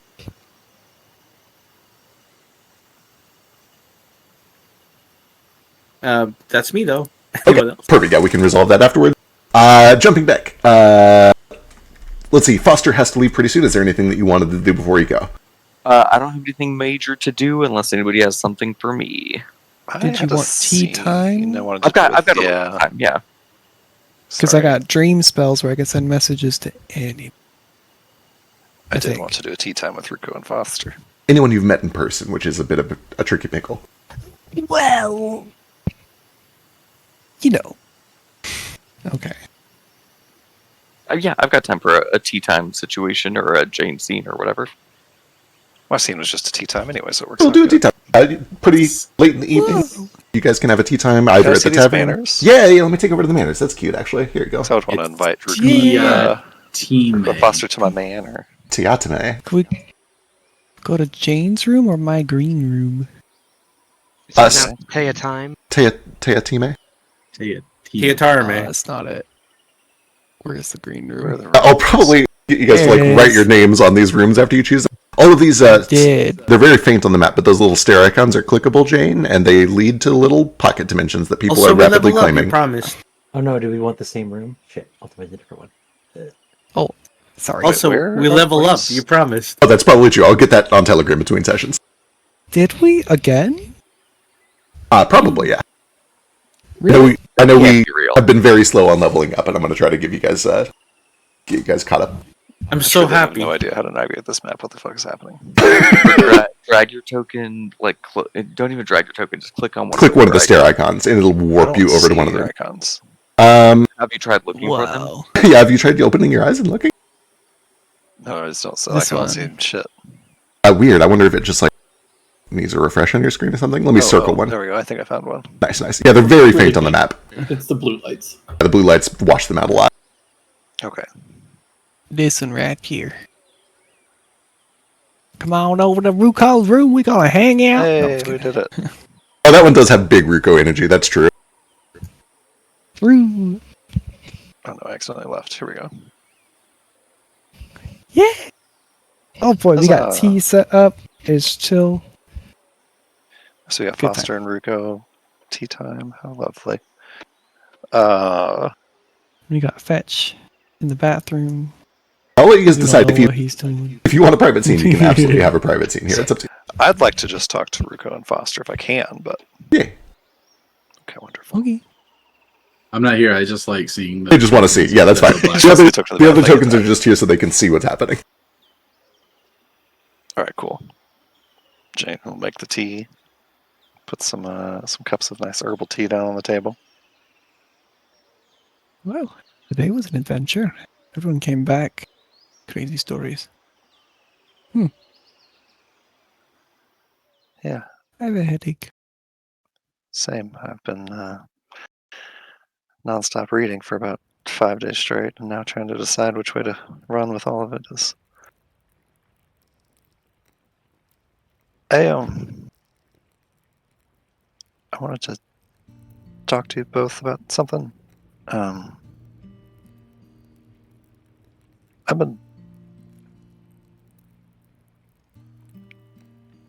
You guys know at this point that what I'm trying to do is go back in the past and change some things, and that if it works, I won't be here. And for a while, I felt like that pretty much meant that it wasn't worth trying to connect with anybody or make friends or you guys have kind of convinced me otherwise. Can I? This is a little weird, but can I read you a story? Ruko lights up. He looks at Foster. Yeah, I'd be happy to hear one. She sets her spellbook down on the table. It says the King's Ship on the front, and she flips to like the front page of it. And she also takes. Sorry, go ahead. If this is academic research, I will fall asleep. Don't be offended. But no, it's okay. not. A real story. Just a story. And she opens the book. She flips past pages and pages of truly dense arcana and equations and shit. But on the very first page of this book, before all of that, is just plain text, a little story. And she sets her top, also the one that she spends all the time to do her magic, down next to the book. And she says, "There once lived a great king who ruled over the mightiest kingdom in all the land. His kingdom was plentiful, his subjects lived in peace and prosperity, and his coffers were filled with treasure. It was a kingdom by the sea, and he had a mighty navy of many ships, but his prize jewel was his own ship, a beautiful vessel, greatest in all the seas. Its hull was built from wood of the rarest tree in the world. Its sails were woven of fine fiber and painted with pigments from a faraway land. Its metal was crafted from the most precious ores beneath the earth. The king loved his ship above all else in his vast kingdom. As the years passed, the ship aged, and its wood began to rot, and it needed repair, so the king dispatched his whole navy to the farthest reaches of the map, scattering them in search of the rare trees to rebuild the ship's hull. Many ships and many sailors were lost. The navy was decimated, but his men found the trees. The hull was repaired. But in all the time it took to fix the hull, the king found that the sails had grown old and tattered, their paints had faded, so he traded away all the treasures and all the stores of the kingdom, raised the taxes on his people so that the finest fibers and paints could be purchased to repair. The people grew poor and destitute. Famine left them hungry, but the sails were repaired. And in that time, the king found that the metal of his ship had rusted and grown dull. So he sent all of his armies and all the men of his kingdom into the mines, where they delved into the earth in search of precious ores. The kingdom fell into poverty and ruin, but the ores were gathered, and the ship's metal was repaired. And after all this, the king looked on his ship. His advisors came and said, "Your Highness, your people are destitute, your treasures are gone, your shores are defenseless. You must abandon your ship, lest your kingdom fall to ruin forever." But the king looked upon his beloved ship and said to his advisors, "These things are true, but look upon my ship. Is she not as beautiful as she ever was?" And then the wise queen came to the king and said, "My king, your ship's hull has been replaced, its sails resewn, its metal reforged. No part of your ship remains unchanged. Can it be said, then, that she is still your ship?" And hearing the wise queen's word, the king began to weep, for he knew that in truth his ship was lost and could never again be returned to him.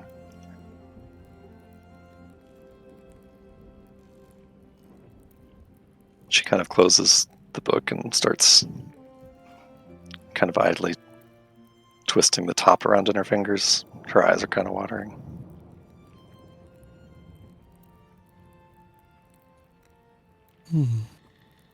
It's an interesting story. His name was Donnie. He was 4. He would be 6 now. He loved that story. For the life of me, I don't know why. It's not a good story for a kid, but he would ask for it night after night. I think it was just that he loved ships and boats and the ocean and all that. I used to take him to Yapika Port to see it now and then. I could have watched him for hours. It always struck me that even though the ocean is so vast and big, he was more interested in the little things, seashells and the sand and the tide pools.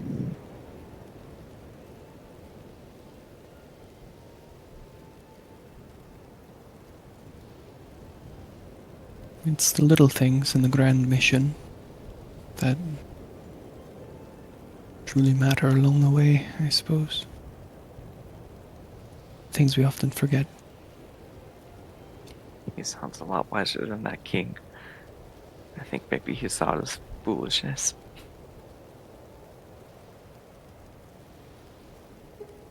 Perhaps the grand story didn't matter to him. It was the pieces of the story that he lingered on to enjoy. The ships, grand sea, fantasy kingdoms. Details along the way. Perhaps he didn't see the grander picture, but grander picture was dark. Maybe it shouldn't have been that picture.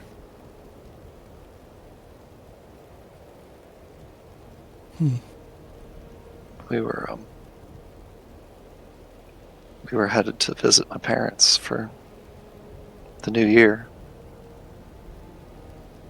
Just taking a train I replay that day in my head over and over and over again because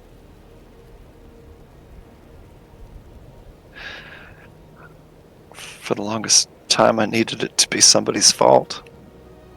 I needed a villain or some wrong to be done to us by something. If there was an explosion,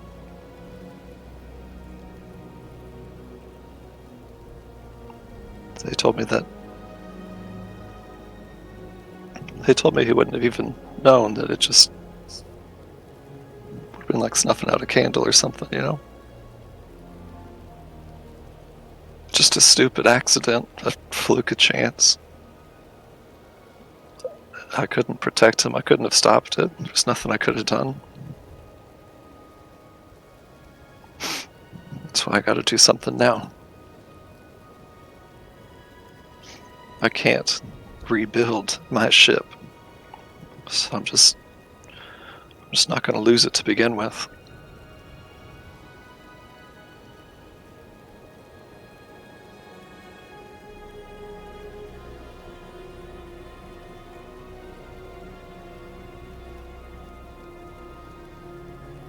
So just puts a hand over yours. And he takes off his glasses, he wipes his eyes. Yeah, she's puts a hand over yours as well. Ruka, give me a will save.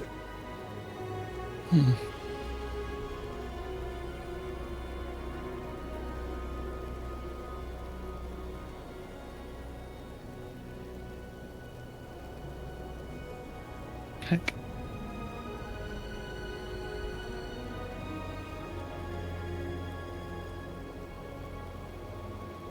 I'm lost in this world. There we go. Carry on.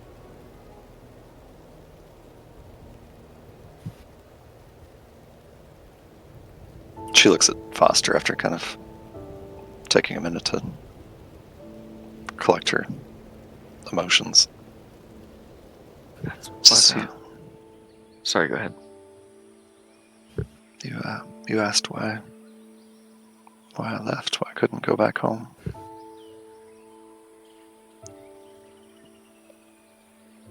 That's... Booker doesn't understand why I mean, he understands, but he wants us to move on, to just grieve and process and then go on with our lives, and I just can't do that. I don't accept it. I don't accept that there's nothing that can be done. You can do anything with magic if you set your mind to it.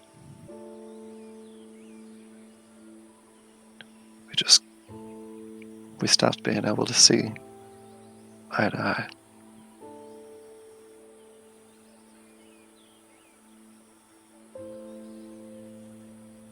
And in one way, it's like the story. Things change and they won't go back. And there is no moving on, so to say, like everyone thinks. But that's not to say things don't change, they don't get better. In a way, that's different. It's just...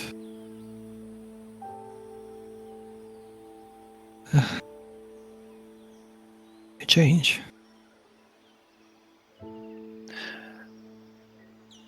I don't think it's going to get better for me.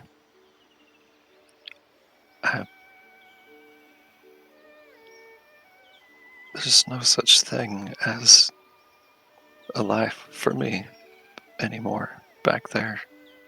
He was my son, my baby. And I couldn't save him. I couldn't then, but I will. I can now, or I'll be able to.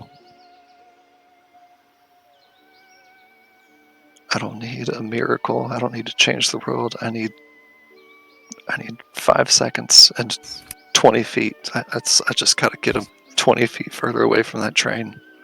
maybe 40. That's all. I just need to pick up my baby and run with him, and I will unmake the world to do so if I have to.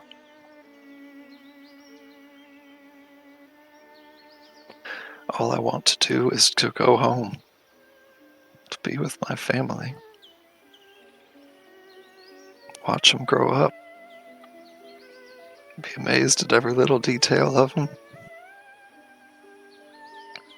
That world doesn't exist until I make it.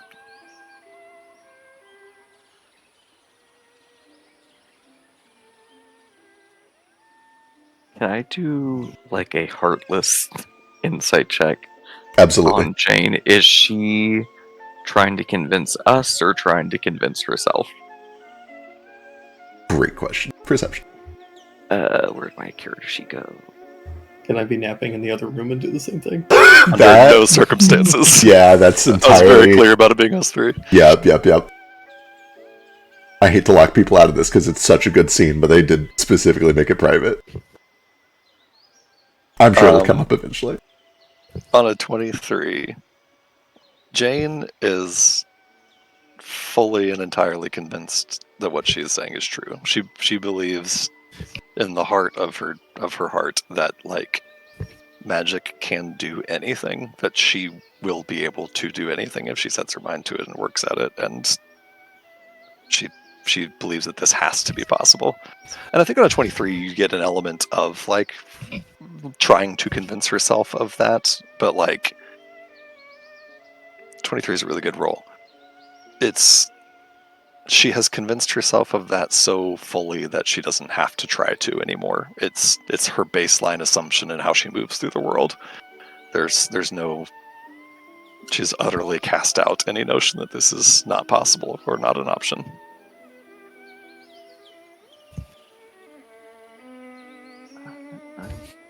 I'm so sorry for your loss, Jane. Thank you. I know that's almost from the opposite side of things. I know what it's like to lose somebody you love and not be able to control it or stop it.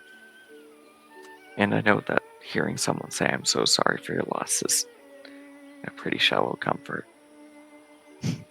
She kind of smiles a little. It's not nothing. It means more coming from somebody who understands because they've been there. After it all happened, so many people wanted to. Such a spectacle, you know.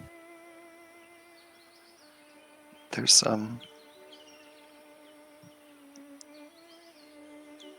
you two I think of as my good friends, and I want you to know everything. So there is one other thing.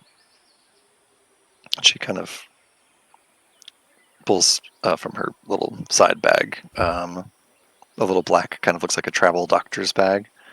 She snaps open. It has the Tesseract Arcanovations logo emblazoned on it. She pulls from inside of it a little like pamphlet, like an instruction manual, it looks like, and slides across the table towards you guys after a moment of hesitation. An instruction manual, essentially, for a full-ass human android, like for a humanoid impersonator robot. This is the explosion on the train. It killed Donnie. He was completely destroyed. There was nothing left. But it also killed me. There was enough of me left that Booker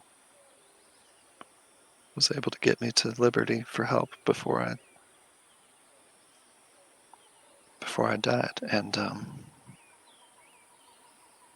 this was all they could do. And she will slide her hands down both of her forearms, like use her middle and ring fingers sliding across the opposite forearm, so they kind of form two hands in front of her. And when they connect, her like face splits open into 4 quadrants and kind of splits apart. There's like a blue glow from underneath.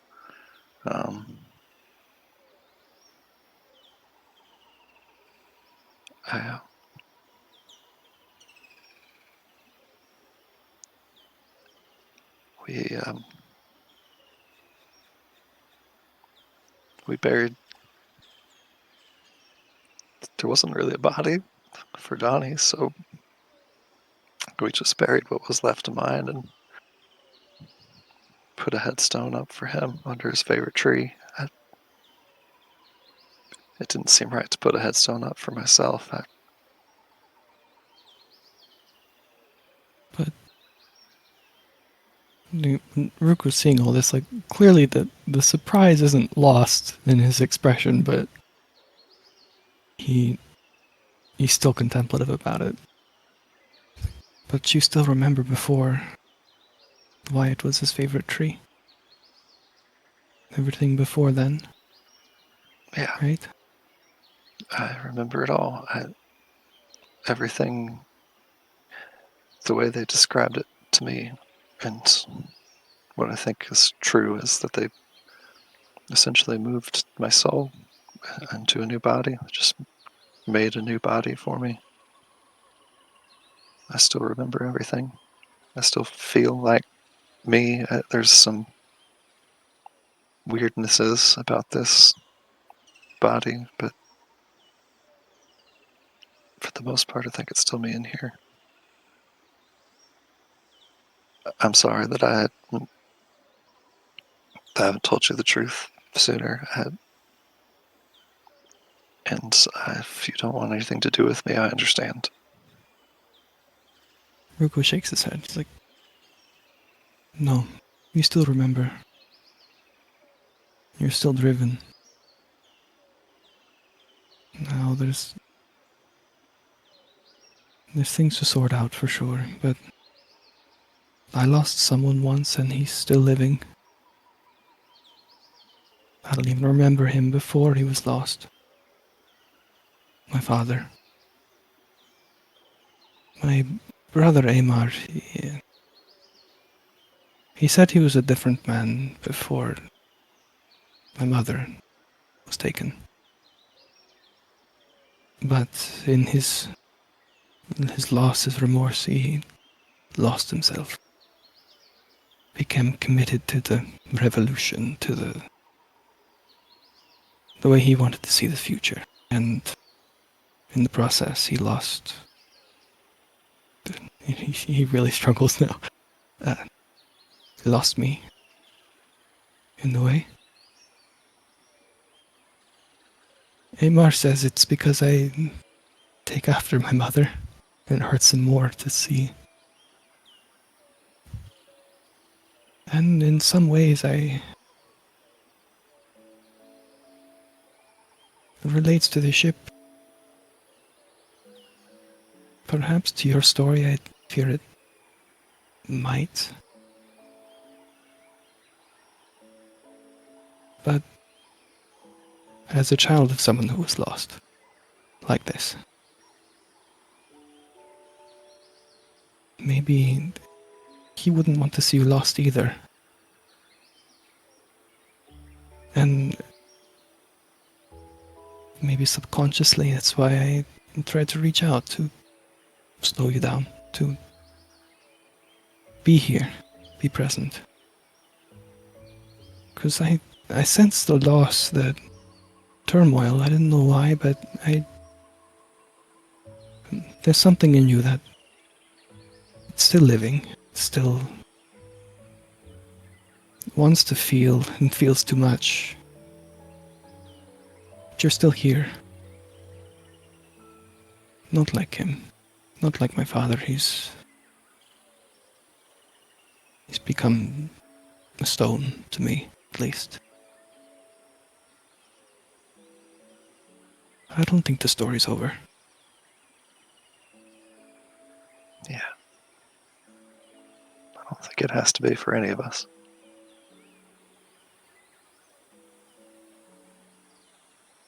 Sorry, I was sappy, but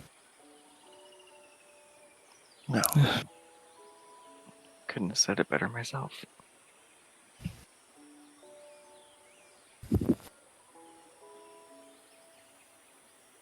Ruko lifts a teacup. Cold tea? Cold tea it is. Jane's like faceplate slides back into place. Ruko lights the little thing underneath the teapot again. We'll restart. Keep going.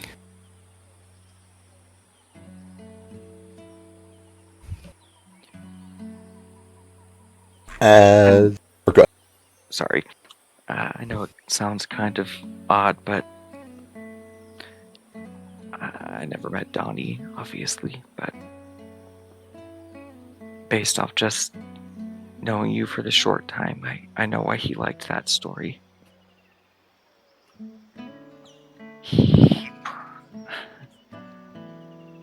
The king in that story saw the ship as his prized possession.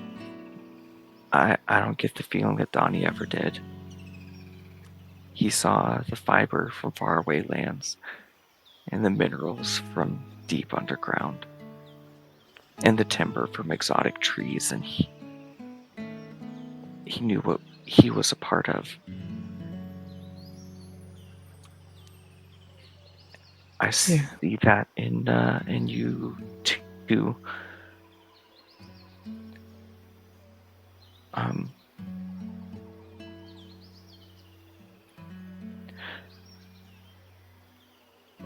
I heard from Baby Boy about some things that may have happened. And I'm not trying to bring the mood down. I guess what I want to say,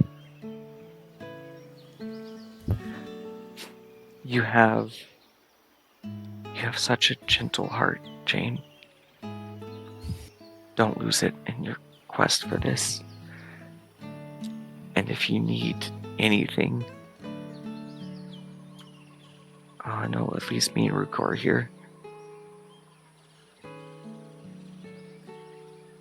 When you mentioned what happened, her head kind of hangs down a little bit. She looks, you've rolled a 23 inside check, looks guilty.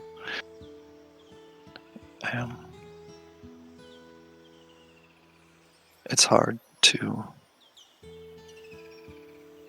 rectify what I feel with what I know. I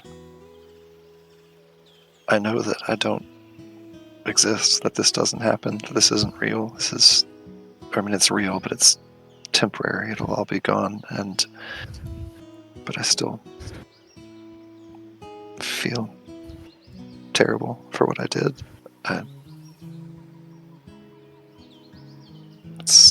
But I also know that I think it was not the right thing to do, but the smart thing to do. The safe thing to do. You don't have to explain yourself to me. I don't have a lot of information. It's not my business, and I'm sorry for you to bring it up. I'm not going to spread it around, but no, it's fine. Honestly, I think it might be best for me to clear the air on all of that anyway. Branch is pretty upset about it, and I think it's a matter of time before he explodes over it, so it might be better to just get it out in the open first. But anyway, thank you. I know that wasn't your point. It means the world to me to have friends. I felt like I haven't really known or connected with anybody since before everything. Even Booker and I could never really find a connection again after that. It's been nice to have friends again. It is nice. Since we're in a circle of tea trust here, just piggybacking off that, this didn't come up in the carrot weed vision, but just, well, the last memory I have of Thalia was Olin commanding me to attack her. Which is why I don't think she's alive. And I guess what I'm trying to, the reasoning behind saying that is, I care for you, Jane. I know we haven't known each other that long, but I empathize with you. I understand your plight. But I also know that even a soul that goes through time still holds on to some things. And I want to make sure, however this ends up for you, you don't lose yourself.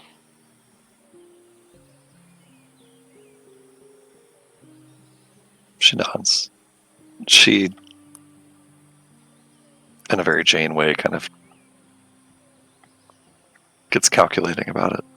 It's like, it's kind of a question, isn't it? I've wondered myself, if I send myself back in time to stop myself from dying, stop Donnie from dying, then this soul that I send back doesn't exist. So the things that I've done don't exist. I've been. There's a lot we don't understand about chronomancy. There's paradoxes rife with it existing at all, but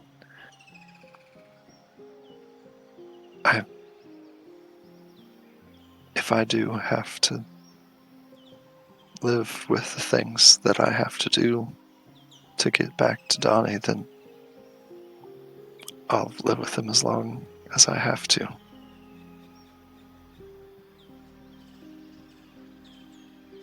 And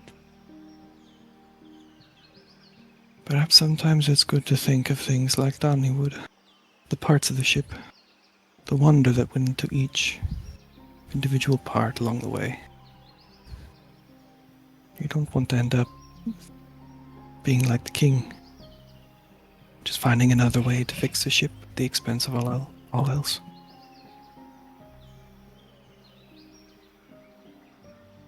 Must be careful. But we're here now. And this means something. It must.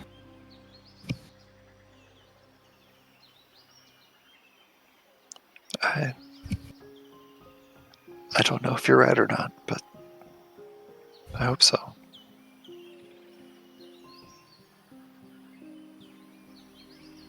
Ruku pours himself another cup of tea and then brings it really perilously high as he's pouring it. It's all weird voodoo. And he brings it back down. Jane pours scalding hot water into hers and immediately drinks it. She's like, that's one perk, at least. Don't really get burnt. I do the same thing. I assume I actually probably do get burnt. I have like pain sensors, I guess. Ruku takes a very careful sip. Yeah, just rub it in, alright. Well, eating and drinking is my new favorite part of the ship for now. For the record, we have to go back to Kite and have a proper bowl of noodles. If I don't get some more of that cherry really daifuku in me soon, it's going to be death number 2. I've actually eaten nothing but noodles while I've been reading that library. I'd go get noodles and eat them over my books. I've had like noodles 5 days in a row. They were great though. Okay. Then Ruko looks very, like, I don't know. Like he's feeling for once. He's just, thank you guys. Yeah, Jane gets up and just comes and pulls you both into a big ol' hug. Yeah. Yeah. as all of that is going on, I want to cut to Fetch and Sketch real quick because I know that Fetch probably needs to sleep soon. The Murmury is available if you guys would like to attempt the Heart Bond one more time. Yeah, baby. Should have been in bed 3 hours ago. Let's go. For the record, you are always welcome to bounce. I don't want to keep you up longer than you need to. If it is okay, your dad will join you. Yeah. We need to help her. Perfect. Then, one of you give me either nature or religion, and the other can give me diplomacy or society.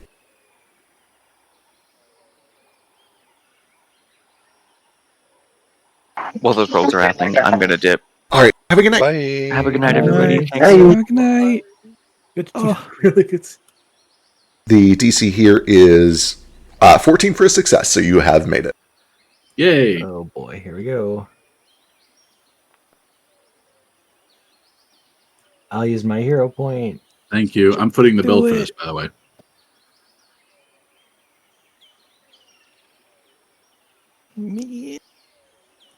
Hell There we yeah. go. Wonderful. That bumps it to a 15. This is a regular success, not a critical success. The ritual completes. You feel this link that is formed between the two of you. What do you use for your? What do you use as your like symbol, your token, your ring or your amulet or whatever? 2 pieces of the Zephyr Hawk down that we found added to the clan beads that we wear on our wrist. Love that. Love that. Love that. Yes, that's great. Wonderful. Hell yes. 2 action concentrate to learn the present state of the other bonded creature. Conditions affecting them. Both the participants can have a message. Okay, excellent. Incredible. You immediately feel this thumping in your chest, and when you take the time to focus on it, it's a shame that Shane is not here to see this very real magic, this very real hemomancy that you're doing. You Every time. each feel that if you take a moment to concentrate with a 2-action activity, just the blink of an eye, you feel a trickle of blood that kind of runs out your nose and tugs in a direction. It tugs you towards them. You can feel which way they are and how far they are, and even a sense for like their mental and physical state. And right now, you're standing right next to each other. But you feel this permanent and very real divine bond that is formed between the two of you. Oh. Cool, but it doesn't necessarily have to be like a bleeding nose bloodstream Yeah, that maybe I points can, as an like- arrow. Like, You guys can flavor it however you want. let's do a softer flavor. I'm No, gonna bite I my love it. thumb It's and great. have- Bro, I'm already sprinting as far away as I can to go stab myself. Oh my god. Yeah, you wait 2 minutes for Fetch to run off, and Fetch, you stab yourself somewhere really painful. And Sketch, you feel like a faint ping, but then when you finally take the 2 actions to focus, you feel your kidney really hurts for some reason. Do they synchronize their periods? Yeah. No, that's not the stabbing. That'll be the weird stuff I've been eating. Why my kidney? Now my actual kidney hurts. Fetch running off with a piece of paper, and it's between his little pinky toe and the others. And you guys can choose to flavor this however you want. I kind of went for the hemomancy, but follow your hearts here. I'm into it. Hell yeah. That's All right, gang. that's fun. I gotta Uh, call the mine. more Oh, unless you importantly- want to do the dream thing Yeah, real we quick. can't get lost in him. If you essentially send me a list of where each person sleeps and what you do, I'll send the results in Telegram and I will post them on Discord for everybody to see. Okay. It might be worth sticking around if you have 5 minutes. Kaz, what are you up to and does it involve the watch? It's okay if it doesn't. Oh, right. The hat. Heck. Okay, I didn't really bring it up during session because I didn't think it would affect much of the conversations that we might have had, but I was hoping, you said we had there was some time difference between us getting back to the landfall camp and them, right? Like we had a week of Correct. travel or whatever. They got back about a week before you did. Okay, then yeah, Kaz would have definitely spent some of that week of downtime, and I'll throw some crafting checks if I need to, trying to take that watch part himself. Wonderful. Before showing it off to anybody who doesn't already know about it. Give me a crafting check. The first part of this is incredibly easy, but you might discover more based on how you roll. Does it help him that, and I was going to remind you, Kaz, you watched me do the Cinderstone on the watch and watched them put Chronotriorite into it, so you know for sure there's Chronotriorite in mine. Sure, I'll give you a +1 for that. I'm into it. Okay, and I will use a hero point as well. Understood. Come on out. Ooh, yeah! Oh my Hell god, yeah. hell yeah. Interesting. The first thing that happens is I need you to give me a will save. Oh. As you crack open the lid of this thing, you see text that immediately gives you a headache. You are able to fight it off. There's a bit of I keep coming back to this, but there's like a bit of a bleeding that comes out of your nose, and when you look up, there's just this weird, slithering, tiny monstrosity about the size of a kitten. It looks like a weird gray worm with teeth all over its body, too many eyes, its flesh is twisted and gnarled. It's small. You presumably pull out a sword and kill it. It is not a serious combat, but it becomes clear to you that there is at least some degree of danger to, like, working on this thing. However... Inside the watch? So you flip open the back lid, and you see that there is etched into the back cover of this watch, there is a message. You see your name on that message, and then this monster shows up and you slay it. What do you do?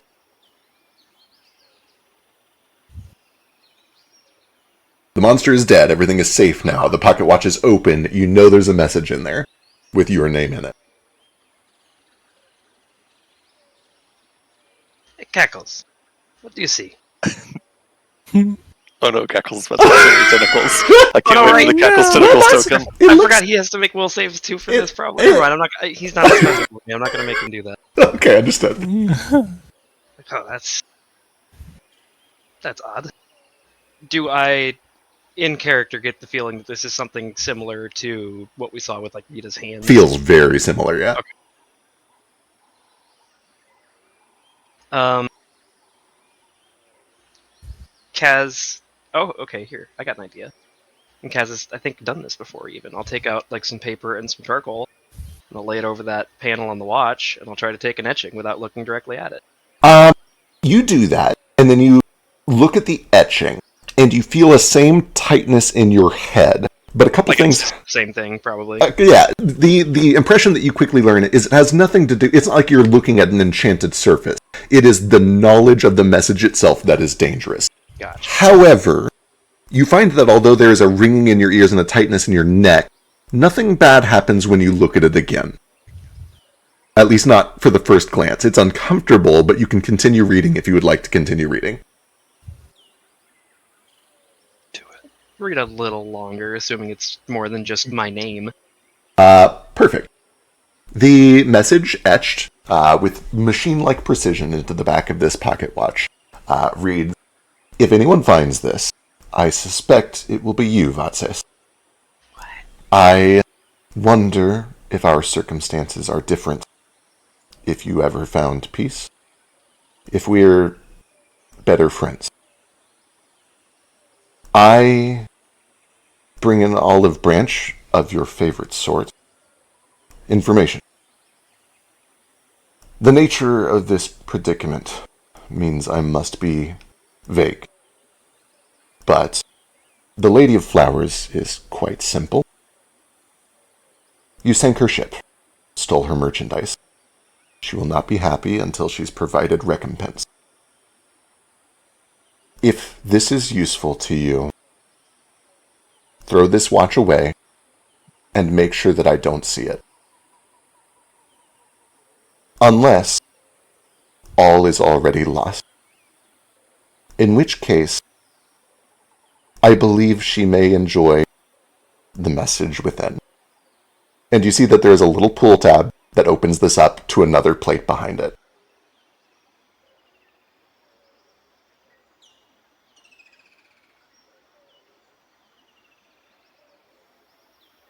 I think there's a code here or something.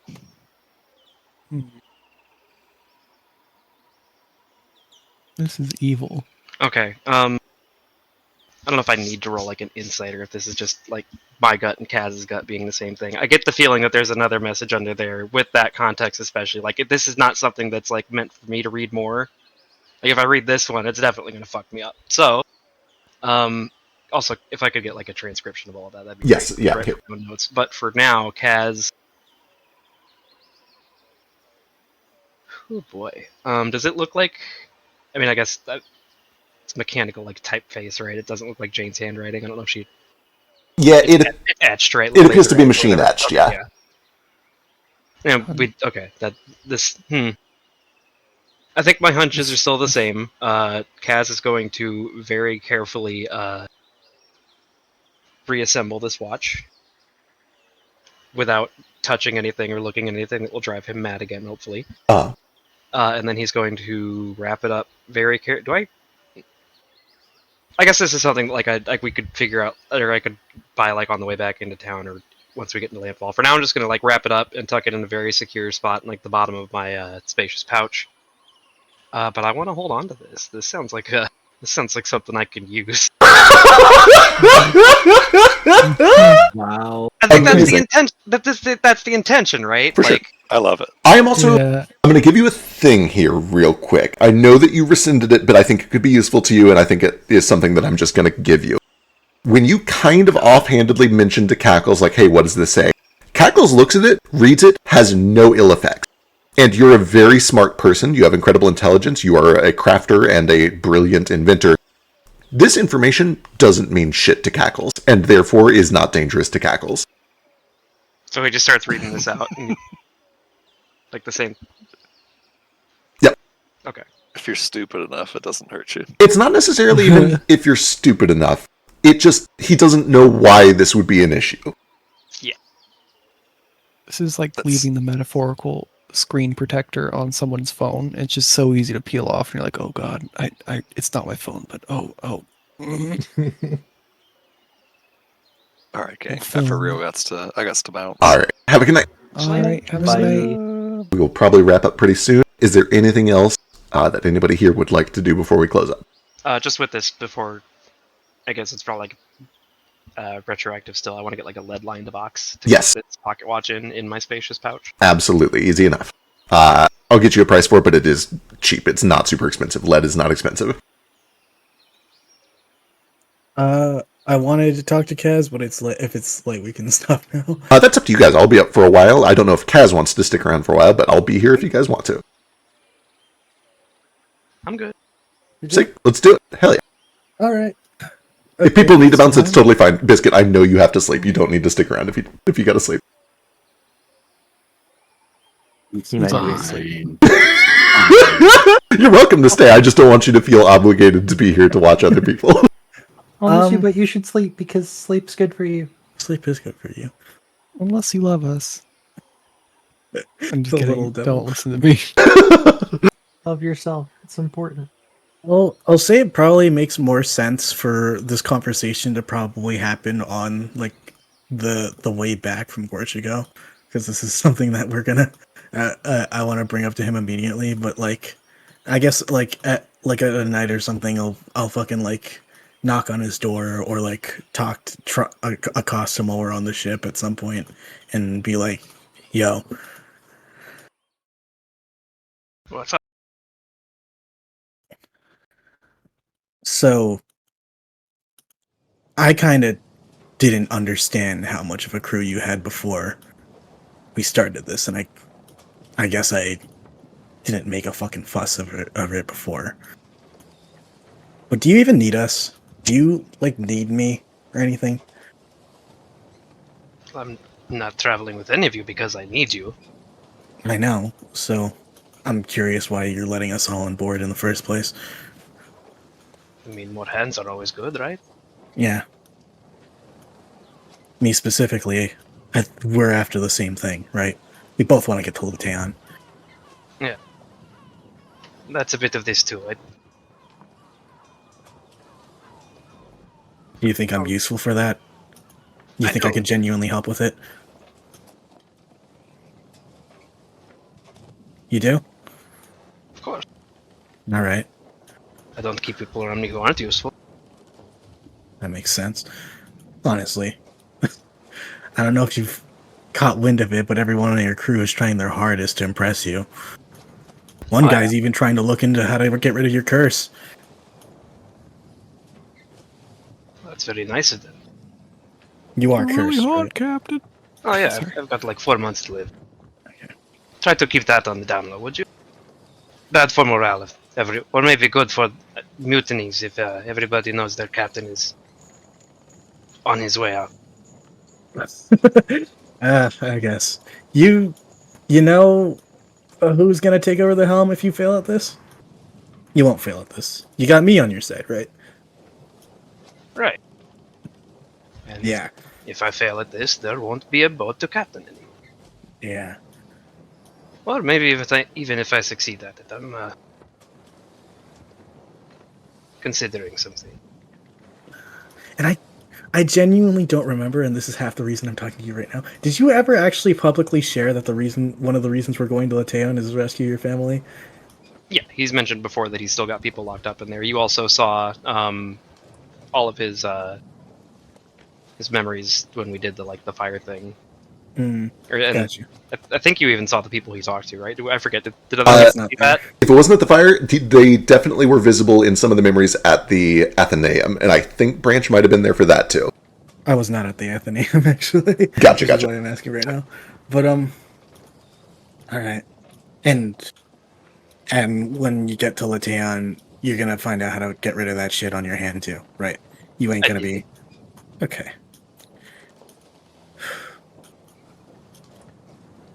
You care at all why I want to go there? I'm curious. That's So it. you should keep it to yourself if you wanted to, though. That's up to you. I know. So I And wasn't intending to pry, but what do you want me to ask you? Well, no. I want to know: is this a suicide mission? You know more about it than me. You were actually there. Because I've been thinking about it a while, and I'm not even sure if I still want to go. I'm not even sure if what I'm trying to do is worth it. Well, it hopefully doesn't have to be a suicide mission, but But is it? Will I throw my life away if I head down there with you? no. I wouldn't ask anybody to do that but myself. But there's a risk of it. Probably. Sorry, I'm not the best at these motivational speeches. I'm sure you're not Captain Votzies. Pretty new to the captaining thing, too, honestly. I and I look around. Like, I'm assuming I've caught Kaz in like a hammock while everyone else around him is doing all the work on the ship. I think I've noticed. Pretty lucky of you to stumble on all this wealth and resources out of the blue, huh? Family was pretty well off already. Must have been real hard to adapt to not living that way for a while, huh?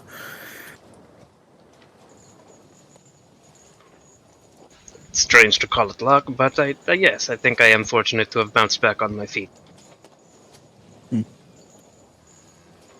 And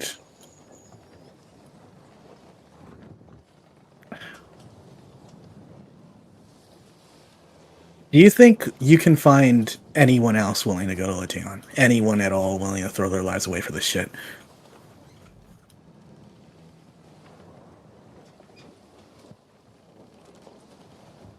I can't say I have a lot of allies. You're the only one who'd be joining me, from what I know, only because you're already there. You're already going there.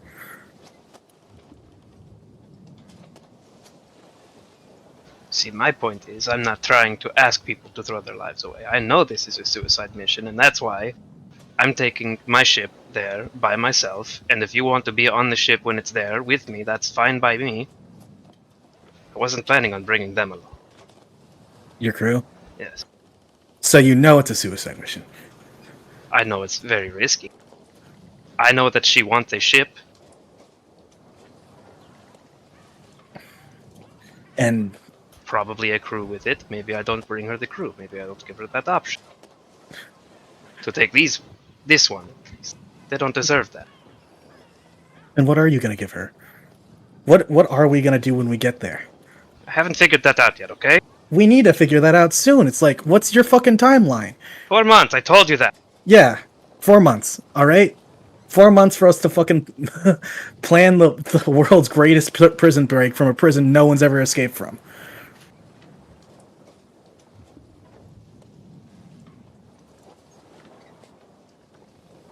Do you have a point to this pessimistic talk, or are you trying to talk me out of it, or... I'm trying to find out if you actually are willing to do what you want to do at Leteon, or if you're just saying you're going to. If you're asking me if I'm willing to die, to get back there and get my family out, or as many of them as I can, then yes. Not die. I don't want to die going there. But it sounds like I will if I join you. Then don't. It'd be real unfortunate if you died too, honestly. Maybe you should be less pessimistic about this plan. Maybe we should actually plan a little more.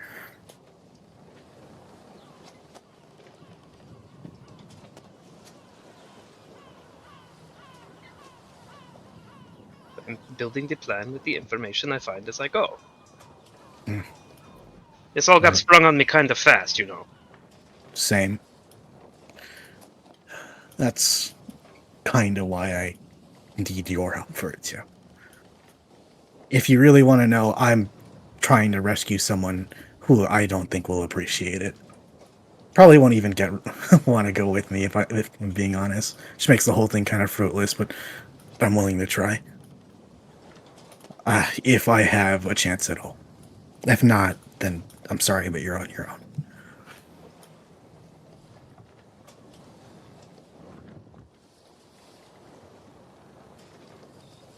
Who is it?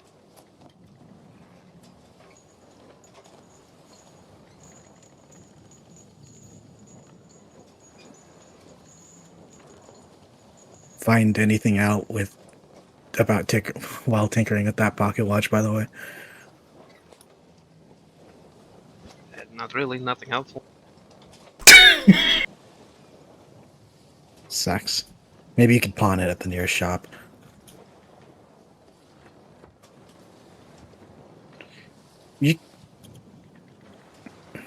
I've been thinking about maybe buying some more explosives and shit. Stuff that we can equip the ship with maybe later, right? Equip the ship with or rig the ship with? That's a good idea. What, you think she's gonna like swallow it and then you're gonna blow it up when it's in her mouth or something? If she doesn't swallow it herself, it might help us break in there at least. Almost on cue from below deck, you hear some of your crew call out a countdown, and then there is a broadside as about 8 cannons fire as they teach the cheeky crew how to do a proper broadside. The ship rocks, and everything kind of smells like smoke and soot for about a minute as things settle. But then when your ears stop ringing, you come back to and go back to your conversation. Oh, fuck yeah. Those culos down there, they're actually learning. See, that's what we need. We need we need something like that, a fucking coordinated team of people willing to learn how to do this shit, right? Cyril and don't fuck around, you know? There's a secret message in this. I just had. There is. There must be. In what? Go to bed, Biscuit. Just tell me if there's a secret message or not. He's going to be up for 6 hours looking at this. There's some weird stuff in this. What's he looking at? There was a text message etched into the twisted Jane's pocket watch. Mm-hmm. Oh.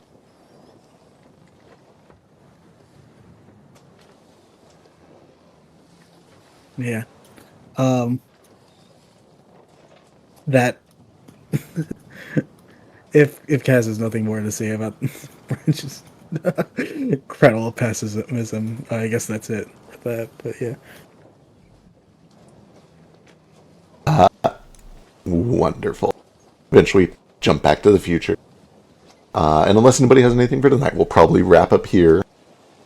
And over the week, try to figure out if we have enough information to split into crews. And if those crews line up in such a way that all of the remaining conversations can happen in those sessions. But I'll handle that over on Telegram. If anything important comes up for everybody else, I'll throw it in Discord. And we'll go from there. I'll probably send another message. Understood. I figured you might have a follow-up based on that response. Had some thoughts and some things. I'll just roll it next week. I wasn't really sure what to expect with Narafi. But I really appreciate the extreme dedication to secrecy and all of the fun that has caused. Boy, I'm gonna tattle.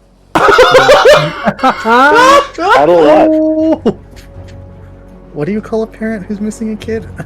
What's like widower is what for whatever. I don't know if there's like a Missing a special kid? Bad special parent. word. Responsible. Yeah. Jane's a bad the parent. opposite of an orphan? That's definitely not it. That's not it. My heart is still damaged. That was a really good scene.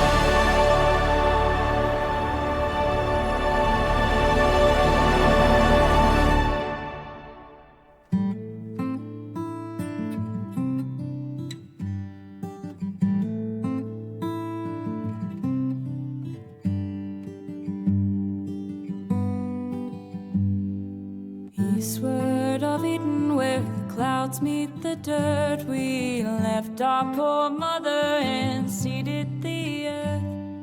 Gates they were shuttered, the latches were locked. Oh, eastward of Eden, where men become gods.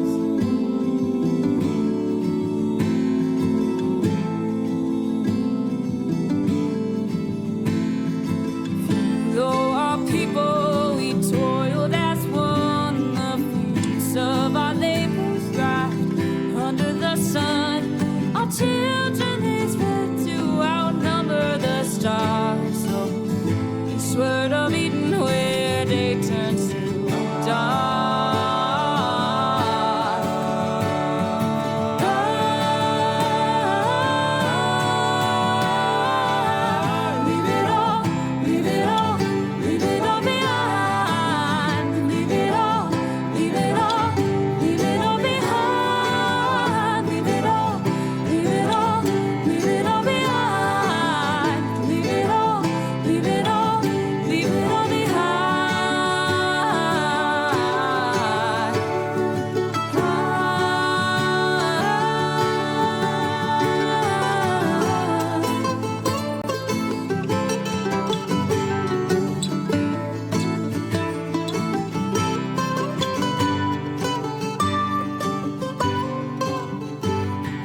Watered our forests with fire and flood, and fed our own egos with our brothers' blood. We starved every ocean till they ate up our shores. Oh, eastward of Eden, where we always want more. Our towers they rose up and set with the sun. Our servants they burnt us with fiery tongue. We run our wings of metal, surprised when we fell. Eastward of Eden, where heavens are hell.